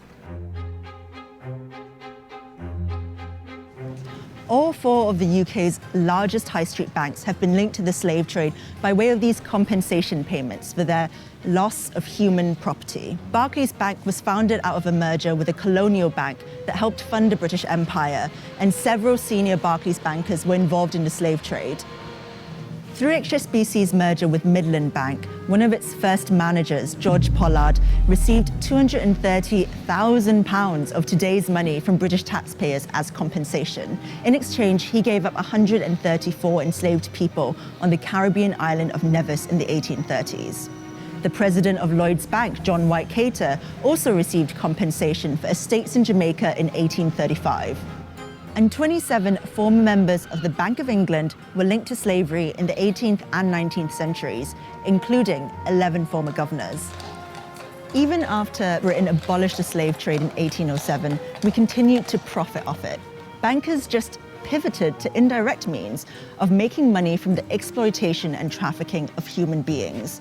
The City of London provided the finance for slave traders all around the world, and loans were one way of making money. So a British bank would loan money to a US plantation owner to buy more slaves or agricultural equipment.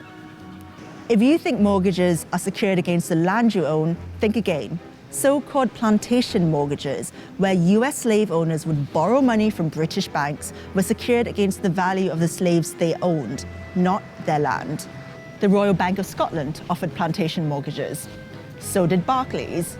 These mortgages were then bundled into bonds and sold to investors all over the world. When the US slave owners made repayments, the people who owned those bonds made a small profit. The City of London has defined British wealth for hundreds of years. Money comes in and money goes out to countries all over the world, and our status as a global power rests on our financial institutions. But the labor that built many of these institutions was enslaved. Iconic buildings like the Guildhall in the heart of the City of London epitomise Britain's involvement with the slave trade. Between 1660 and 1690, 15 Lord Mayors of London were shareholders in the Royal Africa Company, which shipped more African slaves to the Americas than any other institution in the history of slavery. And if I'm not mistaken, I believe it was kind of like a clubhouse, right? For like Philip, Elizabeth's husband / cousin, right? Phil. Like his buddies would hang out there a lot. Yeah. A statue. Oh, and he also had family that were Nazis. Statue of William Beckford Sr., twice Lord Mayor of London, still stands in the Guildhall to this day. Beckford grew rich off the toil of slaves he owned on 20,000 acres of land in Jamaica. The Royal Exchange was the heart of the City of London, where stocks were bought and traded from all over the world. It was funded by Sir William Garrard, who helped to develop the Moroccan slave trade in the 1500s. So the blood and toil of African slaves literally helped build the bricks of the City of London. Following the Black Lives Matter protests, the insurance company Lloyds of London agreed to pay reparations to black community groups for its involvement in the slave trade. Campaigners are calling on the banks to follow suit. So when you go to withdraw cash from an ATM, remember that it was your bank that was complicit all those years ago. Slavery built the financial institutions we use today.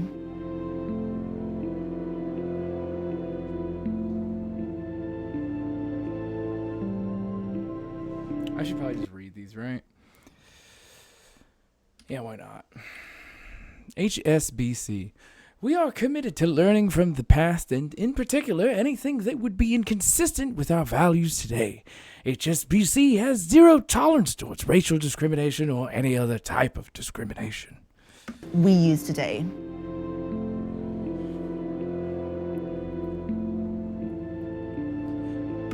Lloyds, We stand against racism, slavery, and discrimination in all its forms, and truly believe that by reflecting, understanding, promoting, and valuing the diversity of our colleagues, we will deliver better results.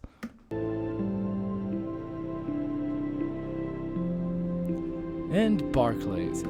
We can't change what's gone before us, only how we go forward. We are committed as a bank to do more to further foster our culture of inclusiveness, equality, and diversity, as long as it makes us money.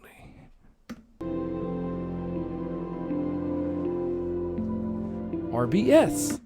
We have recently set up a task force led by our BAME colleagues, which will look at what more we can do as a bank. This includes looking at making contributions to BAME groups. We set up a task force that we put together and pay for to see if we're at fault for anything and what we can further pay for, which will be nothing. BOE, or the Bank of England. The Bank of England was never itself directly involved in the slave trade, but is aware of some inexcusable connections involving former governors and directors, and apologizes for them. Not profusely or anything, not monetarily, but we do apologize with this statement.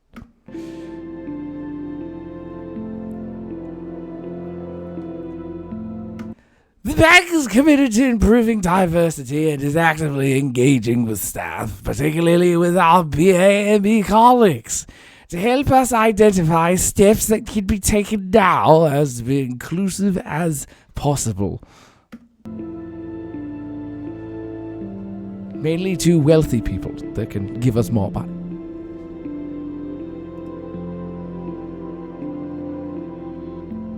All right, third time's the charm, chat.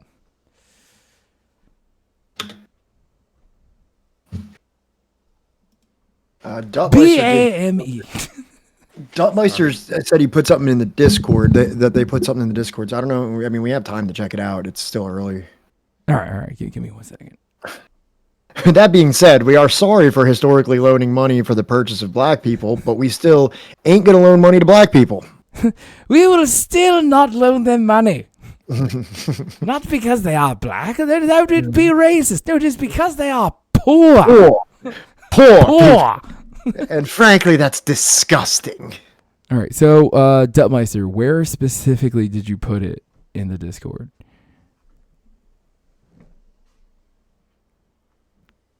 It was a French colony. That doesn't change that fact. The answer is imported labor. Some islands were owned by the British, namely the Chagos Islands. Left flank subversive chat. All right, give me 1 second.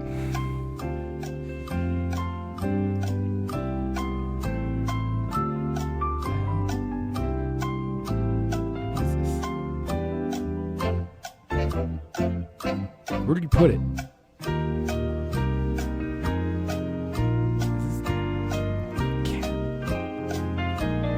Oh, okay. All right. I get it now. Okay. No, shit. Shit. There. Shit.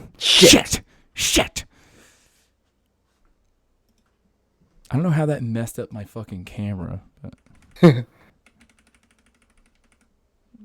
there we go. Okay, the cat box link. Yes, Duttmeister. That because your name is not Duttmeister in the Discord. I didn't know, and I don't have link. It's just some weird shit I've never heard of named cat box. So what is this exactly? What am I looking at? Explain yourself.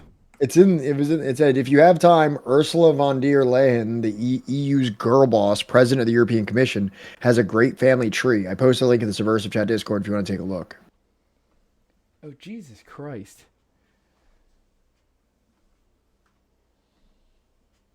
Well, what was the far left group she was trying to escape? Mary Bradson. What was that? Can you bring this up? I can't see it. Oh, shit. That's right. Fucking... I always do it at least once every stream. All right, so here's like Ursula von what's her name? Fucking Lechtenfield. Yeah. What is it? I don't know. This is a family tree for Ursula von der Leyen, Ursula Albrecht in the tree maiden name. All right, so we go all the way back to 1557 to 1622. One of the first white settlers of the Carolinas. Holy shit. Among the first settlers of Charlestown, South Carolina. Oh, we know what went on in Charlestown, South yeah. Carolina. That was the place they called that the Black Ellis Island, and not for a good reason. For like the worst reason reason you could ever think of. Yeah, the worst reason, actually. There's a lot of slavers and slave traders in this. What's that part about the far left thing? I want to see if I can do some context clues to figure out what the fuck that's talking about. So apparently, Mary Ladson Robertson, who is the granddaughter of William H. Ladson, right, Confederate Army major. Okay. She temporarily moved to London under the pseudonym Rose Ladson to escape far left group. What year did that happen? That happened in am I looking at Ursula Albrecht? This square right here. Oh fuck, it doesn't show it in the fucking thing. God, like highlight the text in it. Highlight the text on the box that you're here. talking. It's down here. And that's why I think you're having a problem seeing it. Oh. Okay. Can you scroll down? Okay. It won't scroll down any further than that. Forget it. It's fine. It's fine. Here. It's fine. There. Okay. Temporarily moved. Oh, there we go. Now we got something. Okay. Temporarily moved to London under the pseudonym Rose Ladson to escape far left group. So that's in 1958 to escape from the United States. Hold on, I'm pulling this up. Hold on. Hold the fuck on. Yeah, Ursula. That's Mary Ladson, right? What? I don't really know how family trees work, but I'm assuming that like these are the kid. I'm assuming. Shut up. I'm assuming that these three are the kids of these two people. Hold on.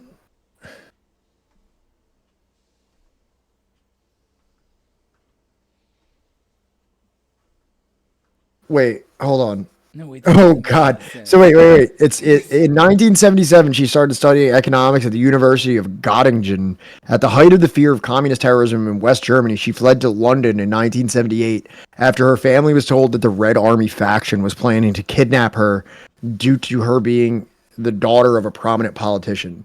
She spent more than a year hiding in London, where she lived with protection from Scotland Yard under the name Rosa Ladson to avoid detection, and enrolled at the London School of Economics.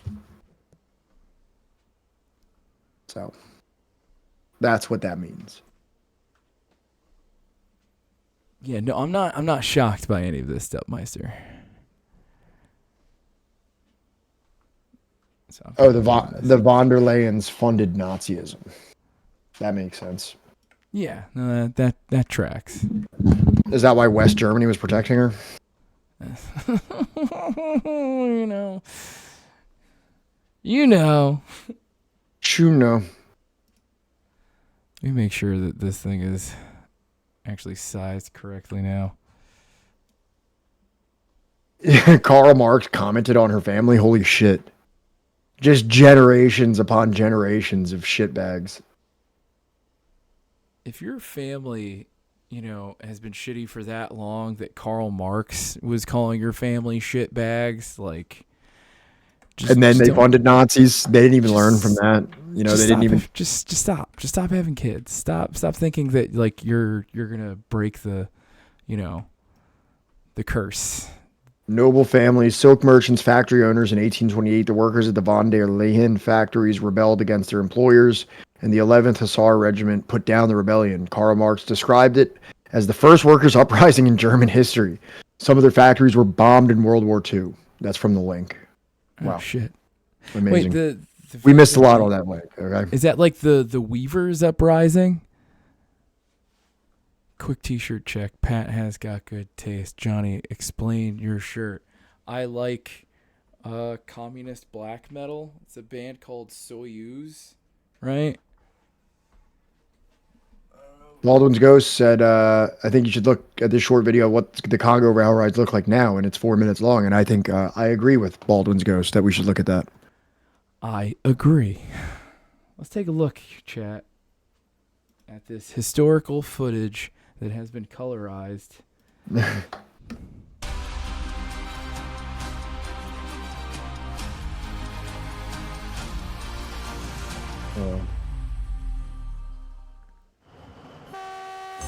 In the heart of mineral-rich mining companies have several options to get their cargo to port.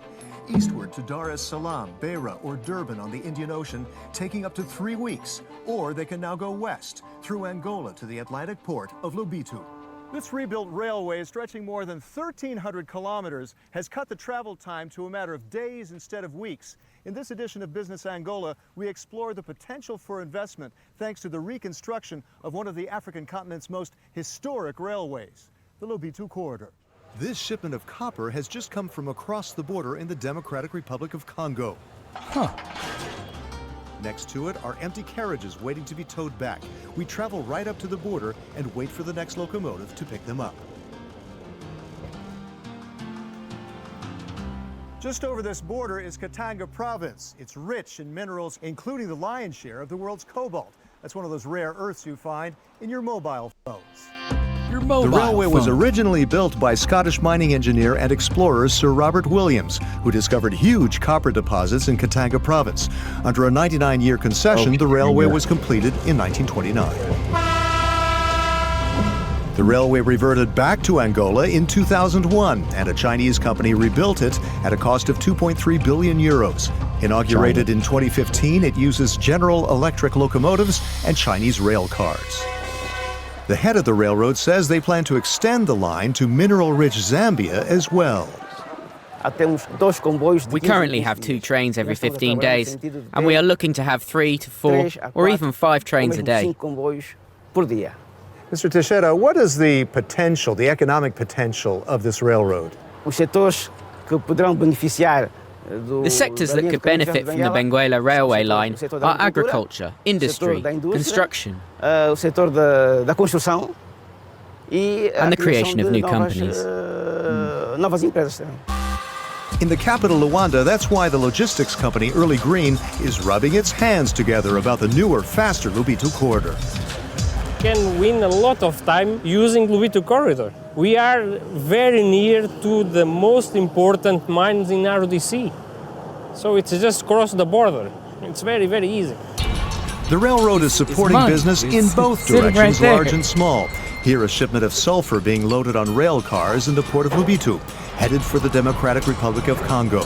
There's also potential for larger shipments from southern Africa, with a mineral terminal in the port. Angolans are benefiting too. Here in Benguela province, which includes Lobito, and in the border region, it's a popular route for traders and travelers.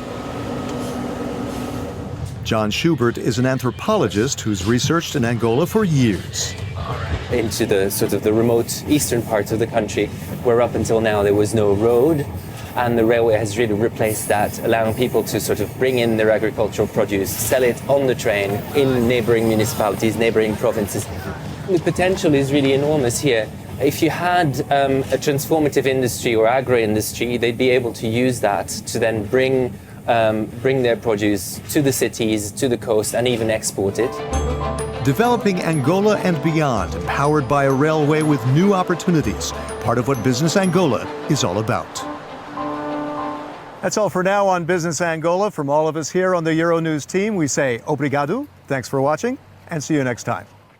You know that. Did you just speak Portuguese? Did you just speak Portuguese at me, you motherfucker? You fucking. Obrigado? What the fuck did you just say to me, motherfucker? I know Angola was Portuguese. I know.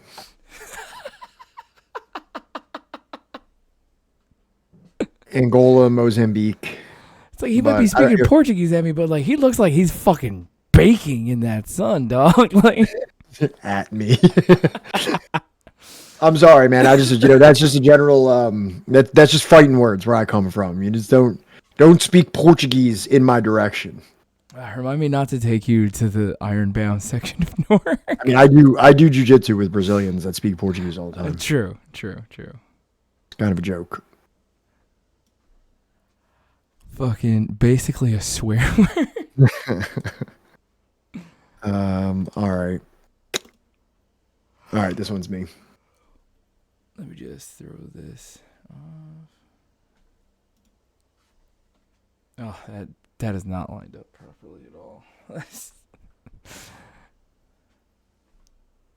So, the example of Unilever, if you remember, we watched that last stream, and the UAC, which was highlighted in the previous chapter, yeah, there you go, also reinforces the point that Africa was being exploited by capital produced out of African labor. When the Lever brothers took over the Niger Company in 1929, they became heirs to one of the most notorious exploiters of 19th century Africa. The Niger Company was a chartered company with full governmental and police powers during the years of 1885 to 1897. In that period, the company exploited Nigerians ruthlessly. Furthermore, the Niger Company was itself a monopoly that had bought up smaller firms tracing their capital directly to slave trading. Similarly, when the UAC was born out of the merger with the Eastern and African Trading Company, it was associated with some more capital that grew from a family tree rooted in the European slave trade. The capital at the disposal of the big French trading firms CFAO and SCOA can also be traced in the same way. The process of capital accumulation and reproduction in East Africa lacks the continuity of West Africa. Firstly, Arabs as well as Europeans were participants in the slave trade from East Africa. Secondly, the Germans intervened in 1885, although they had not been previously involved, while the French, who had led the European slave trade in East Africa during the 18th and 19th centuries, concentrated on colonizing the Indian Ocean islands rather than the East African mainland. Thirdly, German colonialism did not last beyond the World War I, Jesus Christ. Even so, on the British side, the capital and profits of the colonizing East Africa Company reappeared in the trading firm of Smith Mackenzie. So yeah, just we went deep into Unilever and everything like that last stream, but that was just kind of like to evoke it again for the point that Rodney's making here. The capital that was invested in colonial Africa in later years was a continuation of the 19th century, along with new influxes from the metropoles. If one inquired closely into the origins of the supposedly new sources, quite a few would have been connected very closely to previous exploitation of non-European peoples. However, it is not necessary to prove that every firm trading in Africa had a first-hand or second-hand connection with the European slave trade and with earlier exploitation of the continent. It is enough to remember that Europe's greatest source of primary capital accumulation was overseas, and that the profits from African ventures continually outran the capital invested in the colonies. A conservative bourgeois writer in colonial Africa made the following remarks about the South African gold and diamond industries. Apart from the original capital subscribed in the diamond industry, all capital expenditure was provided for out of profits. The industry also yielded large profits to the international firms which dealt in diamonds. These had a peculiar importance because a considerable portion of the wealth accumulated by diamond firms was later used in the development of the gold industry of the Rand. The Rand, the Ayn Rand. The Ayn Rand. Also, yes, Baldwin, thank you for that video. That was actually marvelous. I don't even know if we... Hell yeah, Baldwin, thank you. Oh, Jesus Christ. Oh, shit. We're about to talk about Angola. Similarly, in Angola, the Diamond Company was an investment that quickly paid for itself and was then producing capital. The combined profits of that company for the years 1954 and 1955 alone came to the total of invested capital plus 40%. The excess over investment and maintenance costs was, of course, expatriated to Portugal, Belgium, and the United States, where the shareholders of Diamang were resident, and Angola was thereby investing in those countries. In this sense, the colonies were the generators of the capital rather than the countries into which foreign capital was plowed. Capital was constantly in motion from metropole to some part of the dependencies, from colonies to other colonies via the metropoles, from one metropole to another, and from colony to metropole. But because of the super profits created by the non-European peoples ever since slavery, the net flow was from colony to metropole. What was called profits in one year came back as capital the next. Even progressive writers have created a strong impression by speaking about capital exports from Europe to Africa and about the rule of foreign capital. What was foreign about the capital in colonial Africa was its ownership and not its initial source. So it's saying it's not foreign capital, meaning that the capital itself is being generated from the labor and resources of Africa, and then it's going and being processed and refined in whatever other country that actually has, like, you know, division of labor that it's been tending to and nurturing its its domestic division of labor and giving workers' rights and basic health care. Well, and when I say basic health care, I mean for the time. And then they sell it back to Africa, and then it's called foreign capital, or invest it back to Africa, called foreign capital. But they're saying it ain't nothing foreign about it, Jack. As part of the hypocrisy of colonialism, it became fashionable to speak of how Europe brought Africa into the 20th century. This assertion has implications in the socio-economic and political spheres, and it can be shown to be false not in some, but in all respects. So often it is said that colonialism modernized Africa by introducing the dynamic features of capitalism, such as private property in land, private ownership of the other means of production, and money relations. Here it is essential to distinguish between capitalist elements and capitalism as a total social system. Colonialism introduced some elements of capitalism into Africa. In general terms, where communalism came into contact with the money economy. The latter imposed itself. Cash crop farming and wage labor led away from the extended family as the basis of production and distribution. One South African saying put forward that the white man has no kin, his kin is money. That is a profound revelation of the difference between capitalist and pre-capitalist societies, and when capitalism came into contact with the still largely communal African societies. It has introduced money relations at the expense of kinship ties. However, colonialism did not transform Africa into a capitalist society comparable to the metropoles. Had it done that, one might have complained of the brutalities and inequalities of capitalism, but it could not then have been said that colonialism failed to advance Africa along the path of human historical development. So I think that, like, Go ahead. No, what were we going to say? No, I was just going to talk about the video. If you have actually something to say about this slide, please, by all means. Fuck it. Okay. So this is like a long video. I mean, it's 19 minutes, but we're almost done. It's a very short one today. So I just wanted to learn more because I feel like there's no more glaring example of, like, anybody that's like, yo, what's up? Colonialism was actually tight. It's like, can you look, do you think it was tight in South Africa? Like, because, like, there's not a more studied and a more discussed, and there's a lot of videos about apartheid South Africa. So this is, a pretty good, it was tight for me.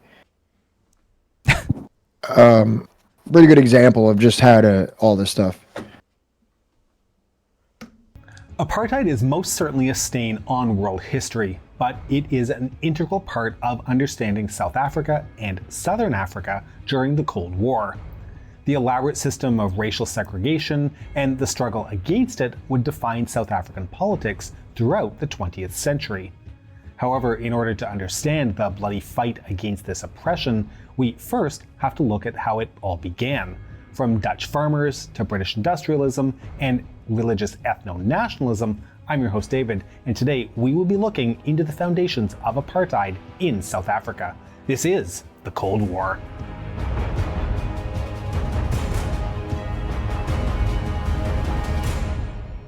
We're looking at a topic today that many of you have been requesting for a while, but before we get into today's video, I need to recommend a fantastic series that I watched recently called The Reagan Presidency on the sponsor of this week's video, Magellan TV.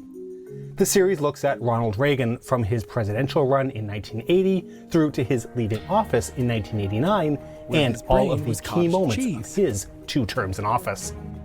The video really focuses on global events and how they impacted the presidency and how the president impacted global events. And one of the best things about the video, it is completely ad-free, just like every video on Magellan TV, including the new 4K content that's being added every week. And Cold War viewers will get a 1-month free trial by clicking on the link in the description. Make sure to start your free trial of Magellan TV so you can join us in watching the Reagan presidency. I don't think I will. Colonial South Africa had humble beginnings as a Dutch trade outpost on the Cape of Good Hope and expanded to become a society of mostly Dutch farmers with a large slave underclass made up of native Africans. This was until 1806 when the British took over control of the colony from the then bankrupt Dutch East India Company. With them came an influx of English, Scottish, Irish, and Welsh settlers, and the Cape Colony expanded, moving further from the coast and deeper into the interior. However, as the English language and British laws came to dominate the colony, the Dutch, or as they now called themselves, Afrikaners, felt they weren't being treated fairly. This would eventually result in the Great Trek, where after the abolition of slavery in 1834, the Afrikaners would migrate even further into the interior to escape British oversight. These Trek Boers, eventually just shortened to Boers, established 3 republics on the frontier of the colony. The Natal Republic, the Transvaal Republic, and the Orange Free State would see the birth of an Afrikaner identity. This new group idolized the free frontier lifestyle they led away from the British rule. What lifestyle was that? What did that lifestyle include? Because if I recall correctly, a moment ago you just said that they were trying to get away from English colonial rule because they had just outlawed slavery. So can you just say they're trying to be the colonialists. Right. They're trying to keep slavery.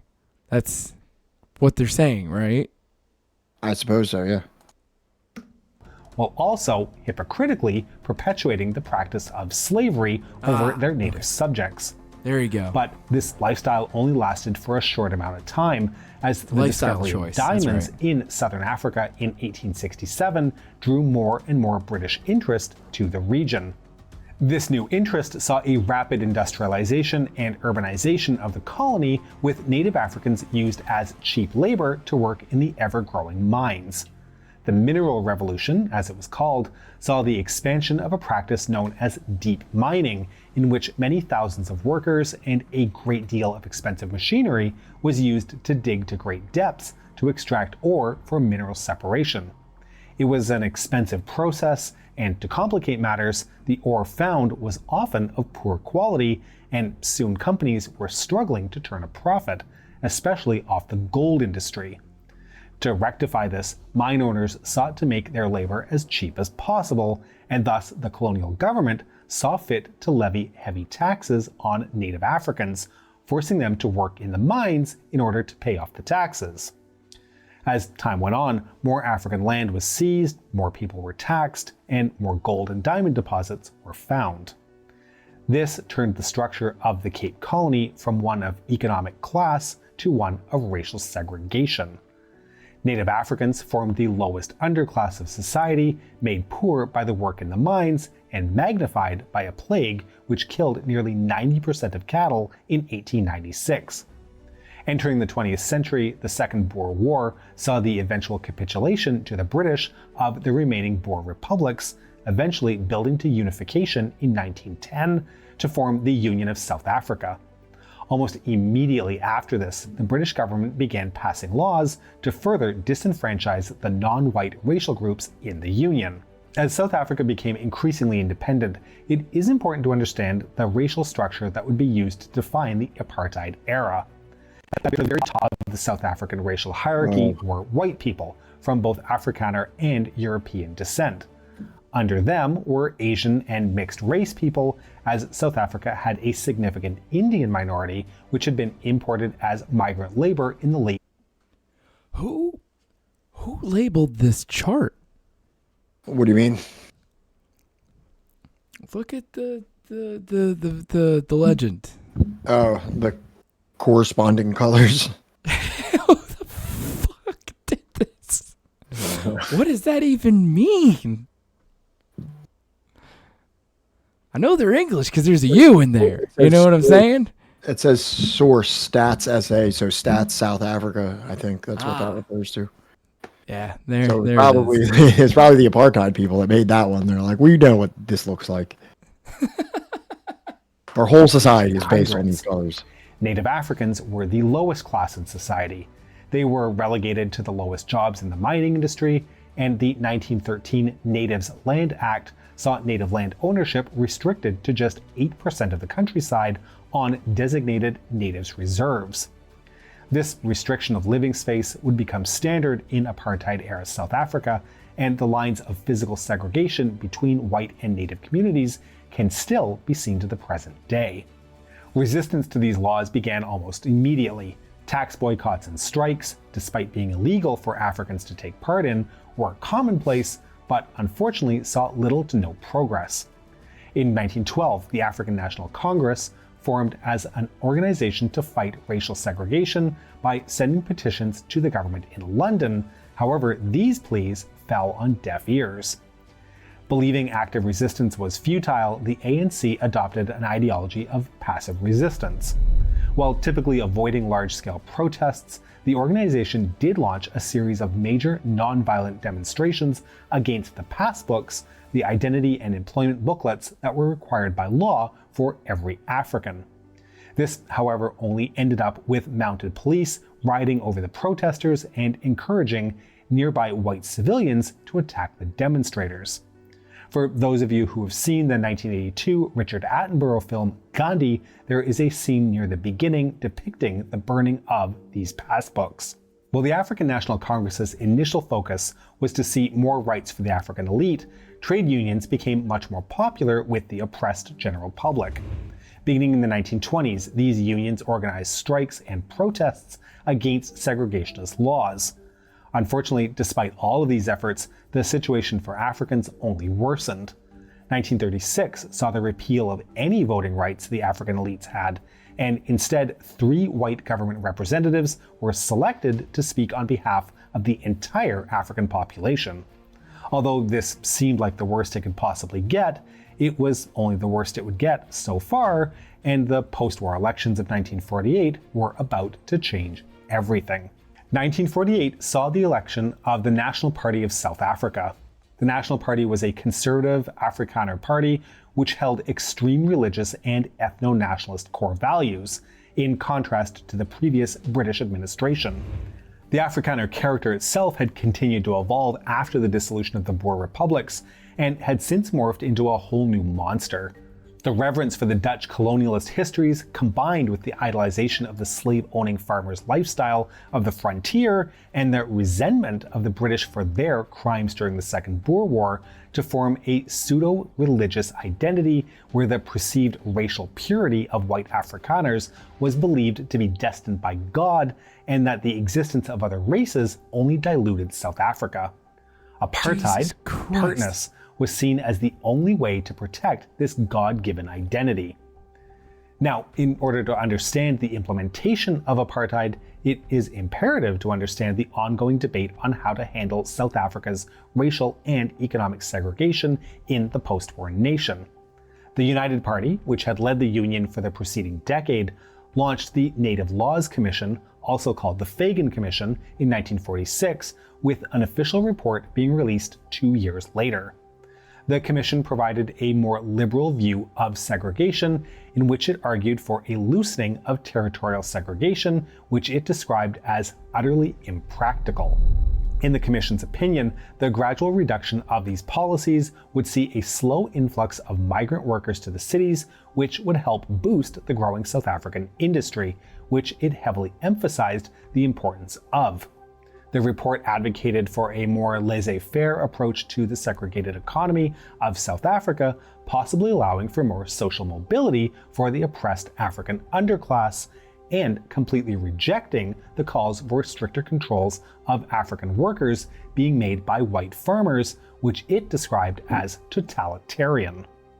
However, this report didn't sit well with many in the Afrikaner and general white population, who feared what they saw as the volatile African urban population as a threat to their businesses.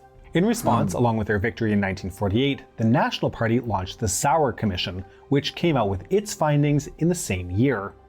In complete contrast to the United Party's aims, the Commission's report advocated for a strong interventionist government which would guide South Africa to a state of total apartheid between white and natives.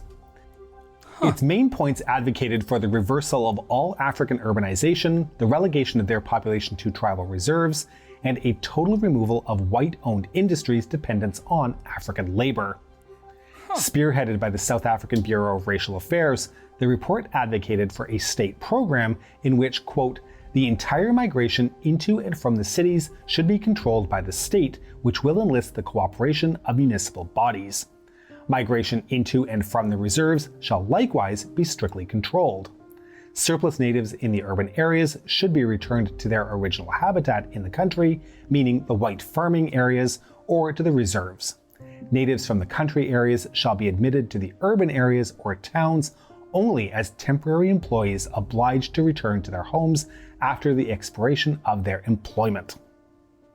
Although in the following years it became clear that South Africa lacked the infrastructure to implement apartheid to this extent, that didn't stop the government in Pretoria from trying its best. After their ascent to power, the National Party passed a series of laws to codify the apartheid system. The first two were the Prohibition of Marriages Act, passed in 1949, and the Population Registration Act, passed in 1950. These laws worked to classify the entirety of South Africa's population into 3 racial groups, and then banned them from intermarrying one another. These groups were white, mixed race, and Africans. People of Asian descent were placed in the mixed race category. When looking into this topic, it becomes apparent, however, that the term mixed race was not actually used. The term used was a term now recognized as both racist and offensive. But these 3 categories were also further subdivided to prevent communication as a form of resistance. The Group Areas Act also passed. He's just like, I'm not going to say this. I will not be the one on this recording who says that word. But also, like, it's just such an interesting thing because it really lays bare how ridiculous this whole fucking thing actually is, because they're just like, I don't know, and then everybody else and the Asians are just that, you know what I mean? It's like they're all just that, just dump them all into that bin. I don't know, they're pretty much black, but they're not actually black. We need to categorize them in some way to bar them from our community. We belong here. What? Oh my God. In 1950, divided the entirety of South Africa between the 3 racial groups. Of course, the whites held the best land, around 86% of the total land available, representing only 20% of the population. Furthermore, segregation was established in everyday life, from public transportation to government buildings. Everything was separate. The Immorality Acts would further ban sexual relations between whites and other racial groups, cementing the National Party's ideal of racial superiority. Finally, with the Cold War ramping up, the Suppression of Communism Act was passed to define any resistance to apartheid measures as equivalent to support of communism, and the perpetrators could be punished accordingly. On the economic side, Africans were taught only the basics required to work in low-wage and unspecialized jobs. The government controlled schools and prevented access to higher education. What education Native Africans did receive was taught in only English or Afrikaans, not in any of the native languages of Southern Africa. The history of South Africa focused specifically on the white experience.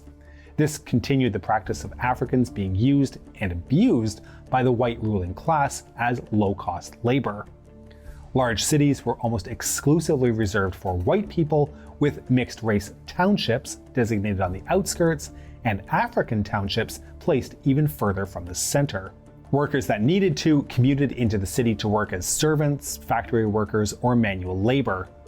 Any rural land reserved for Africans was almost useless and tough to farm, leading to many people migrating to the cities for work.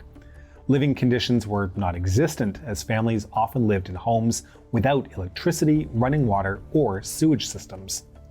As time went on and the situation worsened, resistance to apartheid only stiffened, and the government in Pretoria became increasingly hell-bent on eliminating those groups which threatened to unite the general public against them. The African National Congress had by this point dropped their attempts to petition away racial segregation and took a more active stance in politics. The Youth League, a subgroup of young activists within the ANC, became a vocal driver of increased strikes and demonstrations. This is the time that also saw the beginning of militancy amongst the opposition movements.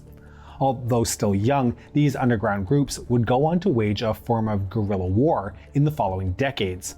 For now, though, the biggest movements were still those of non-violence, and it would all culminate under the Defiance Campaign.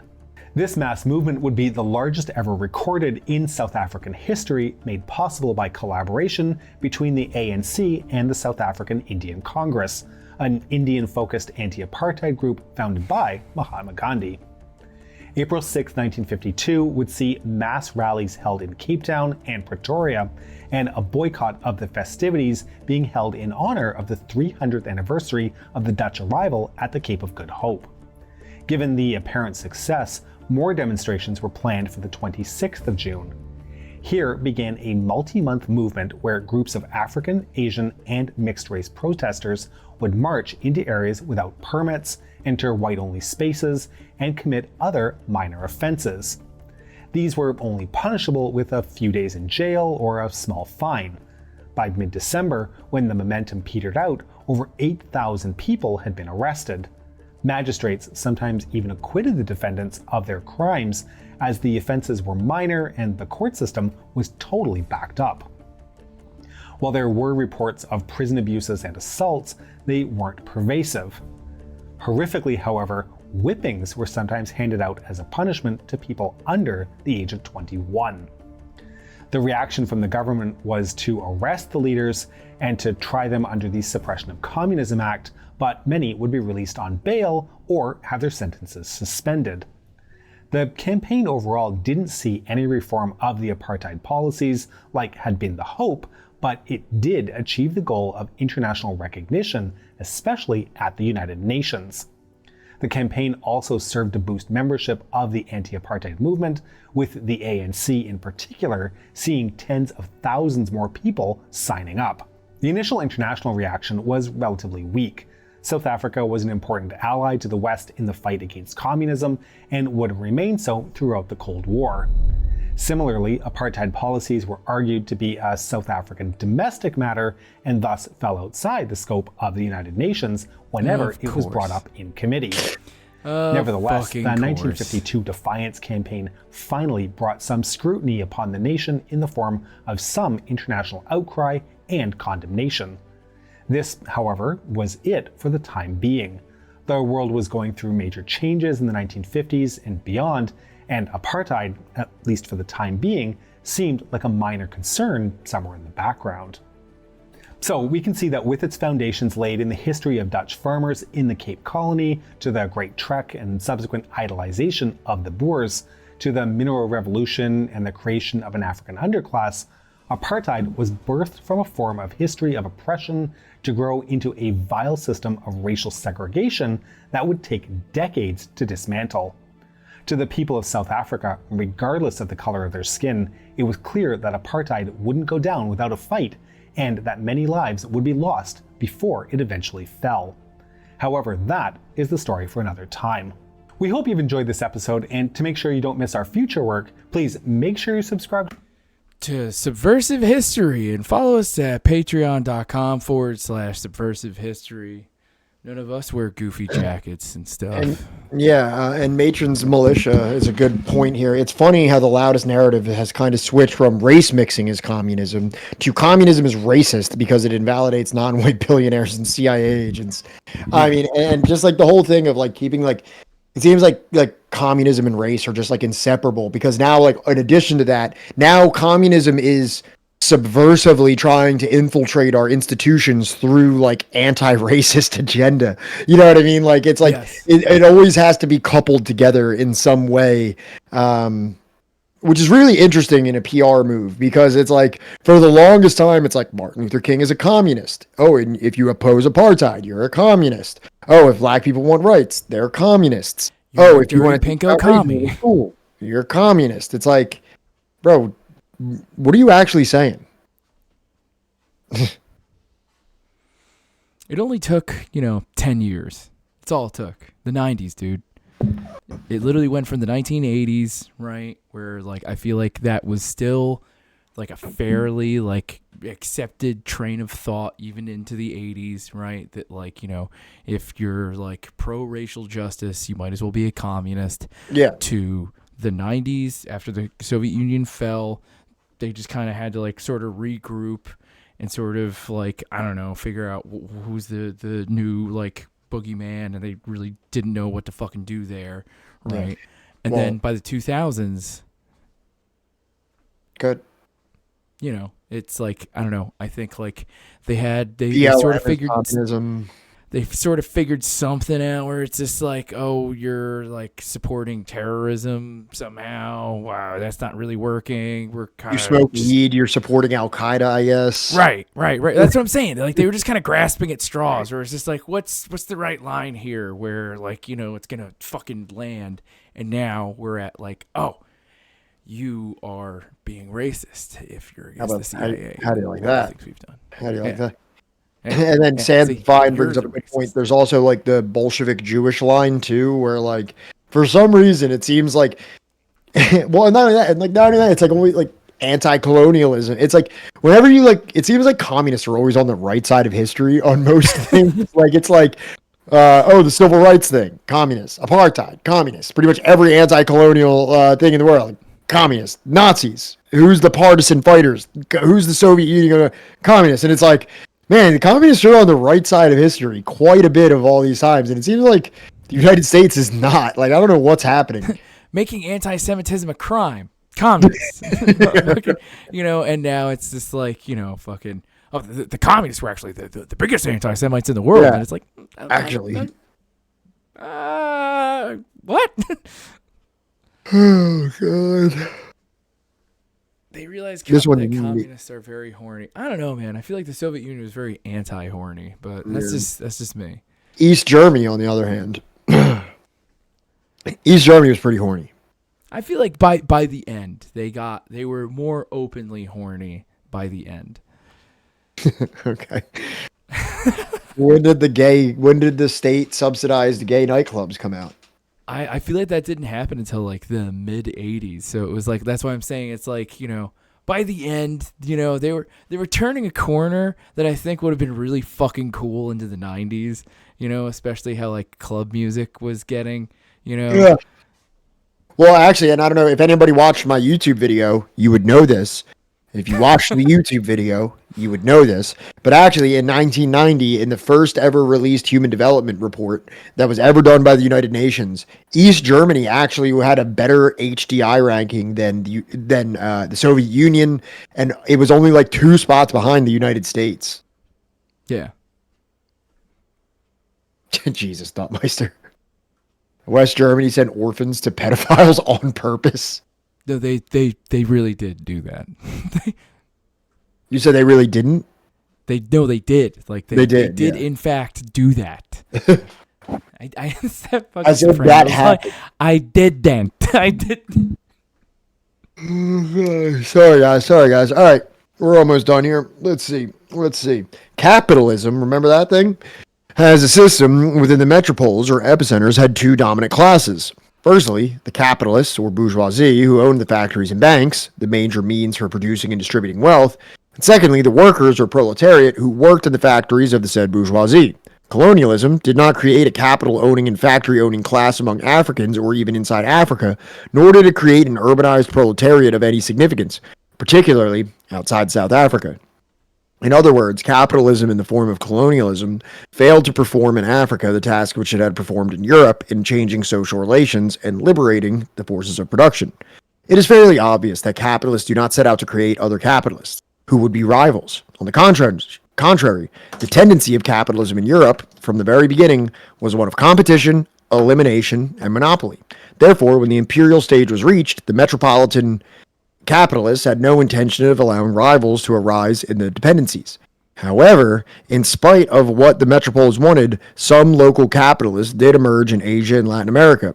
Africa is a significant exception in the sense that compared to with other colonized peoples, far fewer Africans had access to even the middle rungs of the bourgeois ladder in terms of capital for investment. And I would say that is largely because of the lack of settler colonialism throughout Africa. Obviously, you had several where there, and we've talked about this several times. When you want to look at the difference between the development of Latin America, which was like Latin America was like Latin and North America were extensive settler colonies. I would say probably Canada and the United States at the most, and then places like from between Mexico and to Argentina as significant, but with I would say slightly more, depending on which country you're in, slightly more of the indigenous population left over.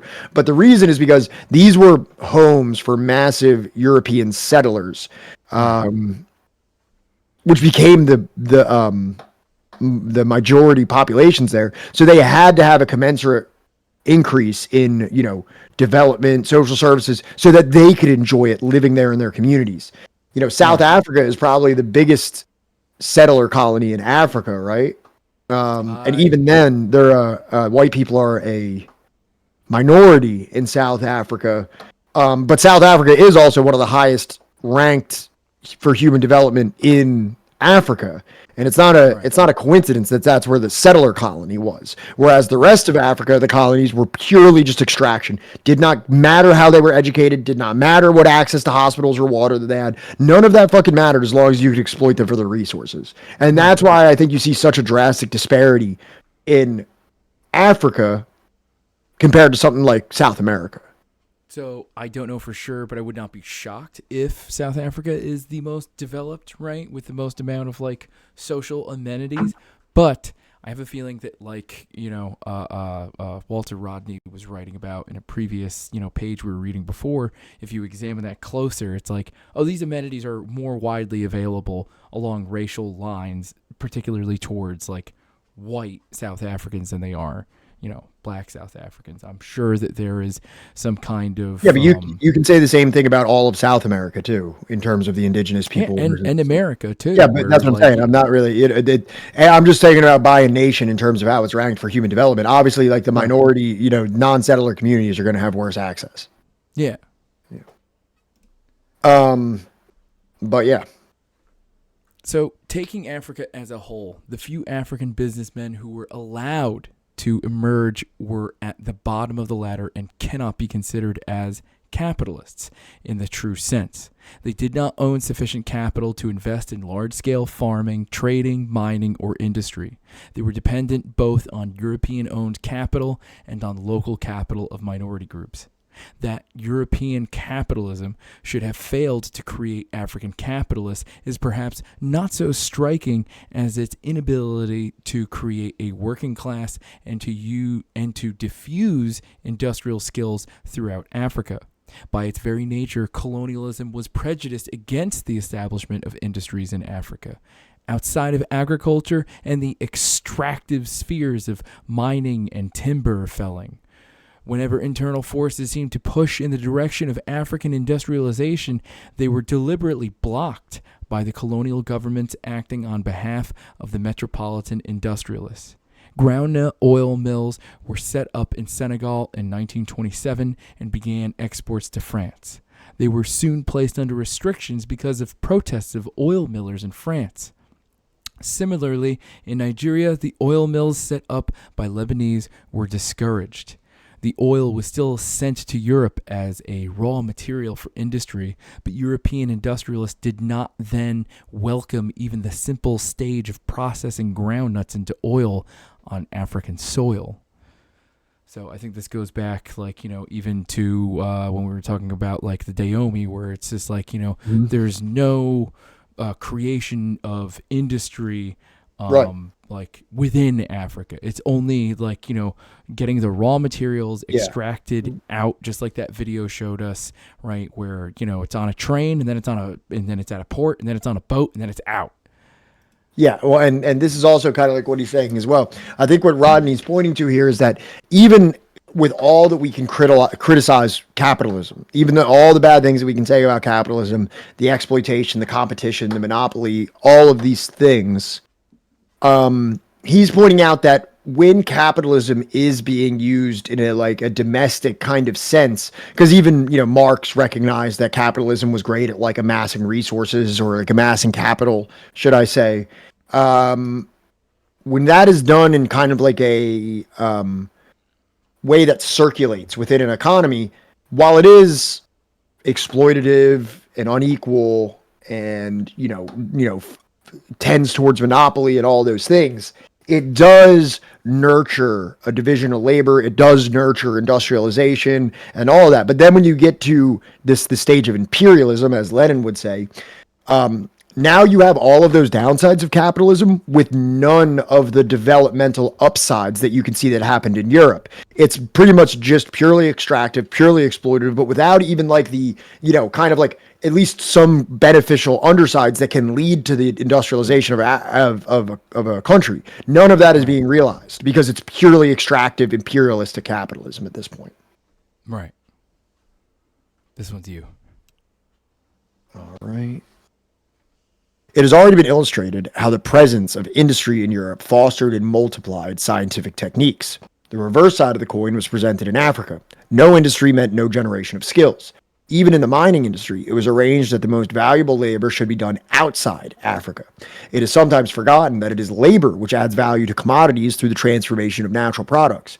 For instance, although gem diamonds have a value far above their practical usefulness, the value is not simply a question of their being rare. Work had to be done to locate the diamonds, and that is a skilled task of a geologist, and the geologists were, of course, Europeans. Work had to be done to dig the diamonds out, which involves mainly physical labor. Only in that phase were Africans from South Africa, Namibia, Angola, Tanganyika, and Sierra Leone brought into the picture. Subsequently, work had to be done in cutting and polishing the diamonds. A small portion of this was performed by whites in South Africa, and most of it by whites in Brussels and London. It was on the desk of the skilled cutter that the rough diamond became a gem and soared in value. No Africans were allowed to come near that kind of technique in the colonial period. So yeah, it's like an intentional, and that one, like, what's it called, the Cold War or whatever, like channel thing that we watched, he was even saying that there was an intentional system to keep black people only educated enough for the lowest skilled labor jobs.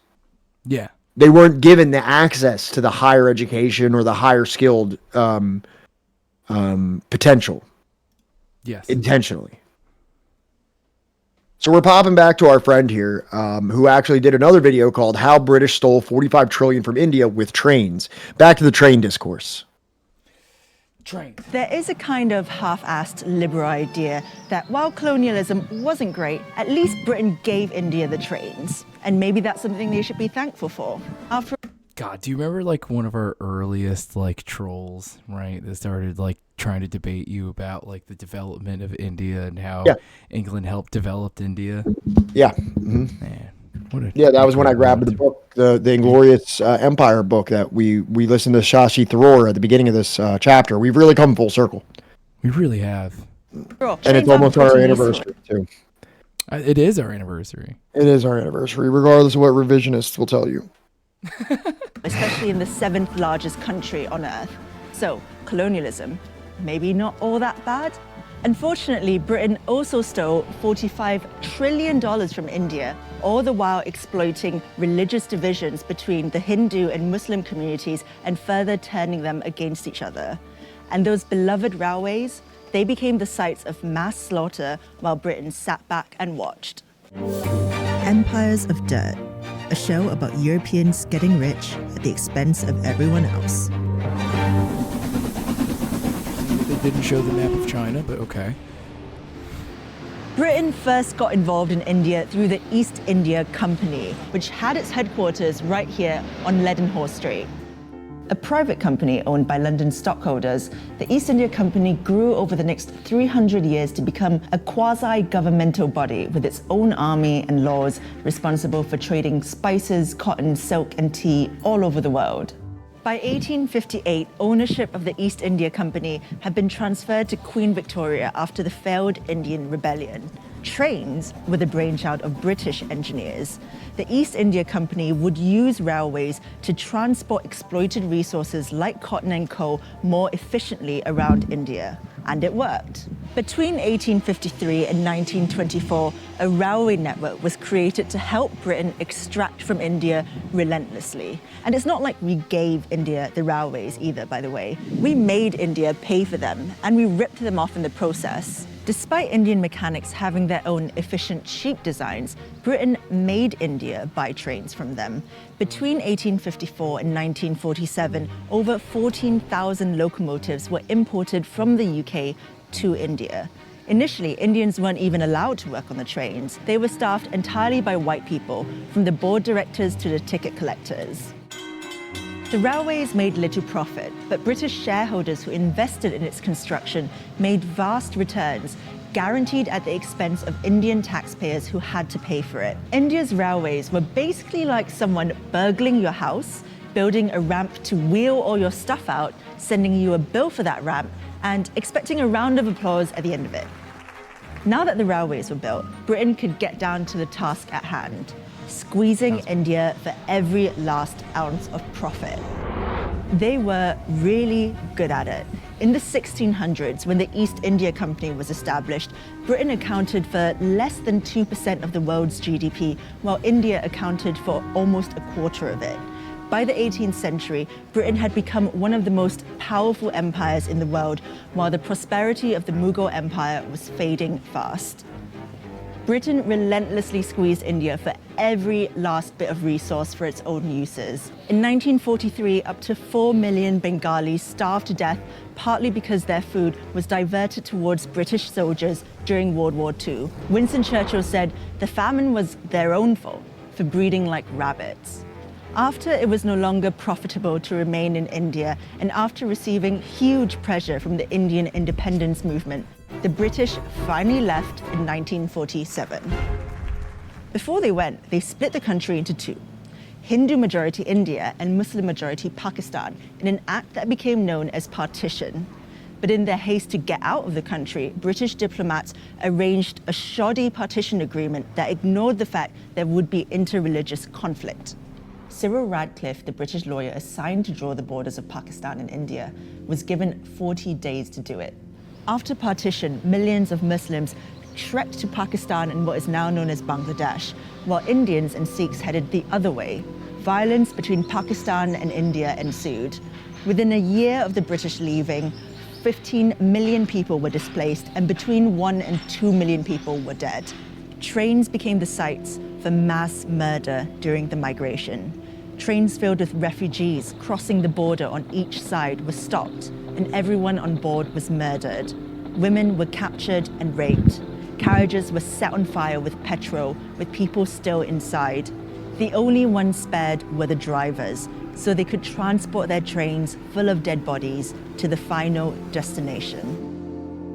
The British knew about the train massacres, but they'd already washed their hands clean of India. Prime Minister Clement Attlee, writing to Lord Mountbatten, the last Viceroy of India in 1947, said, "Keep India united if you can. If not, save something from the wreck.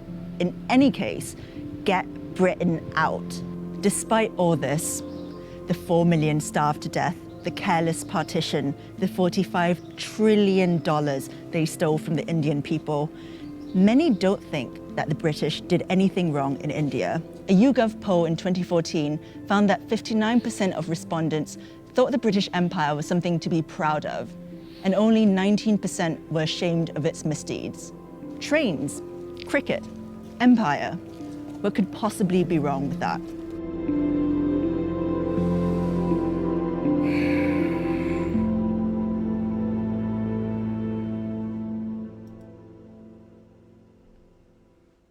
And there you go. That's our last bit of train content for today.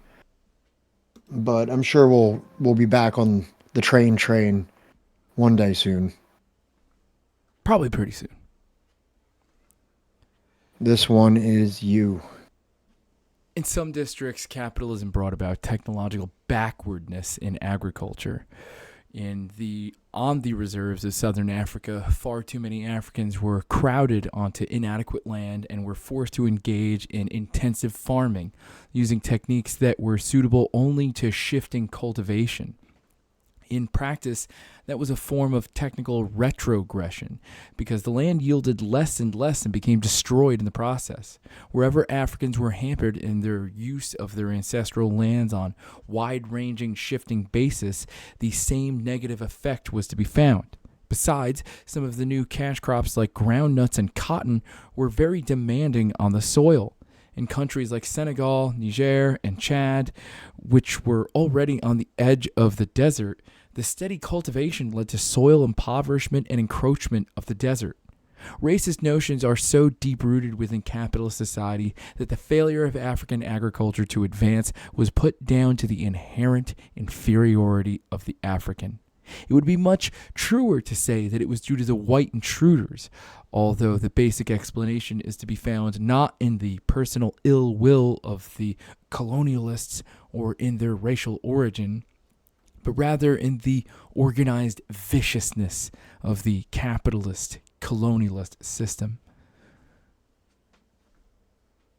I wonder if there's a book out there just about colonial trains in Africa. I'm almost if there is, we'll find it. If there is, we'll find it here in this motherfucker. It's already in Pat's, fucking shopping basket online. We'll get to the bottom of this motherfucking snakes on these motherfucking trains. But yeah, this kind of just reminds me of, again, right, like the same practice of, settlers and colonialists coming to the North American continent and telling these people that have been here for thousands of years that, like, no, you're using this land all wrong, all inappropriately. You got to do it like this. And then for some reason they keep having, like, famines and rough winters where, like, half their fucking population dies. Yeah, and if you want to read more about that, go to the Patreon and vote for Late Victorian Holocaust by Mike Davis. All right. So, capitalists under colonialism did not pay enough for an African to maintain himself and his family. This can readily be realized by reflecting on the amounts of money earned by African peasants from cash crops. The sale of produce by an African cash crop farmer rarely brought in 10 pounds per year, and often it was less than half that amount. Out of that, a peasant had to pay for tools, seeds, and transport, and he had to repay the loan to the middleman before he could call the remainder his own. Peasants producing coffee and cocoa and collecting palm produce tended to earn more than those dealing with cotton and groundnuts, but even ordinary Akwampim cocoa farmer or Chaga coffee farmer never handled money in quantity sufficient to feed, clothe, and shelter his family. Instead, subsistence farming of yams or bananas continued as a supplement. That was how the peasant managed to eat, and the few shillings earned went to pay taxes and to buy the increasing number of things which could not be obtained without money in the middleman's shops: salt, cloth, paraffin. If he was extremely lucky, he would have access to zinc sheets, bicycles, radios, and sewing machines, and would be able to pay school fees. It must be made quite clear that those in that last category were extremely few. And this is what I have been reading a lot about, and it's like interesting to me about like the mental gymnastics that a capitalist has to go through to like make sense of all this, right? Because like on one hand, a capitalism or a supporter of capitalist or somebody that likes Jordan Peterson or Ben Shapiro or whatever, just kind of like imitating that rhetoric and ideology where they're saying stuff like capitalism is the most effective and the greatest system, and it had all this poverty, it alleviated all this poverty, and it's all this technology and all these things, and they just talk about it like it's like, the elixir economic system. And then like you'll probably be like something like, oh well, like what about that shit that was so terrible here where people couldn't even eat with the money, and they all the money that they did make, they had to pay taxes. And then they had to like grow like yams so that they could actually eat because their wage labor was barely enough to pay the taxes that were imposed. That wasn't actual capitalism. That's exactly like it's like that's what they'll say. They'll be like, well, that was like a government administered colonial project with like a bunch of taxes put on and stuff like that. And it's like, yeah, but isn't like who did it? The problem was the taxes. That's what I mean. They're like, yeah, but it's like, but who did it? It's like the British did it at the height of like industrialized capitalism. And they're like, yeah, but that was the capitalism was the part where they enjoyed the money in Britain. Right. That was the part where that was the capitalism, not the part in the colony. You have to put on blinders and you have to compartmentalize and have a very narrow view of whatever it is you're looking at. That's what I'm saying. If you shift your view, right, from like, let's say like that issue and them stating like, oh no, that's not real capitalism, or right. The issue was and just to point out, it is funny because they always say that socialists are the ones saying that wasn't real socialism. Right. Right. Right. So like once you shift your view from like, oh, that issue is because of that in Africa to, all right, well, what about all the people that were enjoying capitalism in England? That's right. Yeah. They were enjoying capitalism in England. Yeah. Right? And none of that stuff exists anymore. There's no object permanence between those exactly, yeah. different things. Whatever was going on in Mozambique or Angola or South Africa, that has and then they point to those systems and being like, see, they fucked it up. They didn't figure it out like we figured it out over here. They just did something wrong along the way. And they completely diminish like the interconnected and dialectical system of international trade and international economics. So and it won't be it's just exhausting to think about that. It won't be the empire that did something wrong. It'll be the subjects of empire that did something wrong to make it not work right. Yeah, exactly. So it's like that's like such like a weird thing for me in terms of like the mental gymnastics that it must take to like feel so good about capitalism but pretend that none of that happened. Yeah, or acknowledge that it did happen and that had nothing to do with capitalism. Right. Well, that's what I'm saying is that like, it takes no object permanence. Yeah. And it takes like a narrow compartmentalized view only on whatever you're looking at. You have to look at things that are inside the bubble, and anything outside the bubble that contradicts, right? Whatever it is that you're trying to support from the outset, right? And, it has to be eliminated. It cannot be considered part of the thing. Like Maverick said, crony capitalism strikes again. Right.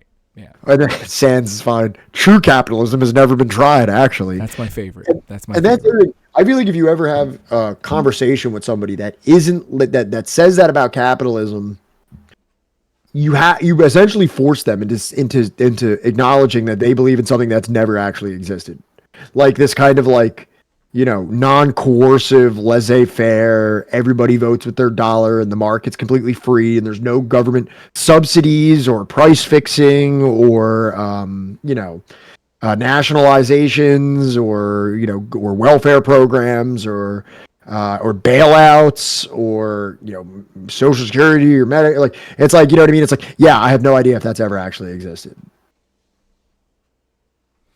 It seems like an example of the deep irrationality of capitalist markets that the coveted commodity was zinc sheets for roofing, because iron is like 100 times more abundant than zinc and also works for roofing, but probably wasn't available because of the extractive development path of their economy. Yeah. Well, and you don't even have to look at the zinc for roofing. You could look at fucking food. Like they're taking food out of the colony while people are starving in mass. Right. This happened in Ireland. It happened in India. I'm sure it's happened in Brazil. It happened in other places too that I can't think of off the top of my head.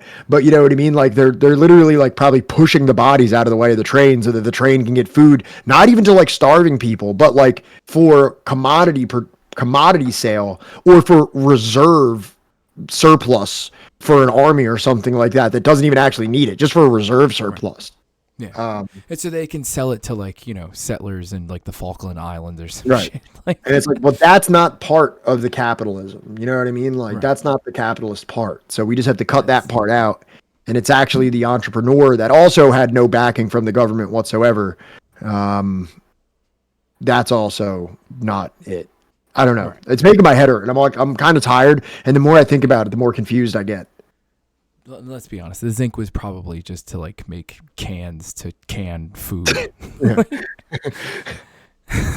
It has been observed that 1 hour of work of a cotton peasant in Chad was equivalent to less than 1 centimeter of cotton cloth, and he needed to work 50 days to earn what was needed to buy 3 meters of the cloth made from his own cotton in France. That math problem I'm not going to solve or understand. Yet, the French textile worker, using modern spindles, ran off 3 meters of cloth in a matter of minutes, assuming that the Frenchman was not closer to God, who made the whole world in only 6 days and rested on the 7th, then there must be factors in the capitalist colonialist system which permitted the great disparity in the relative value of labor in Chad and France.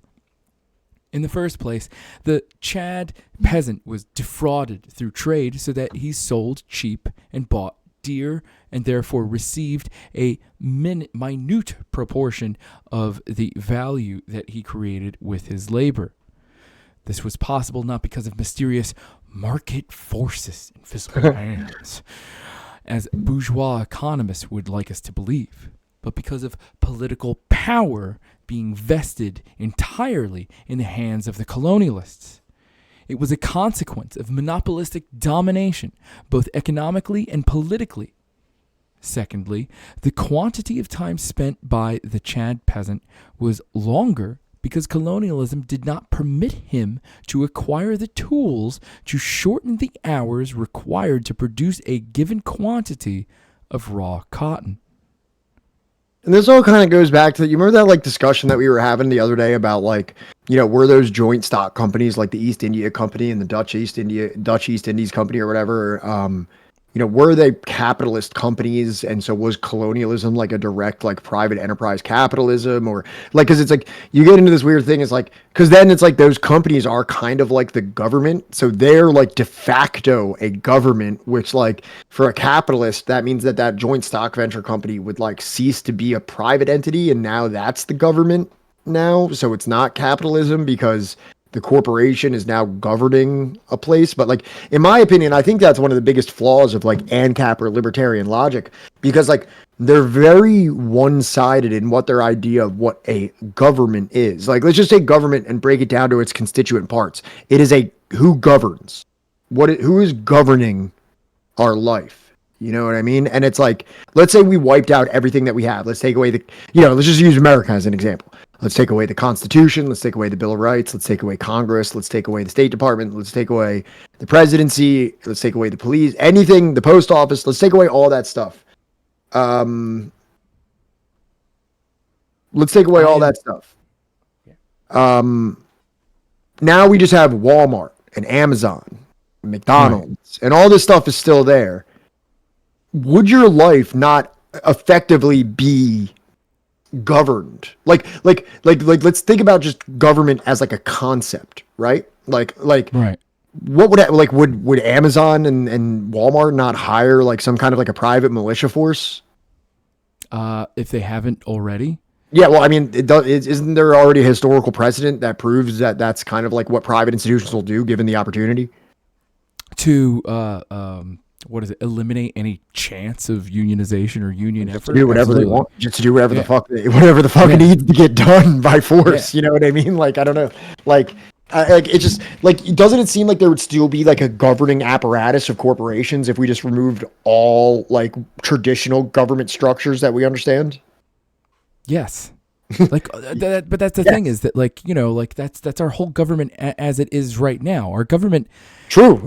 This is the vestiges that have grown from, what was, George Washington and what was Thomas Jefferson. They were land speculators or whatever. Right. What was it? Were they land speculators? Yeah, I'm pretty sure like they were all land speculators or land holders or landholders or slave tradesmen. Right. Like they all came from money. None of them were impoverished. Yeah. Like Washington was a huge land speculator. That's what it was. Yeah. In Virginia. Right. And they were all from Virginia, like Virginia land speculation companies or some shit.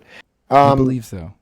But that's what I'm saying is like, really what we understand right now is like a bourgeois style of governance, or should I say a Republican style of governance, is really that which was made by capital owners and business owners and firm joint stock company participants of how they would consolidate their power. And, they've, slightly and begrudgingly allowed a little bit more participation than they did back in like the 1700s. But at the same time, it is still that game that we're playing. We're still playing the game that they devised when it was still, landed white men who got to do all the voting.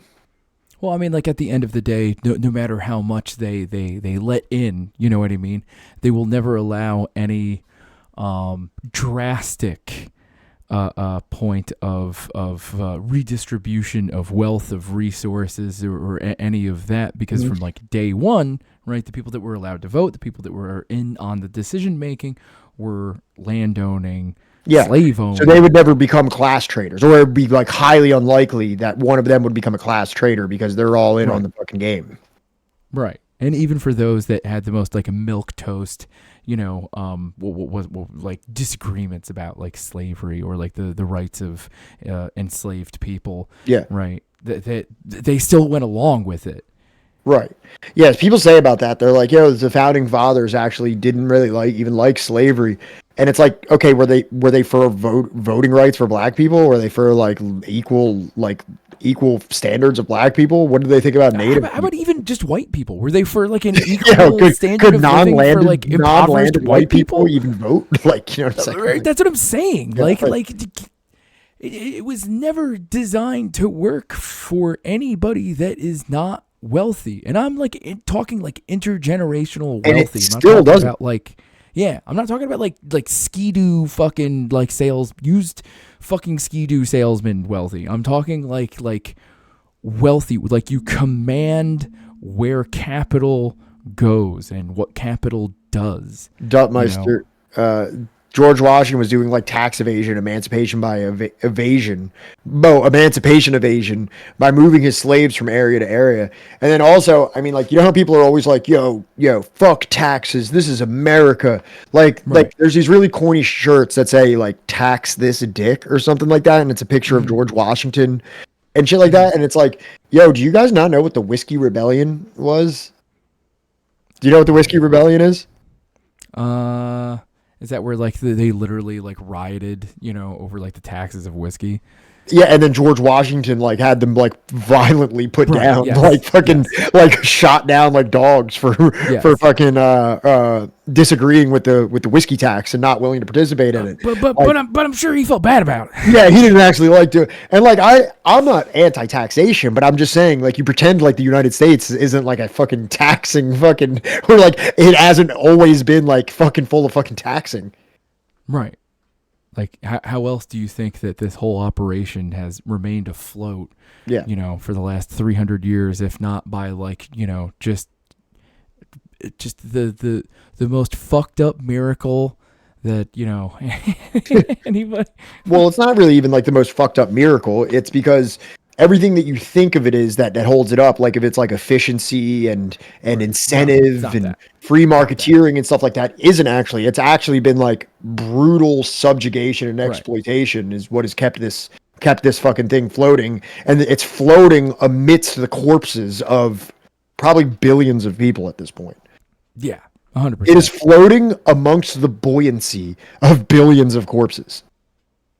Yeah, that, and like, the whole point is that it has done nothing but, there's no invisible hand. It's a very visible hand. It's a very visible hand of the government ensuring that it props up, like, the businesses that it cares about and remaining afloat. And also for everybody in chat that has been complaining about my audio, I give up. I don't know how to fix it anymore. I keep screwing around with it, and I feel like it's just not getting any better. Well, you've talked for so long, like, oh, I didn't need to get a nice mic. I didn't have to get a good one. I use a Yeti. I thought I didn't. Everybody used to compliment me on my audio. Now all I ever get is that, like, my audio is shit. The Yeti ain't gonna last forever, big dog. What do you think? You're just gonna rock that Yeti for the rest of your life? Stop it. I was thinking I might have been able to. I mean, I just didn't see why not. Everybody's saying you're good. All right. Everyone's saying you're good. And multiple times the reason that they said audio was because of the video, not even your audio. But whatever. Let me read this. We're almost done. I feel like I'm deliriously criticizing capitalism at this point. Like, I feel like a drunk man at a bar at 2:00 in the morning, and I'm just like, there's always been taxes.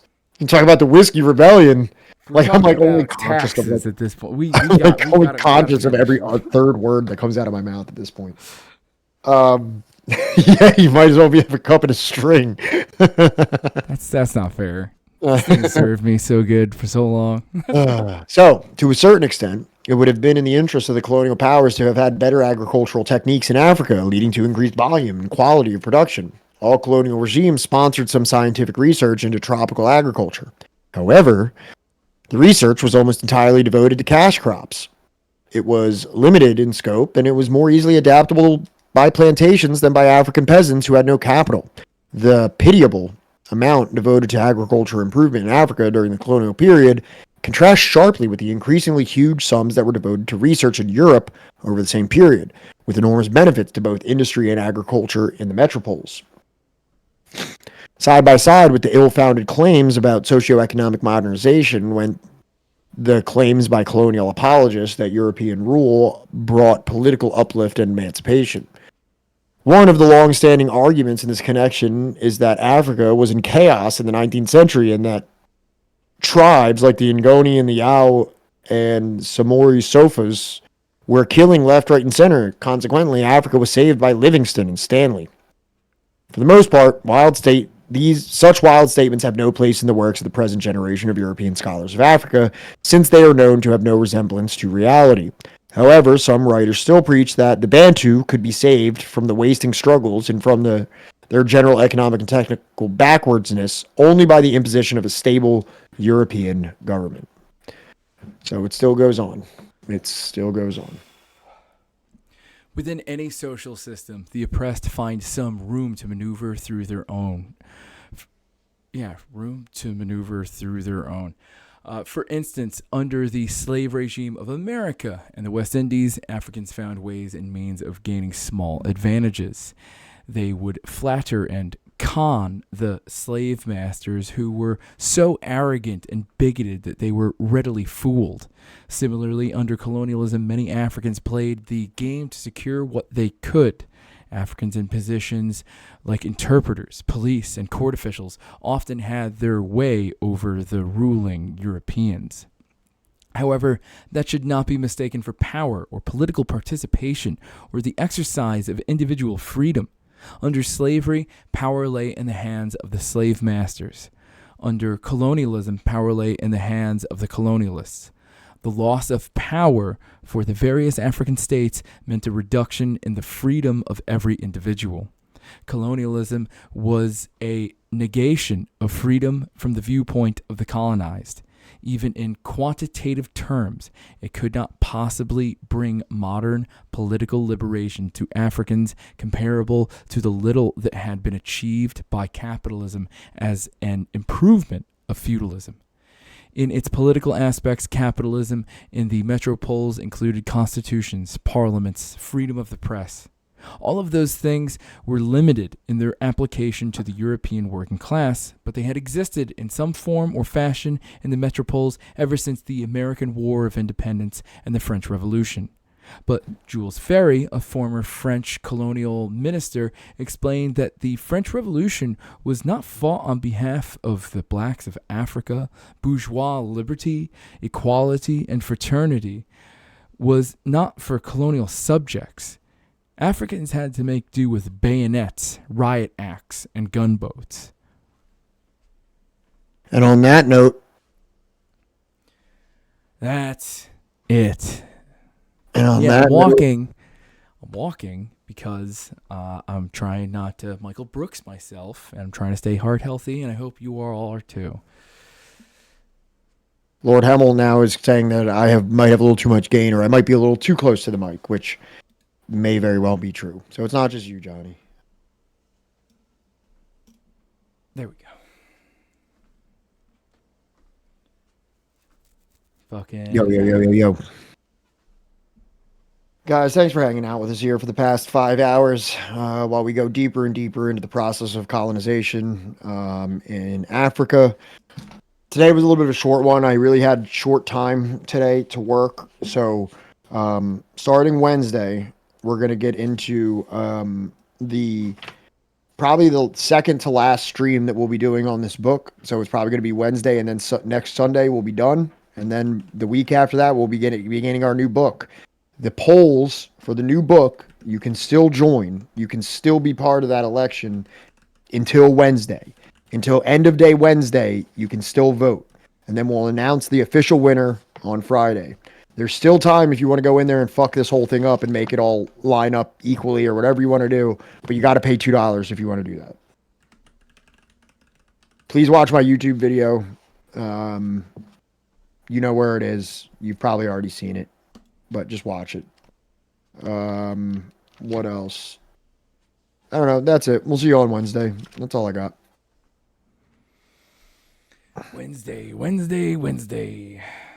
Thanks for stopping by. Oh, yeah. Vote. Also vote in the second most important election of your lifetime, please. Figure out where you want to go. Figure it the fuck out.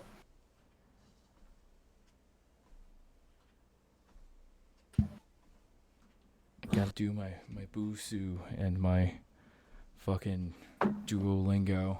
Thank you, Arbalin. Maintain my streak. Thank you, Lord Hemmel.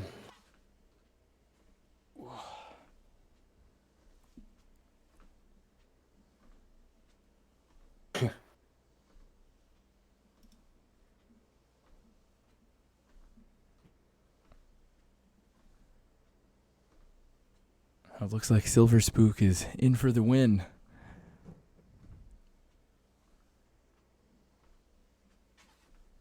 We gotta reschedule Good night, Mag. that interview. Huh? I said good night to Mag.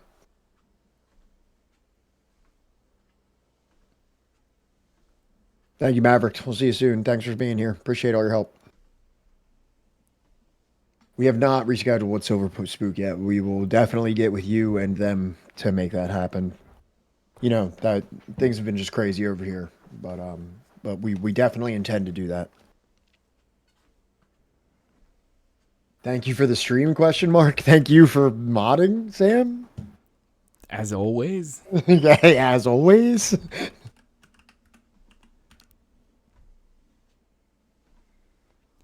All right, I'm calling it. So do we have to subscribe, vote to the Patreon before Wednesday, or could we wait for the current results to be shown on stream that day before deciding? You can wait until that day. I'm going to leave them open until the end of day on Wednesday. So you can see. Thanks for not sucking. Thanks, Wilco. Yeah. No, yeah. So you can wait till that day. I'll leave it open till the end of Wednesday. So we'll be announcing it on Friday. Polls close 11:59 on Wednesday. So we'll go over the results, and then if you feel so inclined, you can join up and make some votes.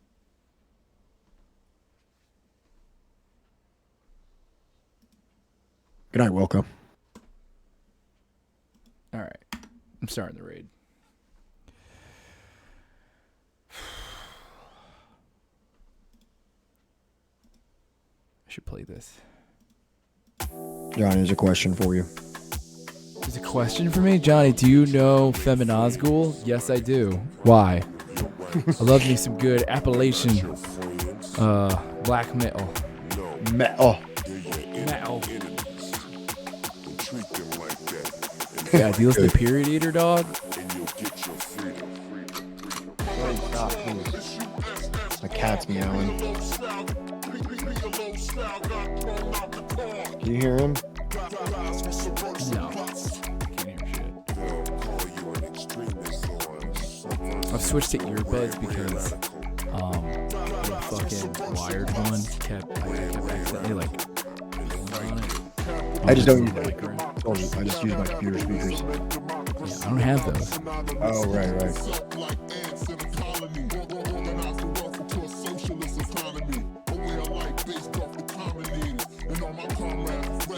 So we'll see you all Wednesday. We will be almost done with how Europe underdeveloped Africa. That's right. Lal Salam. Stay strong out there. Be well. And, give Silver Spook